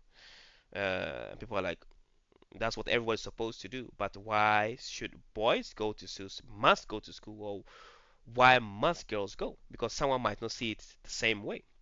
So that's the reason why I've trained myself to think the way I think, to be able to challenge what is obvious and try to see whether there are other aspects of thinking behind why we do the things that we do. A Exhibit A: why do we go to church? Why do we eat food? Why do we do the things that we do? You know. But I'm gonna leave it at that. So yeah, it goes both way. We are taught both our Yeah, parents. that makes sense. That makes What a lot of sense. why do you think? Oh, And I think when I should have my children, I'm gonna teach my children to challenge everything, every thinking. Why? Why do I have to live longer? Why do I have to live a short life? Why do I have to eat? You know, to ask why to everything, because everything is not obvious. So when you start challenging the why to everything, then it's like, why do I spend my time every Sundays to be on this live? Okay, the why, yeah. yeah, and Hey, the what, Jamali, come chill with us. This is my friend. He's Jamaican. yeah, and come chill with us, and the why to it is because I feel like my ideologies are necessary for someone to hear, and that there are people who think like them, that there are people who think that black people should be more than what we are. And I was speaking to the gentleman that you met earlier, that you don't understand the fact that people want Africa to mechanize, to build weapons and so on. The fact that many African nations don't understand the basic human need in itself is a problem, because once you don't understand why you have to feed your population, then it becomes a problem, that you don't create situations where you can feed your people more effective enough, and so on. And with people that I speak to, it's like, why is it that we import food? So why can't we grow our own food? You know, it's like, and those are simple things that demand simple answers, but yet again, people can answer it because the necessity to why we think, because Africans have been taught that you can just buy and import food, and that's a good solution. So you create your cocoa, and one thing is funny is that African nations grow crops that we can consume ourselves, and I've said it multiple times. In Ethiopia, it's cocoa bean. I mean, coffee. In Ghana, it's cocoa beans. But when the situation becomes dire, can we drink coffee into satisfaction? Can we eat cocoa beans into satisfaction? So why is that the things that we produce the most we can eat ourselves? You know, but we have been taught to think that it is beneficial to us to have cocoa beans. Yeah. I agree that it could be like a balance, a little bit of both. It just depends on people, you know? Because I always said this, right? I don't want to like pity party myself, but one thing I noticed in life is that I always followed my parents' teachings. You know what I mean? I consider myself to be a decent human being. Like I'm not out here trying to trouble anybody or be malicious or harm people. You know what I mean? But I said something that I've noticed is that people who do the most harm and wickedest things in life, they always seem to be the ones that make the most money, get everything that they desire. You know what I mean? Like people who do good, there's actually no real long-term reward for it. Like, so sometimes I wonder, like, should there be a balance of good and evil? You know, I don't know how to put it in the right words, but like when you're raising your kids, should you just tell them, hey, be kind? My mom is always telling me, be kind, be kind, be kind, be respectful, say thank you, say please, be kind. And it's just like anytime I wasn't conforming to that, I'm getting in trouble. Oh, if the teacher say, oh, she did this bad or whatever. Hmm. And just like, yeah, when you grow up, you can't really be kind to everyone, That is you true. know? That is true. It's like, and that is the problem with Africans and the way we raise our children. We have to raise our children to survive in the world in which they will find themselves. So you raise them with the tools in which they can both be kind and be hostile when it is necessary, because that's the only way to preserve life. Because going around being hostile all the time too cannot preserve your life. So you are hostile to people who are hostile. You know, and you are nice to people who are nice to you, and that's how you're supposed to indoctrinate your children to think, but not that you have to be kind all the time. And it speaks volume to when slaves were taken. Oh, turn the other cheek, obey your earthly masters. If your master do it, your reward is in Yes. heaven. Your reward is in heaven. That makes African docile in where we find ourselves, whilst the European is enjoying on this earth. Because if it was true that the reward of the people is in heaven, why is that the European is not waiting to go to heaven, or to speed up the process, unalive yourself and go there to heaven and have your You, reward then? you know, I don't want to sound harmful when I say this, but some people say the reason why it was so easy for Europeans to conquer the world is because of that ideology of being kind, being open, letting everybody in. You know what I mean? We had been more gatekeepers. That is true. You know what I mean? Really putting like integrating people for real, like who you are. You know what I mean? Where are you from? Like, don't come over here. I Yeah. mean, obviously they had to use weapons and other things. You know what I'm saying? I'm not saying we're weak and we just let them in, but No, no, no. they said that when they really break it down, it came to this understanding of this being kind and hospitable to strangers or other communities. You know, Depending on who it was. Because obviously we had tribal warfare and things like that too. So, obviously that wasn't going to be a situation to be open, but it's very like, you know what I'm talking about. If you know, you know. I know what you're talking about. Prior to Europeans having a foothold in any land in Africa, right? They had to have inside help. Someone had to help them and show them how things worked around and how to survive around the environment where they found themselves. And so if no one did, as you were saying, that they wouldn't have been able to achieve what they did. So they came gradually and they taught our elders how to think. And after they taught our elders how to think, it made it easier for people to then make these ideologies, this thinking, a national standard or a tribal standard in many regards. And that's what led to the situation that we find ourselves in Africa today. That since we don't have people who are doing the thinking for us, Africans, you can see in many cases, are still docile and waiting for someone to tell them what to do to this day. That we are always in need of a leader in order to do what we can see is obvious, be it flooding in Ghana or whatever it may be.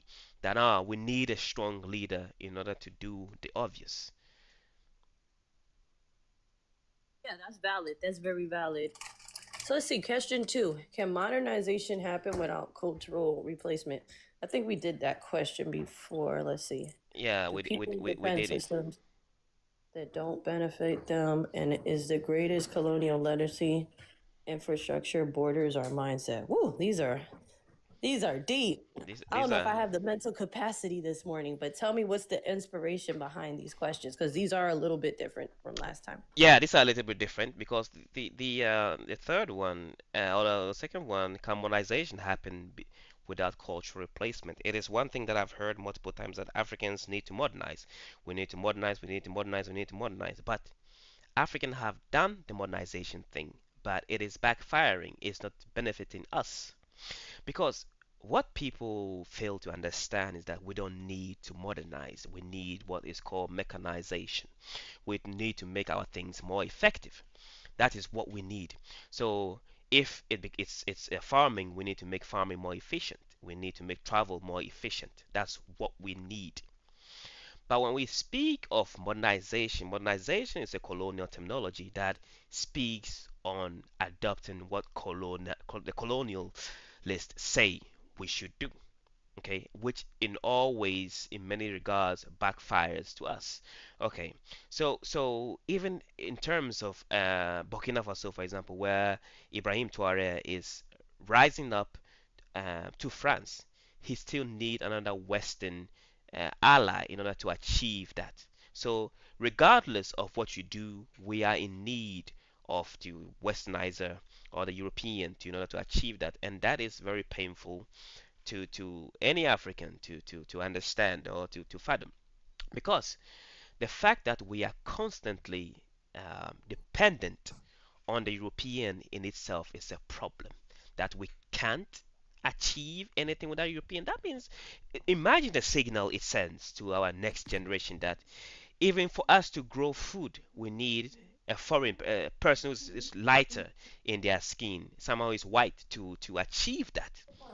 Basic Yeah. needs. You know, I th- I think that society has always been trading amongst each other since the beginning of time, right? So we all are kind of codependent on each other in a way. What one country might have, for example, I think that when it ties into your modernization claim, right? Africa is the source of technology. All modern technology depends on a resource that comes from Africa. So we're already the modernized we already modernized. We've been modernized since the beginning of humanity by that logic, because we're the ones that have everything that these tech companies need, right? So I think it could be a balance of like us having control of the resource in a way that we can modernize on our own terms. We don't have to do it the same way. Like there could be a good balance. And I think it's okay to trade, or, I wouldn't say it's codependent, but for example, one country might have something that we might not have, or we might have something that they might not have. That's the whole history behind trading.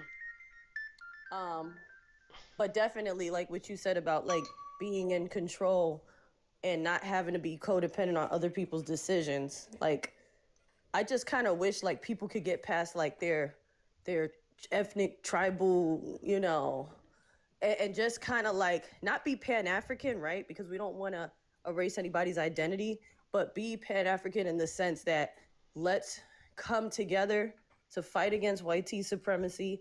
Let's come together to make sure that our economics are stable, no matter what part of the continent you're from. Or let's come together and make sure that everybody has the same political protections or rights. For example, if we say all people have freedom of speech, kind of like America, like they still like that. Like if people have freedom of speech, it shouldn't be limited to a certain place. Like maybe one country could say, okay, you can say this, but you can't say that. but it's still kind of open. Like, am I making sense? Yeah, you're making sense, and it's like Yeah. the topic of modernization. I think Africans are modernized enough, and I spoke about this earlier. We are modernized enough, but it's just that we have to find the confidence within ourselves to do things. That if I want to do something, why don't I ask the neighboring country first before I go ask another European? It's because when you ask European first, it speaks into confirmation that the European is better than the African. That is why we do it. Okay, and it's like I always say this. In order to learn something, you should first try it. And some of the things that we should try, we fail, we learn from it, we don't do it again. And that from then you've learned it. So it's like you want to build a road. Okay, I built a road, it lasts for 6 months. Okay, what can I change to make sure it lasts a year, 2 years, 3 years? And from that, we have uh, taught ourselves how to do things. And I am actually opposed the idea of Western help in many regards that we ask the Westernizer or the European to help us in things that should be one thing that we should be able to achieve on our own because we need to brew and to grow, have an inbred confidence within ourselves. Something that has to be fundamental that we are capable of doing these things. Yes, we are great at creating brooms. That is what we are good at. We don't need uh, it to be made in China in order to achieve it. We don't need to be made in Europe for it to change. We should find the confidence within ourselves. And I'm gonna leave it after that so we can move on to the next one. Why do people defend that system that don't benefit them? You know, it is one that is problematic to me that why do people defend systems that don't benefit us? And it could be system in terms of politics, it could be systems of behavior, it could be systems of the way we eat and so on. That why, and you speaking to the system of respecting elders, for example, where people respect elders, or you have to show respect to your elders regardless, even though they are doing something that is harmful. So then, why are elders uh, defending such systems if it doesn't benefit them? And I always say this that in order for people to defend a certain ideology or system, it has to benefit those who defend it, because then there was the point of them defending that ideology to begin with. So they have to defend benefit from it to a certain degree for them to be able to what defend it. But then the question is people who don't benefit from those ideologies, but still, or system, but still defend it. Especially people who I remember in many examples where Ghana was fighting for independence, and I don't think it's only unique to Ghana, but other nations that were fighting for their independence, where even though there are great minds that were struggling for the nation to be independent, there are people within the nation that were fighting for the Europeans to stay in power. And I'm like, why do you want your enemies to be present in your countries, but you don't want to see your own people? You know, and it's like one that I can't even answer. I don't think I have a direct answer to why people defend systems that don't benefit. Either they are too brainwashed or too lazy to do the work, or as I say, I don't know. I don't know a definitive One answer of the to it. things I always thought about is why, like, for example, they call us, right, black, or whatever, African, Latino, Asian, Arab. They call us the minorities. But when we really look at it, it's really the Europeans that are the minorities. Like, I understand that, like, we're so divided, like BLK people and all the other people, they're actually divided, but they have a good way of making themselves look like they come together. You know what I mean? That's that Pan-African part I was talking about, when they're coming together in terms of economics. Like, all right, we're going to make sure our money is straight to make our continent powerful, or our race powerful, What is really stopping us from really coming together and really just dismantling white tea supremacy? I mean, I think Gen Z, This is a generation that is No, I a don't think they little will be able ignorant to at achieve it. times. No, I don't think they will be able to achieve it either. Not to cut Like, you know what I mean? No, your you op could go. your Like, optimism short, but I think the reason why, let's say, black people are not capable of coming together is because we tend to feed into stupid notions. Okay, like light skin, dark skin, da da da da, like something. And the problem that we have is that just because someone don't hold the same faith as you, we see them to be inferior. That one thing, they are not honest, they are not noble people. And I think those rhetorics create problems. Okay, so when, let's say, the Americans or Columbus and conquered the Americas,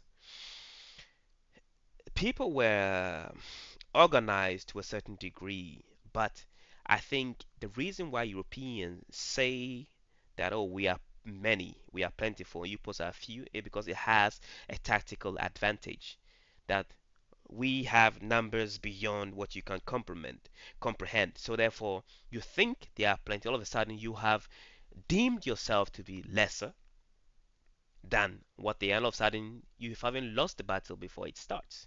So I think those are the reason why we are not able to achieve uh, greatness is because of the mindset in which we carry. We can't even solve small problems. Okay, where our engineers are educated not to solve problems that we, the country, face. So you find this, ask yourself that why is that many Africans, once we move out of Africa, we automatically fit in European societies. There are just few challenges that we face in terms of like food and language. Especially if it's your former colonial master, then it's gonna be basically maybe food. That's all. That is the only challenge you might face. Apart from that, there are other ways. Apart from that, you will fit in perfectly, in Europe, and that's how our engineers are able to fit in better in Europe and create great things. Whilst Nigerian doctors that are great, you find them in Europe than in Africa, is because the problems that are supposed to be solved, the basic ones, are not being solved. We want to all of a sudden reach the moon, but we haven't learned to walk. We are not solving the basic problems. You know, things like garbage. We haven't been able to solve the sanitation problem, clean water problem. We haven't been able to solve it. Then all of a sudden we want to build flying cars. We want to build infrastructure, skyscrapers that are not necessary to our trajectory. yeah, I was thinking about like Africa and its brilliance since the beginning of time. Like you can look at these old sculptures and you can really see like how intricate the designs were. I even hate like when like FBAs talk about mud huts, and I say, look, if you look at for example, Mali Empire, Hmm. that structure is magnificent and it's still holding and standing today. You know what I mean? Not all of them had the same design. So I just feel like a lot of contributions to modern technology, uh, African people have shown, how do you say it, their brilliance, that they're still able to like take like that old way of doing things and put it in like that modern sense to make new things. Like Yeah. a lot of stuff that is getting invented, like I heard somebody has the cure to, what was it, HIV or something. You know what I mean? Like we just Hmm. have a lot of brilliant people uh There on the are continent. brilliant people And in the what I'm saying is continent. that we never needed that European how do you say it, influence, because the brilliance was always there. That's what I'm trying to say. Y- Does You know, that make sense? it makes sense, but I think the problem is this. When, let's say, red Indians, you wear a leather, a skin, animal hide, animal skin clothing, all of a sudden it's seen as primitive. But when a European wear a leather jacket that is high fashion or whatever it may be. Oh, I But then, hate that. yeah, but then we ask ourselves, why are we competing with those rhetorics? You know, because I always say this, in order for things to happen, you have to allow it to happen. So, in order for Europeans to say, okay, for example, if I was trash talking you right now, right, and you were silent, it would encourage me to continue because I know I am winning in some regard. But if you're more vocal about it and preventing it from happening, then all of a sudden it is harder for me to trash talk you, or if you trash talk me back, it is harder for me to achieve it. But then we find ourselves within the African hemisphere where when people have things that are African, being clothing, food, products, once you know it's made from the hands of an African, you automatically see it to be inferior, to be less than. But once it comes from Europe, all of a sudden it is better. And it, I've said it this way that the reason to why we think this way is because, and I think it reflects on other nations that have been colonized too, is because of religion. Because the fact that when the European introduced their religion to us, and we held upon it, you know, and we hold that to be true, that alone is the greatest defeat the African have ever faced in this colonial aspect. Not that the physicalness of the body was colonized, but the mind and the spirit of the African were colonized. That is the reason why we suffer to this day. Because the Bible that Africans hold to be true holds many ideologies that don't benefit the African. But yet again, we hold that to be divine word.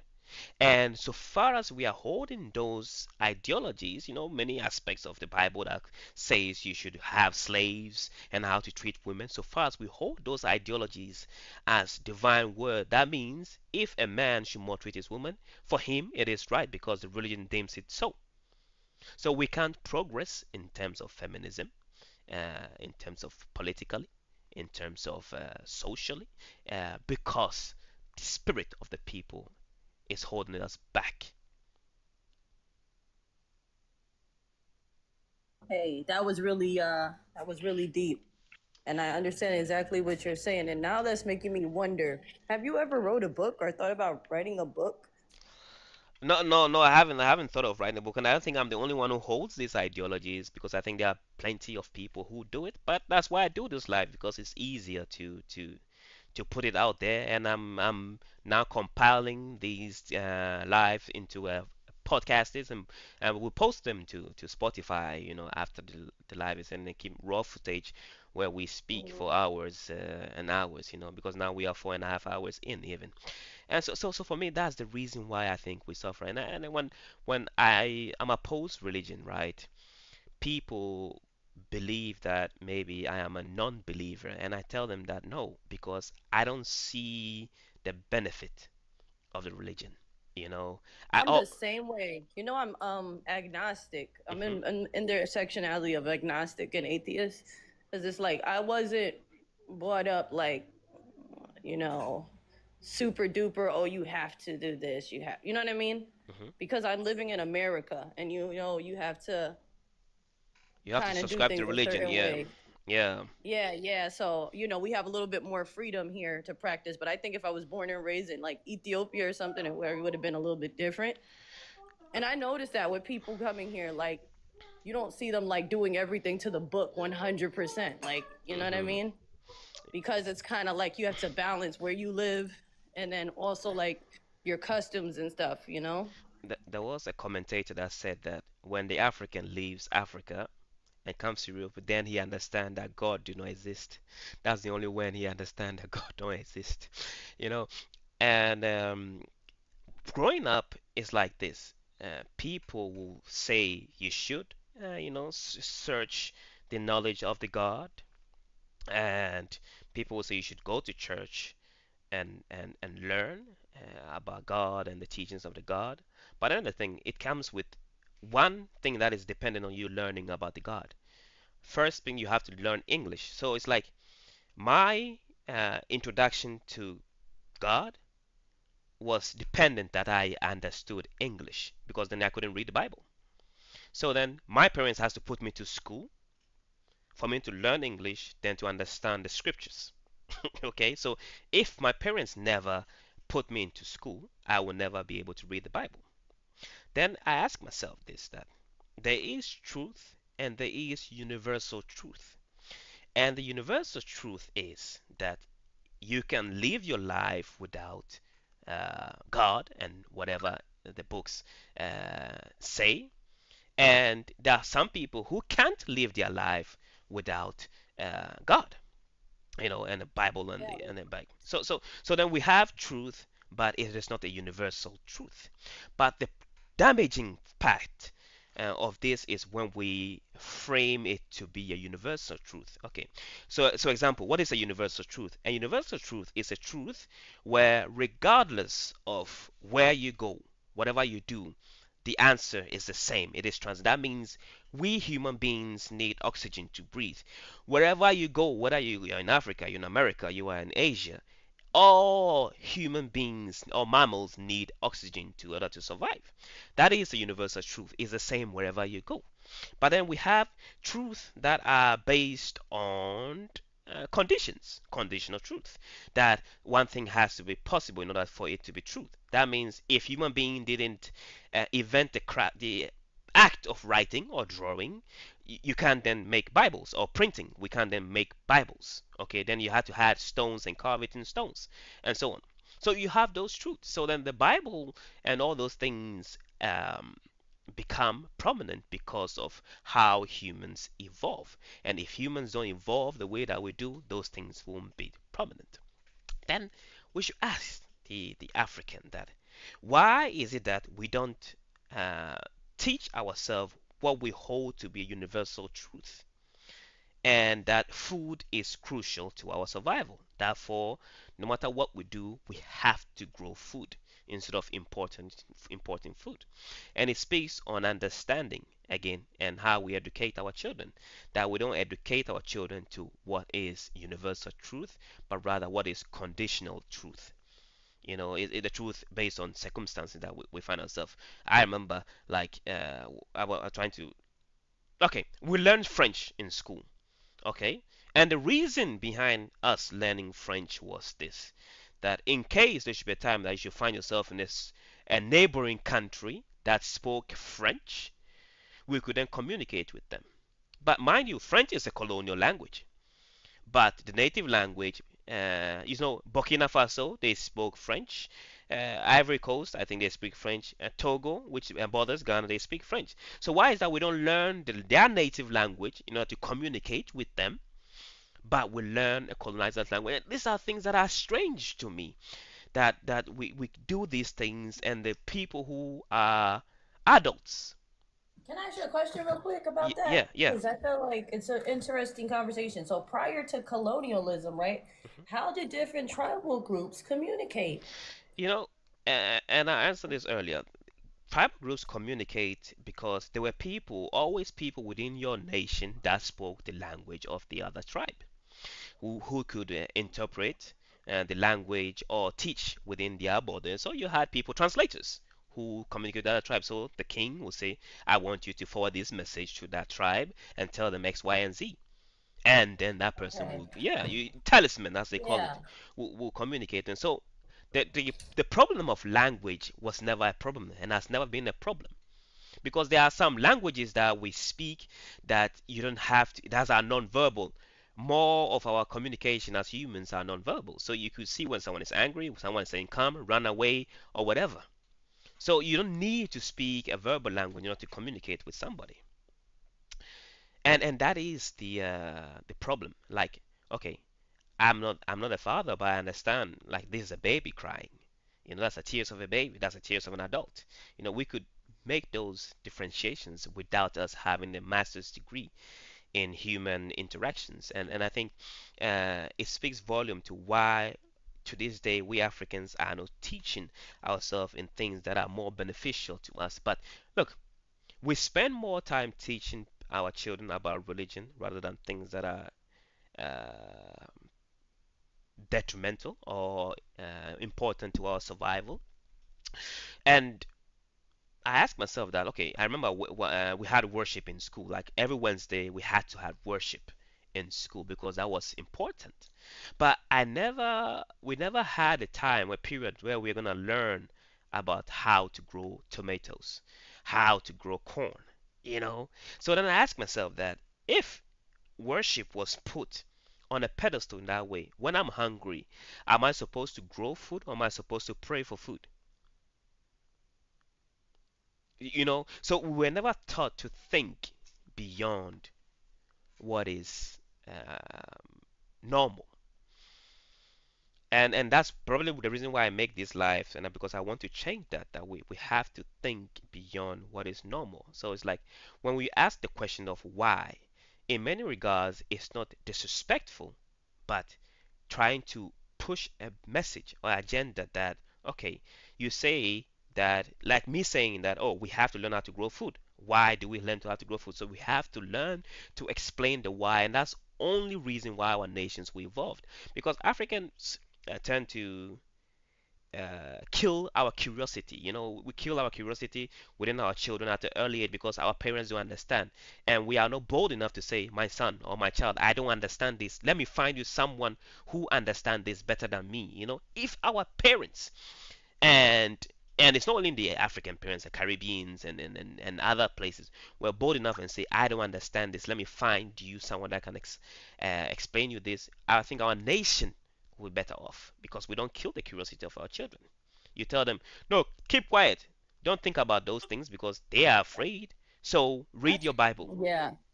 That's one thing I always liked about Black Americans in particular is that they are always constantly fighting against the status quo. Where I'm not gonna lie, there is some truth to the fact that they see the rest of us in the diaspora as being complacent or submissive to Europeans. Because it is Because true. I'm telling you, living here, I've seen them.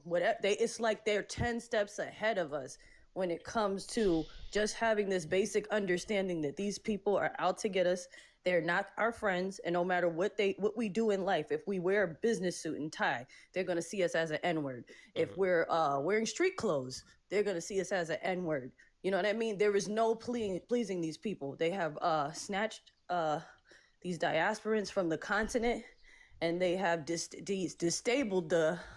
Now I want to say we're destable, but they attempted to permanently disable the continent, so we had nowhere to run back to. Hmm. You know what I mean? And that's why they said that they're disappointed, FBAs in particular, that the rest of the diaspora couldn't get on board with the mentality of fighting aggressively against white supremacy. And I ain't gonna lie, I've seen this, bro. You know how many African guys I've dated, they'll be like, oh, I prefer European women anyway.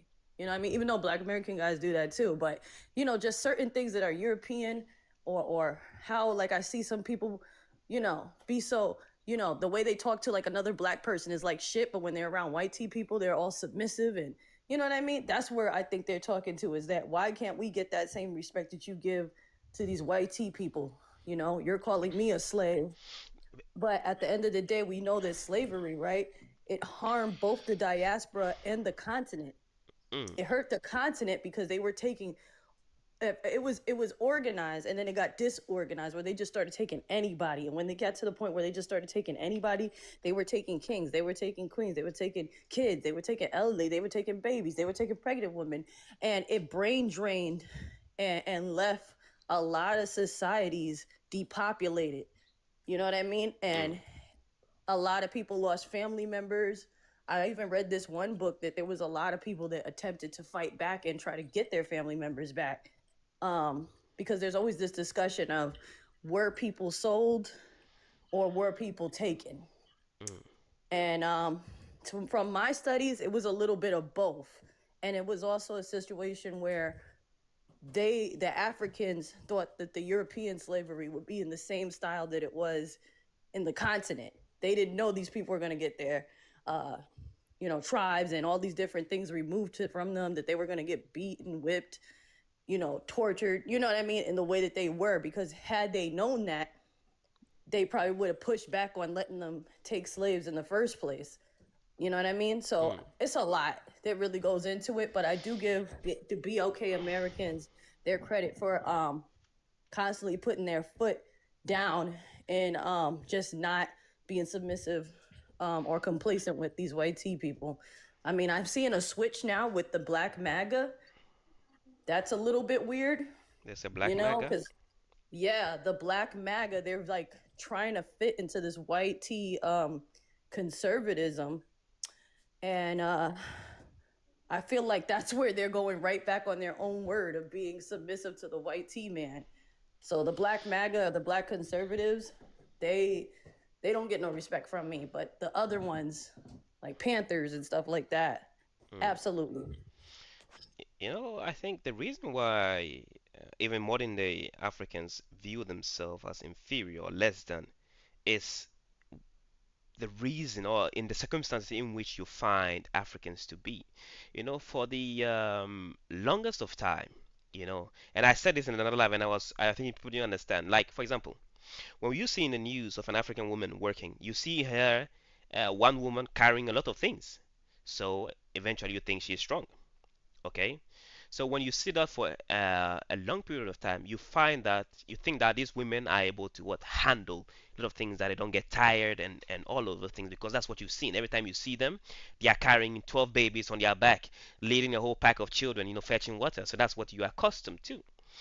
But so it's like the humanness of the African woman then vanishes, because you are used to seeing them so much doing superhuman things that you think they are superhuman. Okay. Then it is, when do you see the white person? Okay, you see the white person in leader roles in terms of Jesus Christ, because those are the first and the primary ways where you get introduced to Jesus. Because I remember early, before I saw a white person, I had seen Jesus at least in pictures and so on. So once you saw a white person, it automatically put your mind to your Lord and Savior, Jesus Christ. So that's what we say. So before you reach the age of 30, 20, 16 even, you've seen the white person as pure, because it has been indoctrinated into your mind that this is your Lord and Savior. So you won't harm someone that looks like Jesus Christ. Why will you harm someone that looks like Jesus Christ?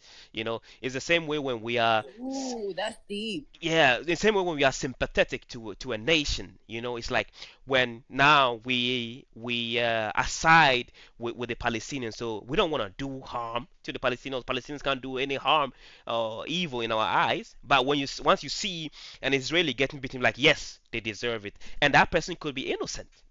So those things speak volume onto who indoctrinates us, and that's the reason why we are suffering. So it's like, when I say that if I had power, I will remove the image of Jesus out of public spaces, is because I want to push the idea of African beauty and African acceptance. Yeah, that was deep. That was really deep. That when people, and this is why that image of Jesus is very harmful, because we all know that he had woolly hair, and pretty much the way they describe him is a complexion of ours, Mm, you know? Um, and if you look at some hidden pictures of like popes, they literally kiss like a sculpture of Jesus that is black. that's dark skinned, that's black. Mm, And you want to know something else? The Hindus, right? This is why I'm always interested in learning, is there some kind of connection between Africans and other darker skinned people in the world? Because in India, for example, they have the Krishna. mm-hmm, Krishna is, when you talk to Indians, especially if you go to India, they will tell you he's a black man. A lot of these ancient spiritualities that Europeans later demonized, they're visual, or the person, like the sculpture or whatever, 95% of the time it's always a black man. This mm, is why I'm saying, like, it's so weird that, like, or even in Latin America, for example, I told you my dad is Hispanic. mm-hmm, You notice a lot of these Latin countries, they tend to come off as very uh Europeanized, anti-black, You know what I mean? But then at the same time, they love the African spirituality of, Ifa, Hmm. Yoruba. Some of the whitest Cubans practice that. Hmm. The whitest Cubans with no little to no African ancestry practice that. I've seen And that. this is why I say people know that we are the chosen people, that we are the true gods, but for some reason they don't want to treat us like it. Y- You know, there is a saying that goes, seeing is believing. That what you see is easier to believe.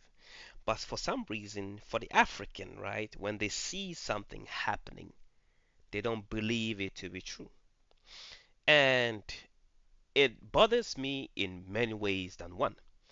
For example, okay, there's a friend of mine, she is Ethiopian, and I remember Ethiopians claim, oh, we've not been colonized, la la la, Jesus has been here for so long. Then I go to your house, then your Jesus statue of your Jesus is white. And I'm like, if you haven't been colonized, why are you having a white Jesus?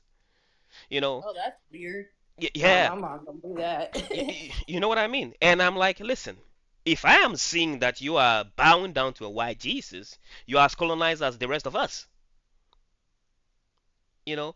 And Africans seeing that I am suffering, and I see that for many times, that Africans chase, and when we are younger, the European standards of lifestyle, like the white collar job, I want to make it in the city, right? Then when you've lived close to 40 years, all of a sudden you want to go back to what is African to you, what is known to you. So you want to go back to agriculture, farming. You want to go back to fishing and stuff because you know that one is the right. But in many cases, it's too late because you are not youthful again. You are too old. So then, if you want to spread the knowledge to the younger generations, they too want to find their way because they haven't seen the generations of farmers, making it because we view agriculture, which is the pinnacle of any civilization, to be something that is a poor man's job. It's like it's about time we change that ideology. Like but when we see the white men doing it, we don't see it because. And I ask South Africans, and I was having this conversation with South African. It's not here purpose the other day. Is that it is funny to me that when the white people came to South Africa, the one thing they conquered and they held, was the farmlands. That they took the farmlands from the black South Africans, and to this day they are holding up on it. If you want the farmlands, you have to fight and die for it. But then the black South Africans fought, and some of them were successful in acquiring those farmlands. But then they do nothing with it. So why did you fight for it? Yeah. I remember my friend, well, this girl I'm cool with on here. I don't know if you go into like other diaspora spaces or only host panels, but she did a panel that said everybody's going to want to be African for all the people that distance themselves and look down when the more advanced and modernized Africa becomes. Like for example, like Wakanda. You saw how like everybody was doing their little TikTok dances Hmm. and celebrating being African. She was like, when we get into a state of Afrofuturism, You know one thing. wait till all these people they're gonna want to be African all of a sudden. All these people that look down and Uh, talk but, that bad about us. but And I think it was coming from a place that when you and I don't want to say we look weak, that it's just like, for example, let's say we are you're weak. upcoming celebrity, right? Hmm. You're out here giving your mixtapes out. Nobody wants to listen to it. Oh, you're never gonna make it. You're never gonna be an artist. This is where Africa is right now. People are looking down because in their eyes we don't have the status to be respected. And a lot of things that people will say, like for example, FBAs is the tribalism. How do you want us to be African and you guys can't come together as a continent? Little things like that. I've literally heard them say it, whether it's bullshit or not, or xenophobic or not. I will respect you more when you set the example. Mm. That that that So, that one speaks volume. what do you think about that? Do you think there's some truth to that? There's a Or truth like, to it. It's like, and I think that the Black Panther movie was a pinnacle moment in history where if black people or Africans want to achieve something, they have to use the Black Panther model. And especially when it comes to modernization and mechanization, that if we modernize in a way where we look European, we will lose, right? But if we modernize or mechanize in ways where we maintain what is unique to Africans, then we will succeed. So the Wakanda rhetoric holds form. That means we have to be hostile to outsiders, and hostile in ways that I mean also like you're gonna hurt everybody, but it's like you have to be hostile to people who want to know what runs and feeds within your nation, like what makes the heart of your people beat. Those things you have to keep secret. But when it comes to sharing ideas with people, yeah, you work with the world, but you have to put system in place that will prevent the world to take advantage from you. And I think that's what all post-colonial nation need, the Red Indians and so on. That if we speak of ever coming back to what was glory, our glory days, or what was Indian glory days or Native American glory days, we have to follow the Wakanda Forever model where we create a nation that uh, is heavily involved in culture, that everything has to be on our own. We reward our great minds. We maintain the culture. We work with people that are like us, and hostile to environment. I think that is the way that we will be able to achieve a greater Africa or a greater any tribe. You know, Yeah, I think what it is that people, like when I was talking about Pan Africanism with you earlier, I had this argument with one of my friends, and she's Senegalese or whatever. On this app. Well, she's not like a real friend, but like somebody I'm cool with. mhm, And she says, I don't know if I subscribe to Pan Africanism 100%, but I think what people seem to think it is erasing of cultures and assimilating under one identity.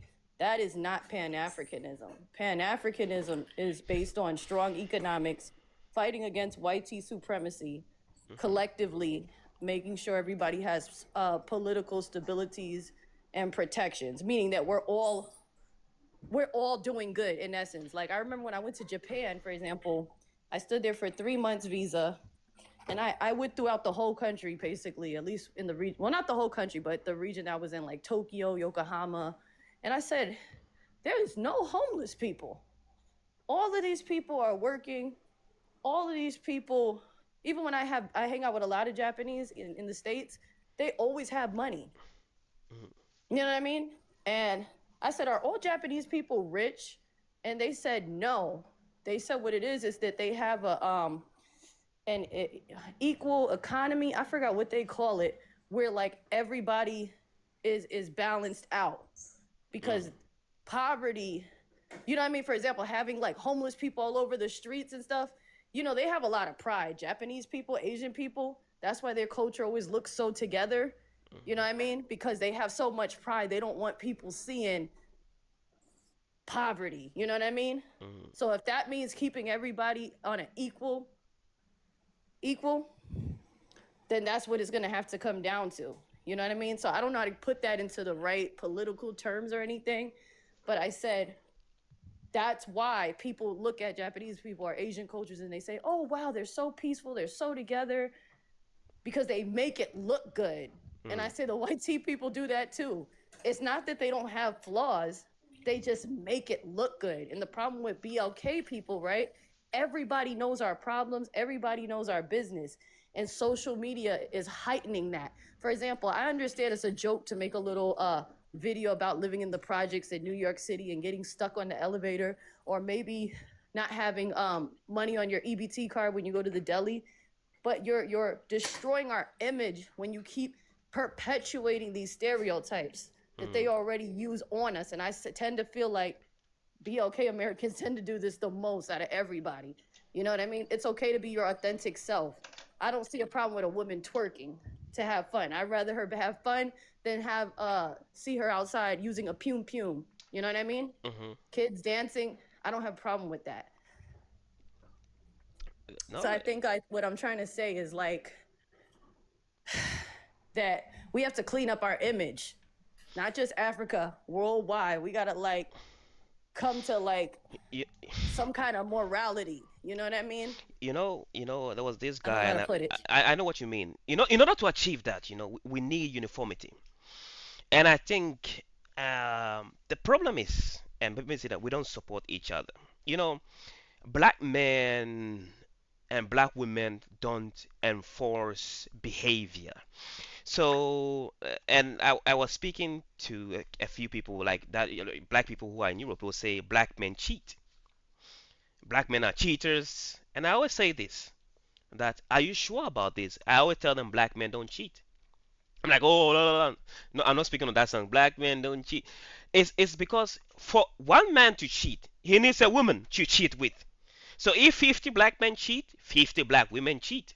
So it is a problem that is both a female problem and a male problem if we have it to you know what I mean? That it is both a man problem and a woman problem. It's not like, oh, our men are cheaters, so therefore I prefer a whitey person. But the women are cheating too, but we tend to see one side of the problem rather than the other side of the problem. We only see the man's flaws, but not the woman's flaws, who is allowing the cheating to happen. So black men and black women cheat equally. That's what I tell people. Okay, so that's one thing Speak that for has. yourself. I never cheated. No, no, no. I'm not saying that you have. Neither have I. But Nah. I'm saying that that is the rhetoric that's supposed to be, that we cheat equally. It's a black people problem. Then that is something we have to solve. So then there's a uniformity within how we tackle the problem. Because if we are saying our men are like this, our men are weak, our men are da da da da, but what are the women doing? Because the women are also part of the problem as much as the men. Yeah, I think that that's a very nuanced issue, but I think when it comes to black men, and I've even heard some black American men say this, they want to tap back into their African roots when it comes to this idea of having multiple wives or Hmm. being able to date multiple people and it not be problematic. And I say, you know what? You got it a little wrong. It's not all tribes or all people in Africa doing that. And then the Uh-huh. thing that they fail to understand is that the ones that are doing that, right? It's always been done in a way where everybody's equal. One Transparency. woman's not getting Hmm. more than the next. Yes. All of them are getting equal love, equal treatment, and it was a little bit of geniusness behind it. Honestly, I could admit, because together they're working together to take care of each other's kids, to nurture each other, take care of the house. You know what I mean? Instead of one person doing all the cleaning, they could split up the work, for example, right? So it Hmm. was more like a communal thing. It wasn't just based off having four women to have smex with all the time. And I think that they can't seem to get away from the smexual element of it, and they're not understanding like the economic and social level of having multiple wives. That wasn't just solely based on having multiple women to crack, Mm. you know? And that's where the pick and choose aspect of also religion plays here. That you don't see things from a whole perspective, but you pick and choose things that benefit you, and then you implement that into your life. The same way people pick passages from the Bible to implement their lives, or attach it to their life and say, yes, now I'm a Christian. So I do agree with you that people are uneducated in how the systems that work, that you couldn't just go and marry someone's daughter. It has to go through the right channels. You have to inform the father or the family that this is your intention, and do you disclose that you have a wife from before, and so on. You couldn't just do things secretly, but that's what they want to do. And I always say that black Americans are, when in terms of mindset, are like the Europeans, but they fail to understand that they are like the Europeans they despise the most. Because if you were different and you were in a family of Africanness, you will know that you marry within family. You can't just go and grab someone's woman, and so on, and it's all glory days and so on. But then, let's move on to the last and final question, because now we're hitting the 5 hour mark now. It's been 5 hours. Oh my God. It's like, is the greatest colonial legacy infrastructure, borders, or mindset? Because I, for one, think that the greatest colonial legacy that plagues Africans is our mindset. you know and I always say that we are injured all of us. Some of us are better than the other. Hold on. Did you say plagues? Because I don't see that in the prompt. It says greatest colonial legacy. Yeah, greatest colonial legacy. Yeah, and I'm saying the one that plagues us, the plague. I call our Oh, okay, mindset okay. a plague, because that is the one that brings us back. Every time we're trying to move forward, it brings us back because our mindset is because I remember we had a festival, a party, a gathering, and I remember I put garbages around the table so that people can throw their trash in the table, in the garbage bins. And there were people like, nah, here we don't do things here, we put things on the floor, then after the party we clean. And I'm like, we have house flies.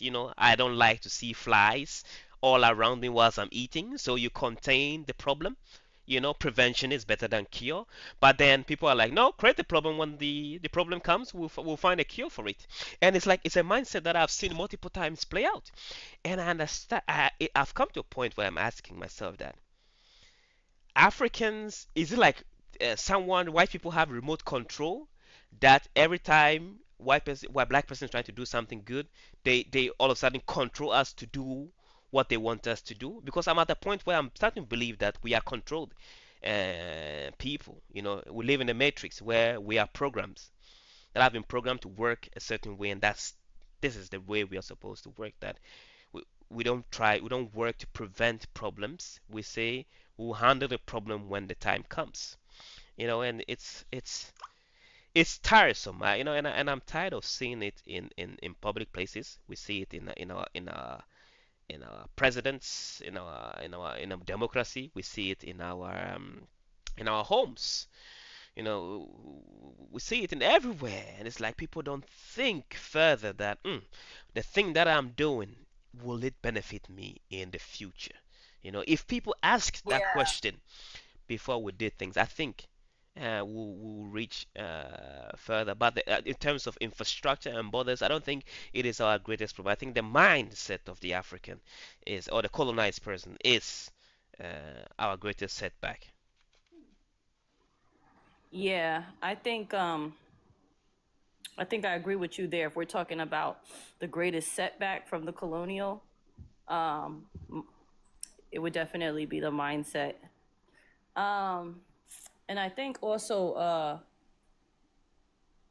another thing I probably wanted to add was those Arabs.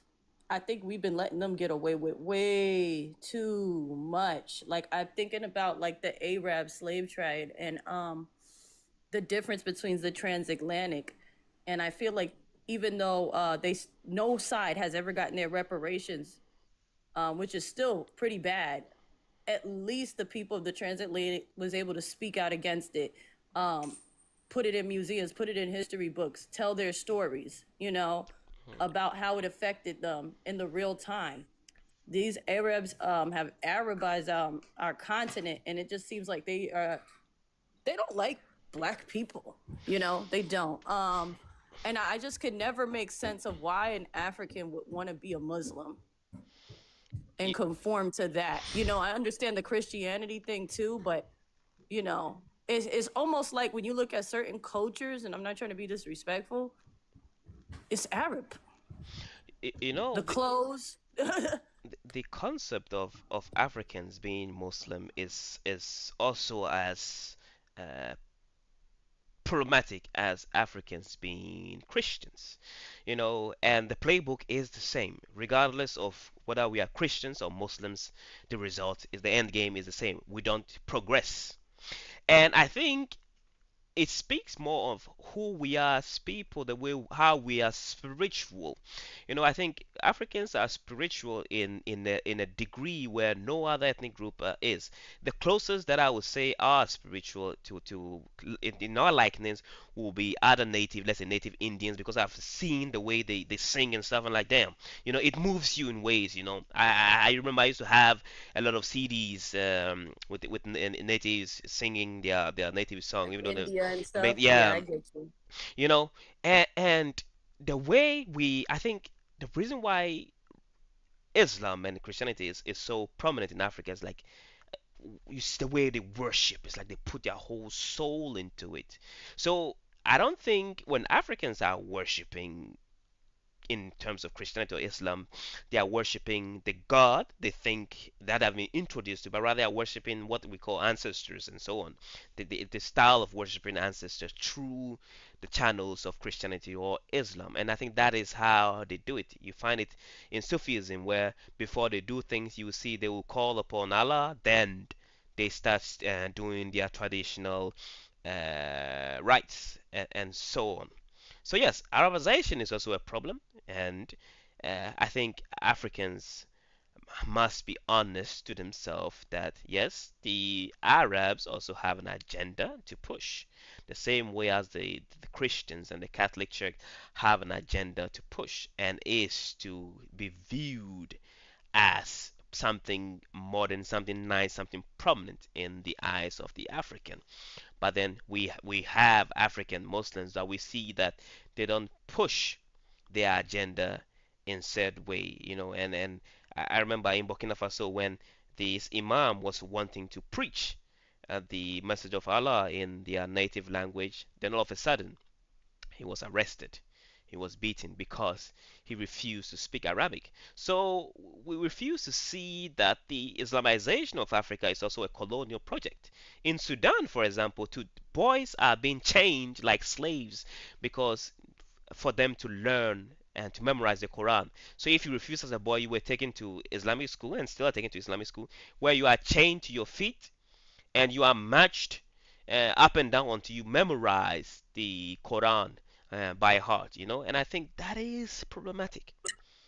Yeah, I feel for that diaspora because I feel for that diaspora, right? Because, obviously people from our country were taken, and other Swahili speaking countries, right? And what I found out recently is when the hot Cheeto, right, uh, dropped those things down that we can't say on TikTok, it hit a school, an all girls school, where they said the majority of the students were African uh, Iranians that were descendants of that slave trade. And then, like, when they really broke it down, they said a lot of these people that were brought to these countries, the men got castrated, and then, like, the women were forced into concubine, lifestyle, where they were making all of these mixed children out of their against their will. And they probably did that more than like how Americans or other diasporans were cooking and cleaning, and what I mean. Not saying they didn't do that, but their primary role was being a concubine. Uh, it just so ugly. They said majority of them got unalived through travel, and once they got to these lands, and their voices have been completely silenced, meaning that they've never had a chance to really speak about it or speak up the way that the rest of the diaspora has been able to. And then they're still going in, I think it's South Sudan or something like that, and taking people as slaves, which is very disturbing to me. How we can have slavery still going on in 2026. Because the reason why slavery goes on, because I think people don't understand how damaging slavery is. And the same thing I was teaching the other guy of how damaging having criminals that kill people. Okay, so for example, human beings depend on each other. So for example, if someone should unalive, let's say your father, okay, or whoever it may be, that person, right? You, the child, is dependent on that man, the wife, the children, the immediate family. So in many cases, it could be between 50 to 100 people are dependent on a person. So when you kill that one man person, that all these 50 or 100 people depend on, you've initially killed 100 or 50 people. Because eventually their life will be ruined. If people understand those common mathematics, I think it will change the mindset of people. That is the reason why you don't kill people, because people are dependent on them. But also that Africans are numb to slavery. I think Africans are so used to see themselves suffer. So I'm used to suffering so much back home. What is this little suffering compared to what I'm going to endure? Because eventually I will overcome. And that eventuality that people speak of. That small, it will be better, it will be good. Like eventually I will overcome. That is what makes us slave, because for some reason many African, and that's the women that I know too, feel like they have to overcome some kind of struggle in order to have a story to tell. And I always say this: why do we have to struggle as people? Always, why do we have to struggle in order to achieve something? You know, because that Yeah. ideology is only within ourselves, that we feel like we have to struggle in order to have something good. We don't like nice and easy life. We want it to be harsh. When you are nice to an African, no, I don't like that. You have to be harsh. Then all of a sudden they behave. So why is it that you have to beat an African for them to behave? And I think that is the reason why it continues, because I've seen it time and time again, where when you are nice to some of them, of some of us, there is no change. They don't like that. But once you start beating them, then you start getting the results that you are getting. That is why in South Africa the white people beat the black South African, because that's the only time they work harder. If you tell them, hey, I want you to cultivate this land within 1 month, I want you to do this, they won't do it. They don't, as people say it, they don't work on Yeah, but we Mondays. shouldn't co-sign to that because And that makes me think about the Congo when they were, you know, taking off people's limbs for not, cutting that. I think it was rubber or whatever it was they were trying to, gather up yeah, fast enough. I That understand. doesn't condone the mistreatment of our ancestors. I, And even I though know. I'm not Congolese directly, you know, that still affects me as a continental African if they hurt one of us. I know that to be true, but it's like it's become to a point where even within our own self, let's say you employ somebody, right, to do a job, and you are honest, and you're like, oh, I feel like I have to treat you nice so that we'll coexist as brothers and sisters, as a family, or as a country. But then you have to be harsh in certain degrees, because I don't know, for some weird reason, and I hope by next live I'm able to answer it. Why do we have to be harsh to an African, or some of them? I'm saying as a majority, for us to achieve our goals. Okay, I think what you're speaking to is like being more militant and getting people to be a certain way. You know what I mean? And I can agree with that. Like one time I had a view that might have been far out where I said, and actually there's a lot of people feeling like this. It tends to be black conservatives. That's why sometimes I feel like I'm on the spectrum and Hmm. I gotta be real with myself. Where they said at this point, we need to have an ethnic cleansing of degenerates in the black community because they're failing to get on board with what we're trying to do here, if you know what I mean. I know what you mean. And I said it needs to be like some kind of system where it's militant in a way. Like, have you ever seen The Handmaid's Tale? I know it's like No. a TV show, but it's based on a book about America becoming a totalitarian society where women don't have any control. Like Mm. they're forcing women to have arranged marriages to bring back that nuclear family because obviously we do have a problem of too many single mother led households. Yeah. Um, and it was just more on a darker level, like the way that they make the show seem, and it's very interesting and very scary because a lot of things that's happening in that show in terms of the politics is going on right now in this country. That's why I just say, oh my God, it's only a matter of time, and we might just really end up like that, especially if the hot Cheeto actually becomes a king, quote unquote, and we don't have elections anymore. Mm. Because that's what he's been trying to do the whole time, and he literally told them to their face, and they still went and voted for him. So whatever comes out of that, people got to be willing to stand 10 toes down and deal with it. But I think what I'm speaking to is, I think what you mean is just being militant. Yeah. Like Yeah. I literally said this one day. I said, should we bring back like arranged marriages or something? Because there should be no reason why people have gotten so complacent with just making single mothers and not marrying these women that they promised to marry, and when they're having these children, like even though people will say, oh, she should have required him to marry her first, women are vulnerable creatures and a lot of men know that. That's why when they're performative and coercive, they get the access that they want because they know how fragile women's minds are. You know what I mean?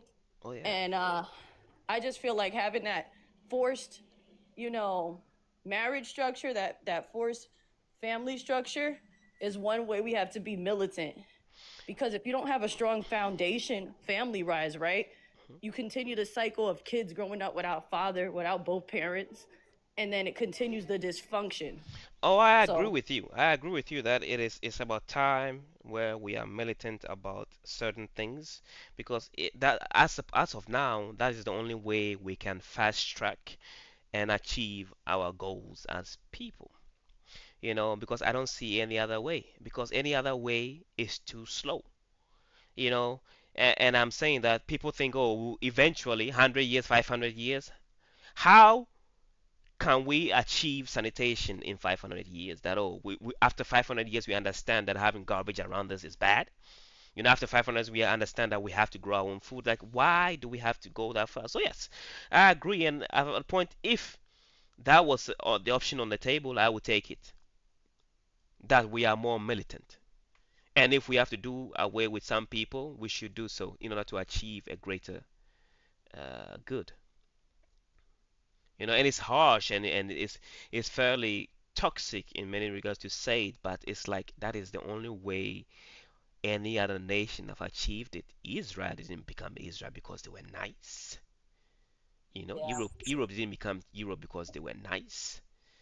I feel The like we need a young boys program too. Not to talk down about you. We need a young boys, young girl program for these listen, kids that's not growing up listen, without two parents. listen. If we are going to be militant, and it speaks on these LGBTQ things too, whether we support it or not, we should forbid it because it doesn't speak, doesn't support the family structure. So and that is the thing and the dangers of trying to, because all of a sudden a black person will be for me when I say we have to be militant, but I also say then we have to forbid LGBTQ because it doesn't support the traditional family. All of a sudden they're against. So it's like either way we are stuck as people, if you are not willing to do away with people, you know, and that is the problem and the challenges that one will face when we try to be more militant, as you put it, in the way we do things, because then it has to evolve in violence, and you have to have the stomach for it, to achieve it, even though it sounds harsh, but I've heard those rhetorics more and more often now that it seems like that is the only way that we When you have to. think about it, oh, so you could finish. I'm Oh sorry. no, no, I'm done. Oh no, I was gonna say when you think about it, I think that's what happened with the Asians. Hmm. They're militant when you really think about, like, I mean, maybe it's like a softer militant, but the way that they have order, for example, they limit the social media. We No. need that here. I'm not gonna lie. Like, I mean, not on, like, if you're using it for business, that's different. But sometimes I really like, I see like how they restrict certain like social medias, like where you can only get like conducive content, not idiotic content, like how we get a little bit of both here. I don't know Hmm. about where you're from. The same. You see what I'm saying? That's a form of militance. But you have to understand that Asia didn't reach where they reached because they were nice to their people. I remember China had one child policy where you could only have one child. That's not being nice. That's being militant. Where Yeah, you couldn't that's not birth. nice at all. Yeah, to preserve the nation because or else they would chaos. You can only have one child. Once that they have achieved their goal, then you can have multiple children. And that is what is necessary because that's what everyone else did to achieve greatness. So we also have to be Yeah, willing to do the same thing. I But heard in what is that? South Korea. I used to date a Korean man, and he said that in Korea, if you make a woman a single mom, it is so condemned on a social level, right? Because remember what I said about Asians having an image to maintain? mhm, That either you have to forcefully give your child up for adoption, or they will force both people to get married.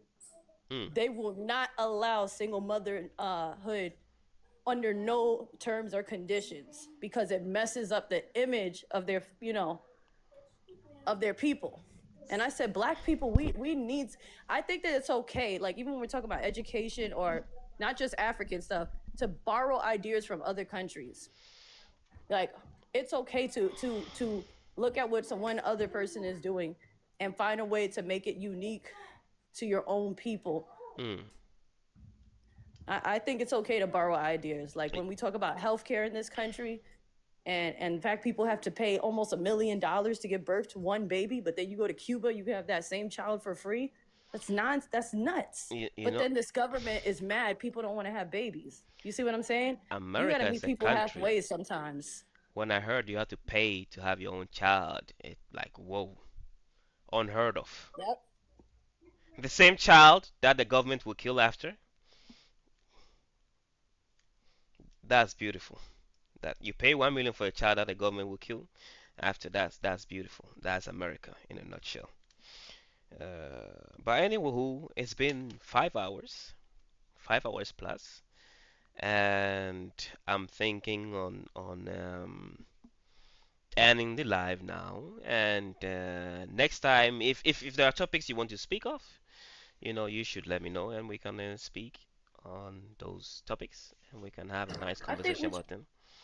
Yeah, definitely. I think one that we should speak about is the fear of Africans becoming 100% westernized again, especially when we're talking about marriage, because I always say it's different for us. I feel like it's a lot more pressure, whereas like Americans, if they don't want to get married, they can just live like that. You know what I mean? Like they don't have no pressure on them Becoming to get African married. again or westernized? Or I think because what I'm hearing, I'm literally seeing pomps where like the men are like, oh, Black Americans don't have to pay dowry, so why should we?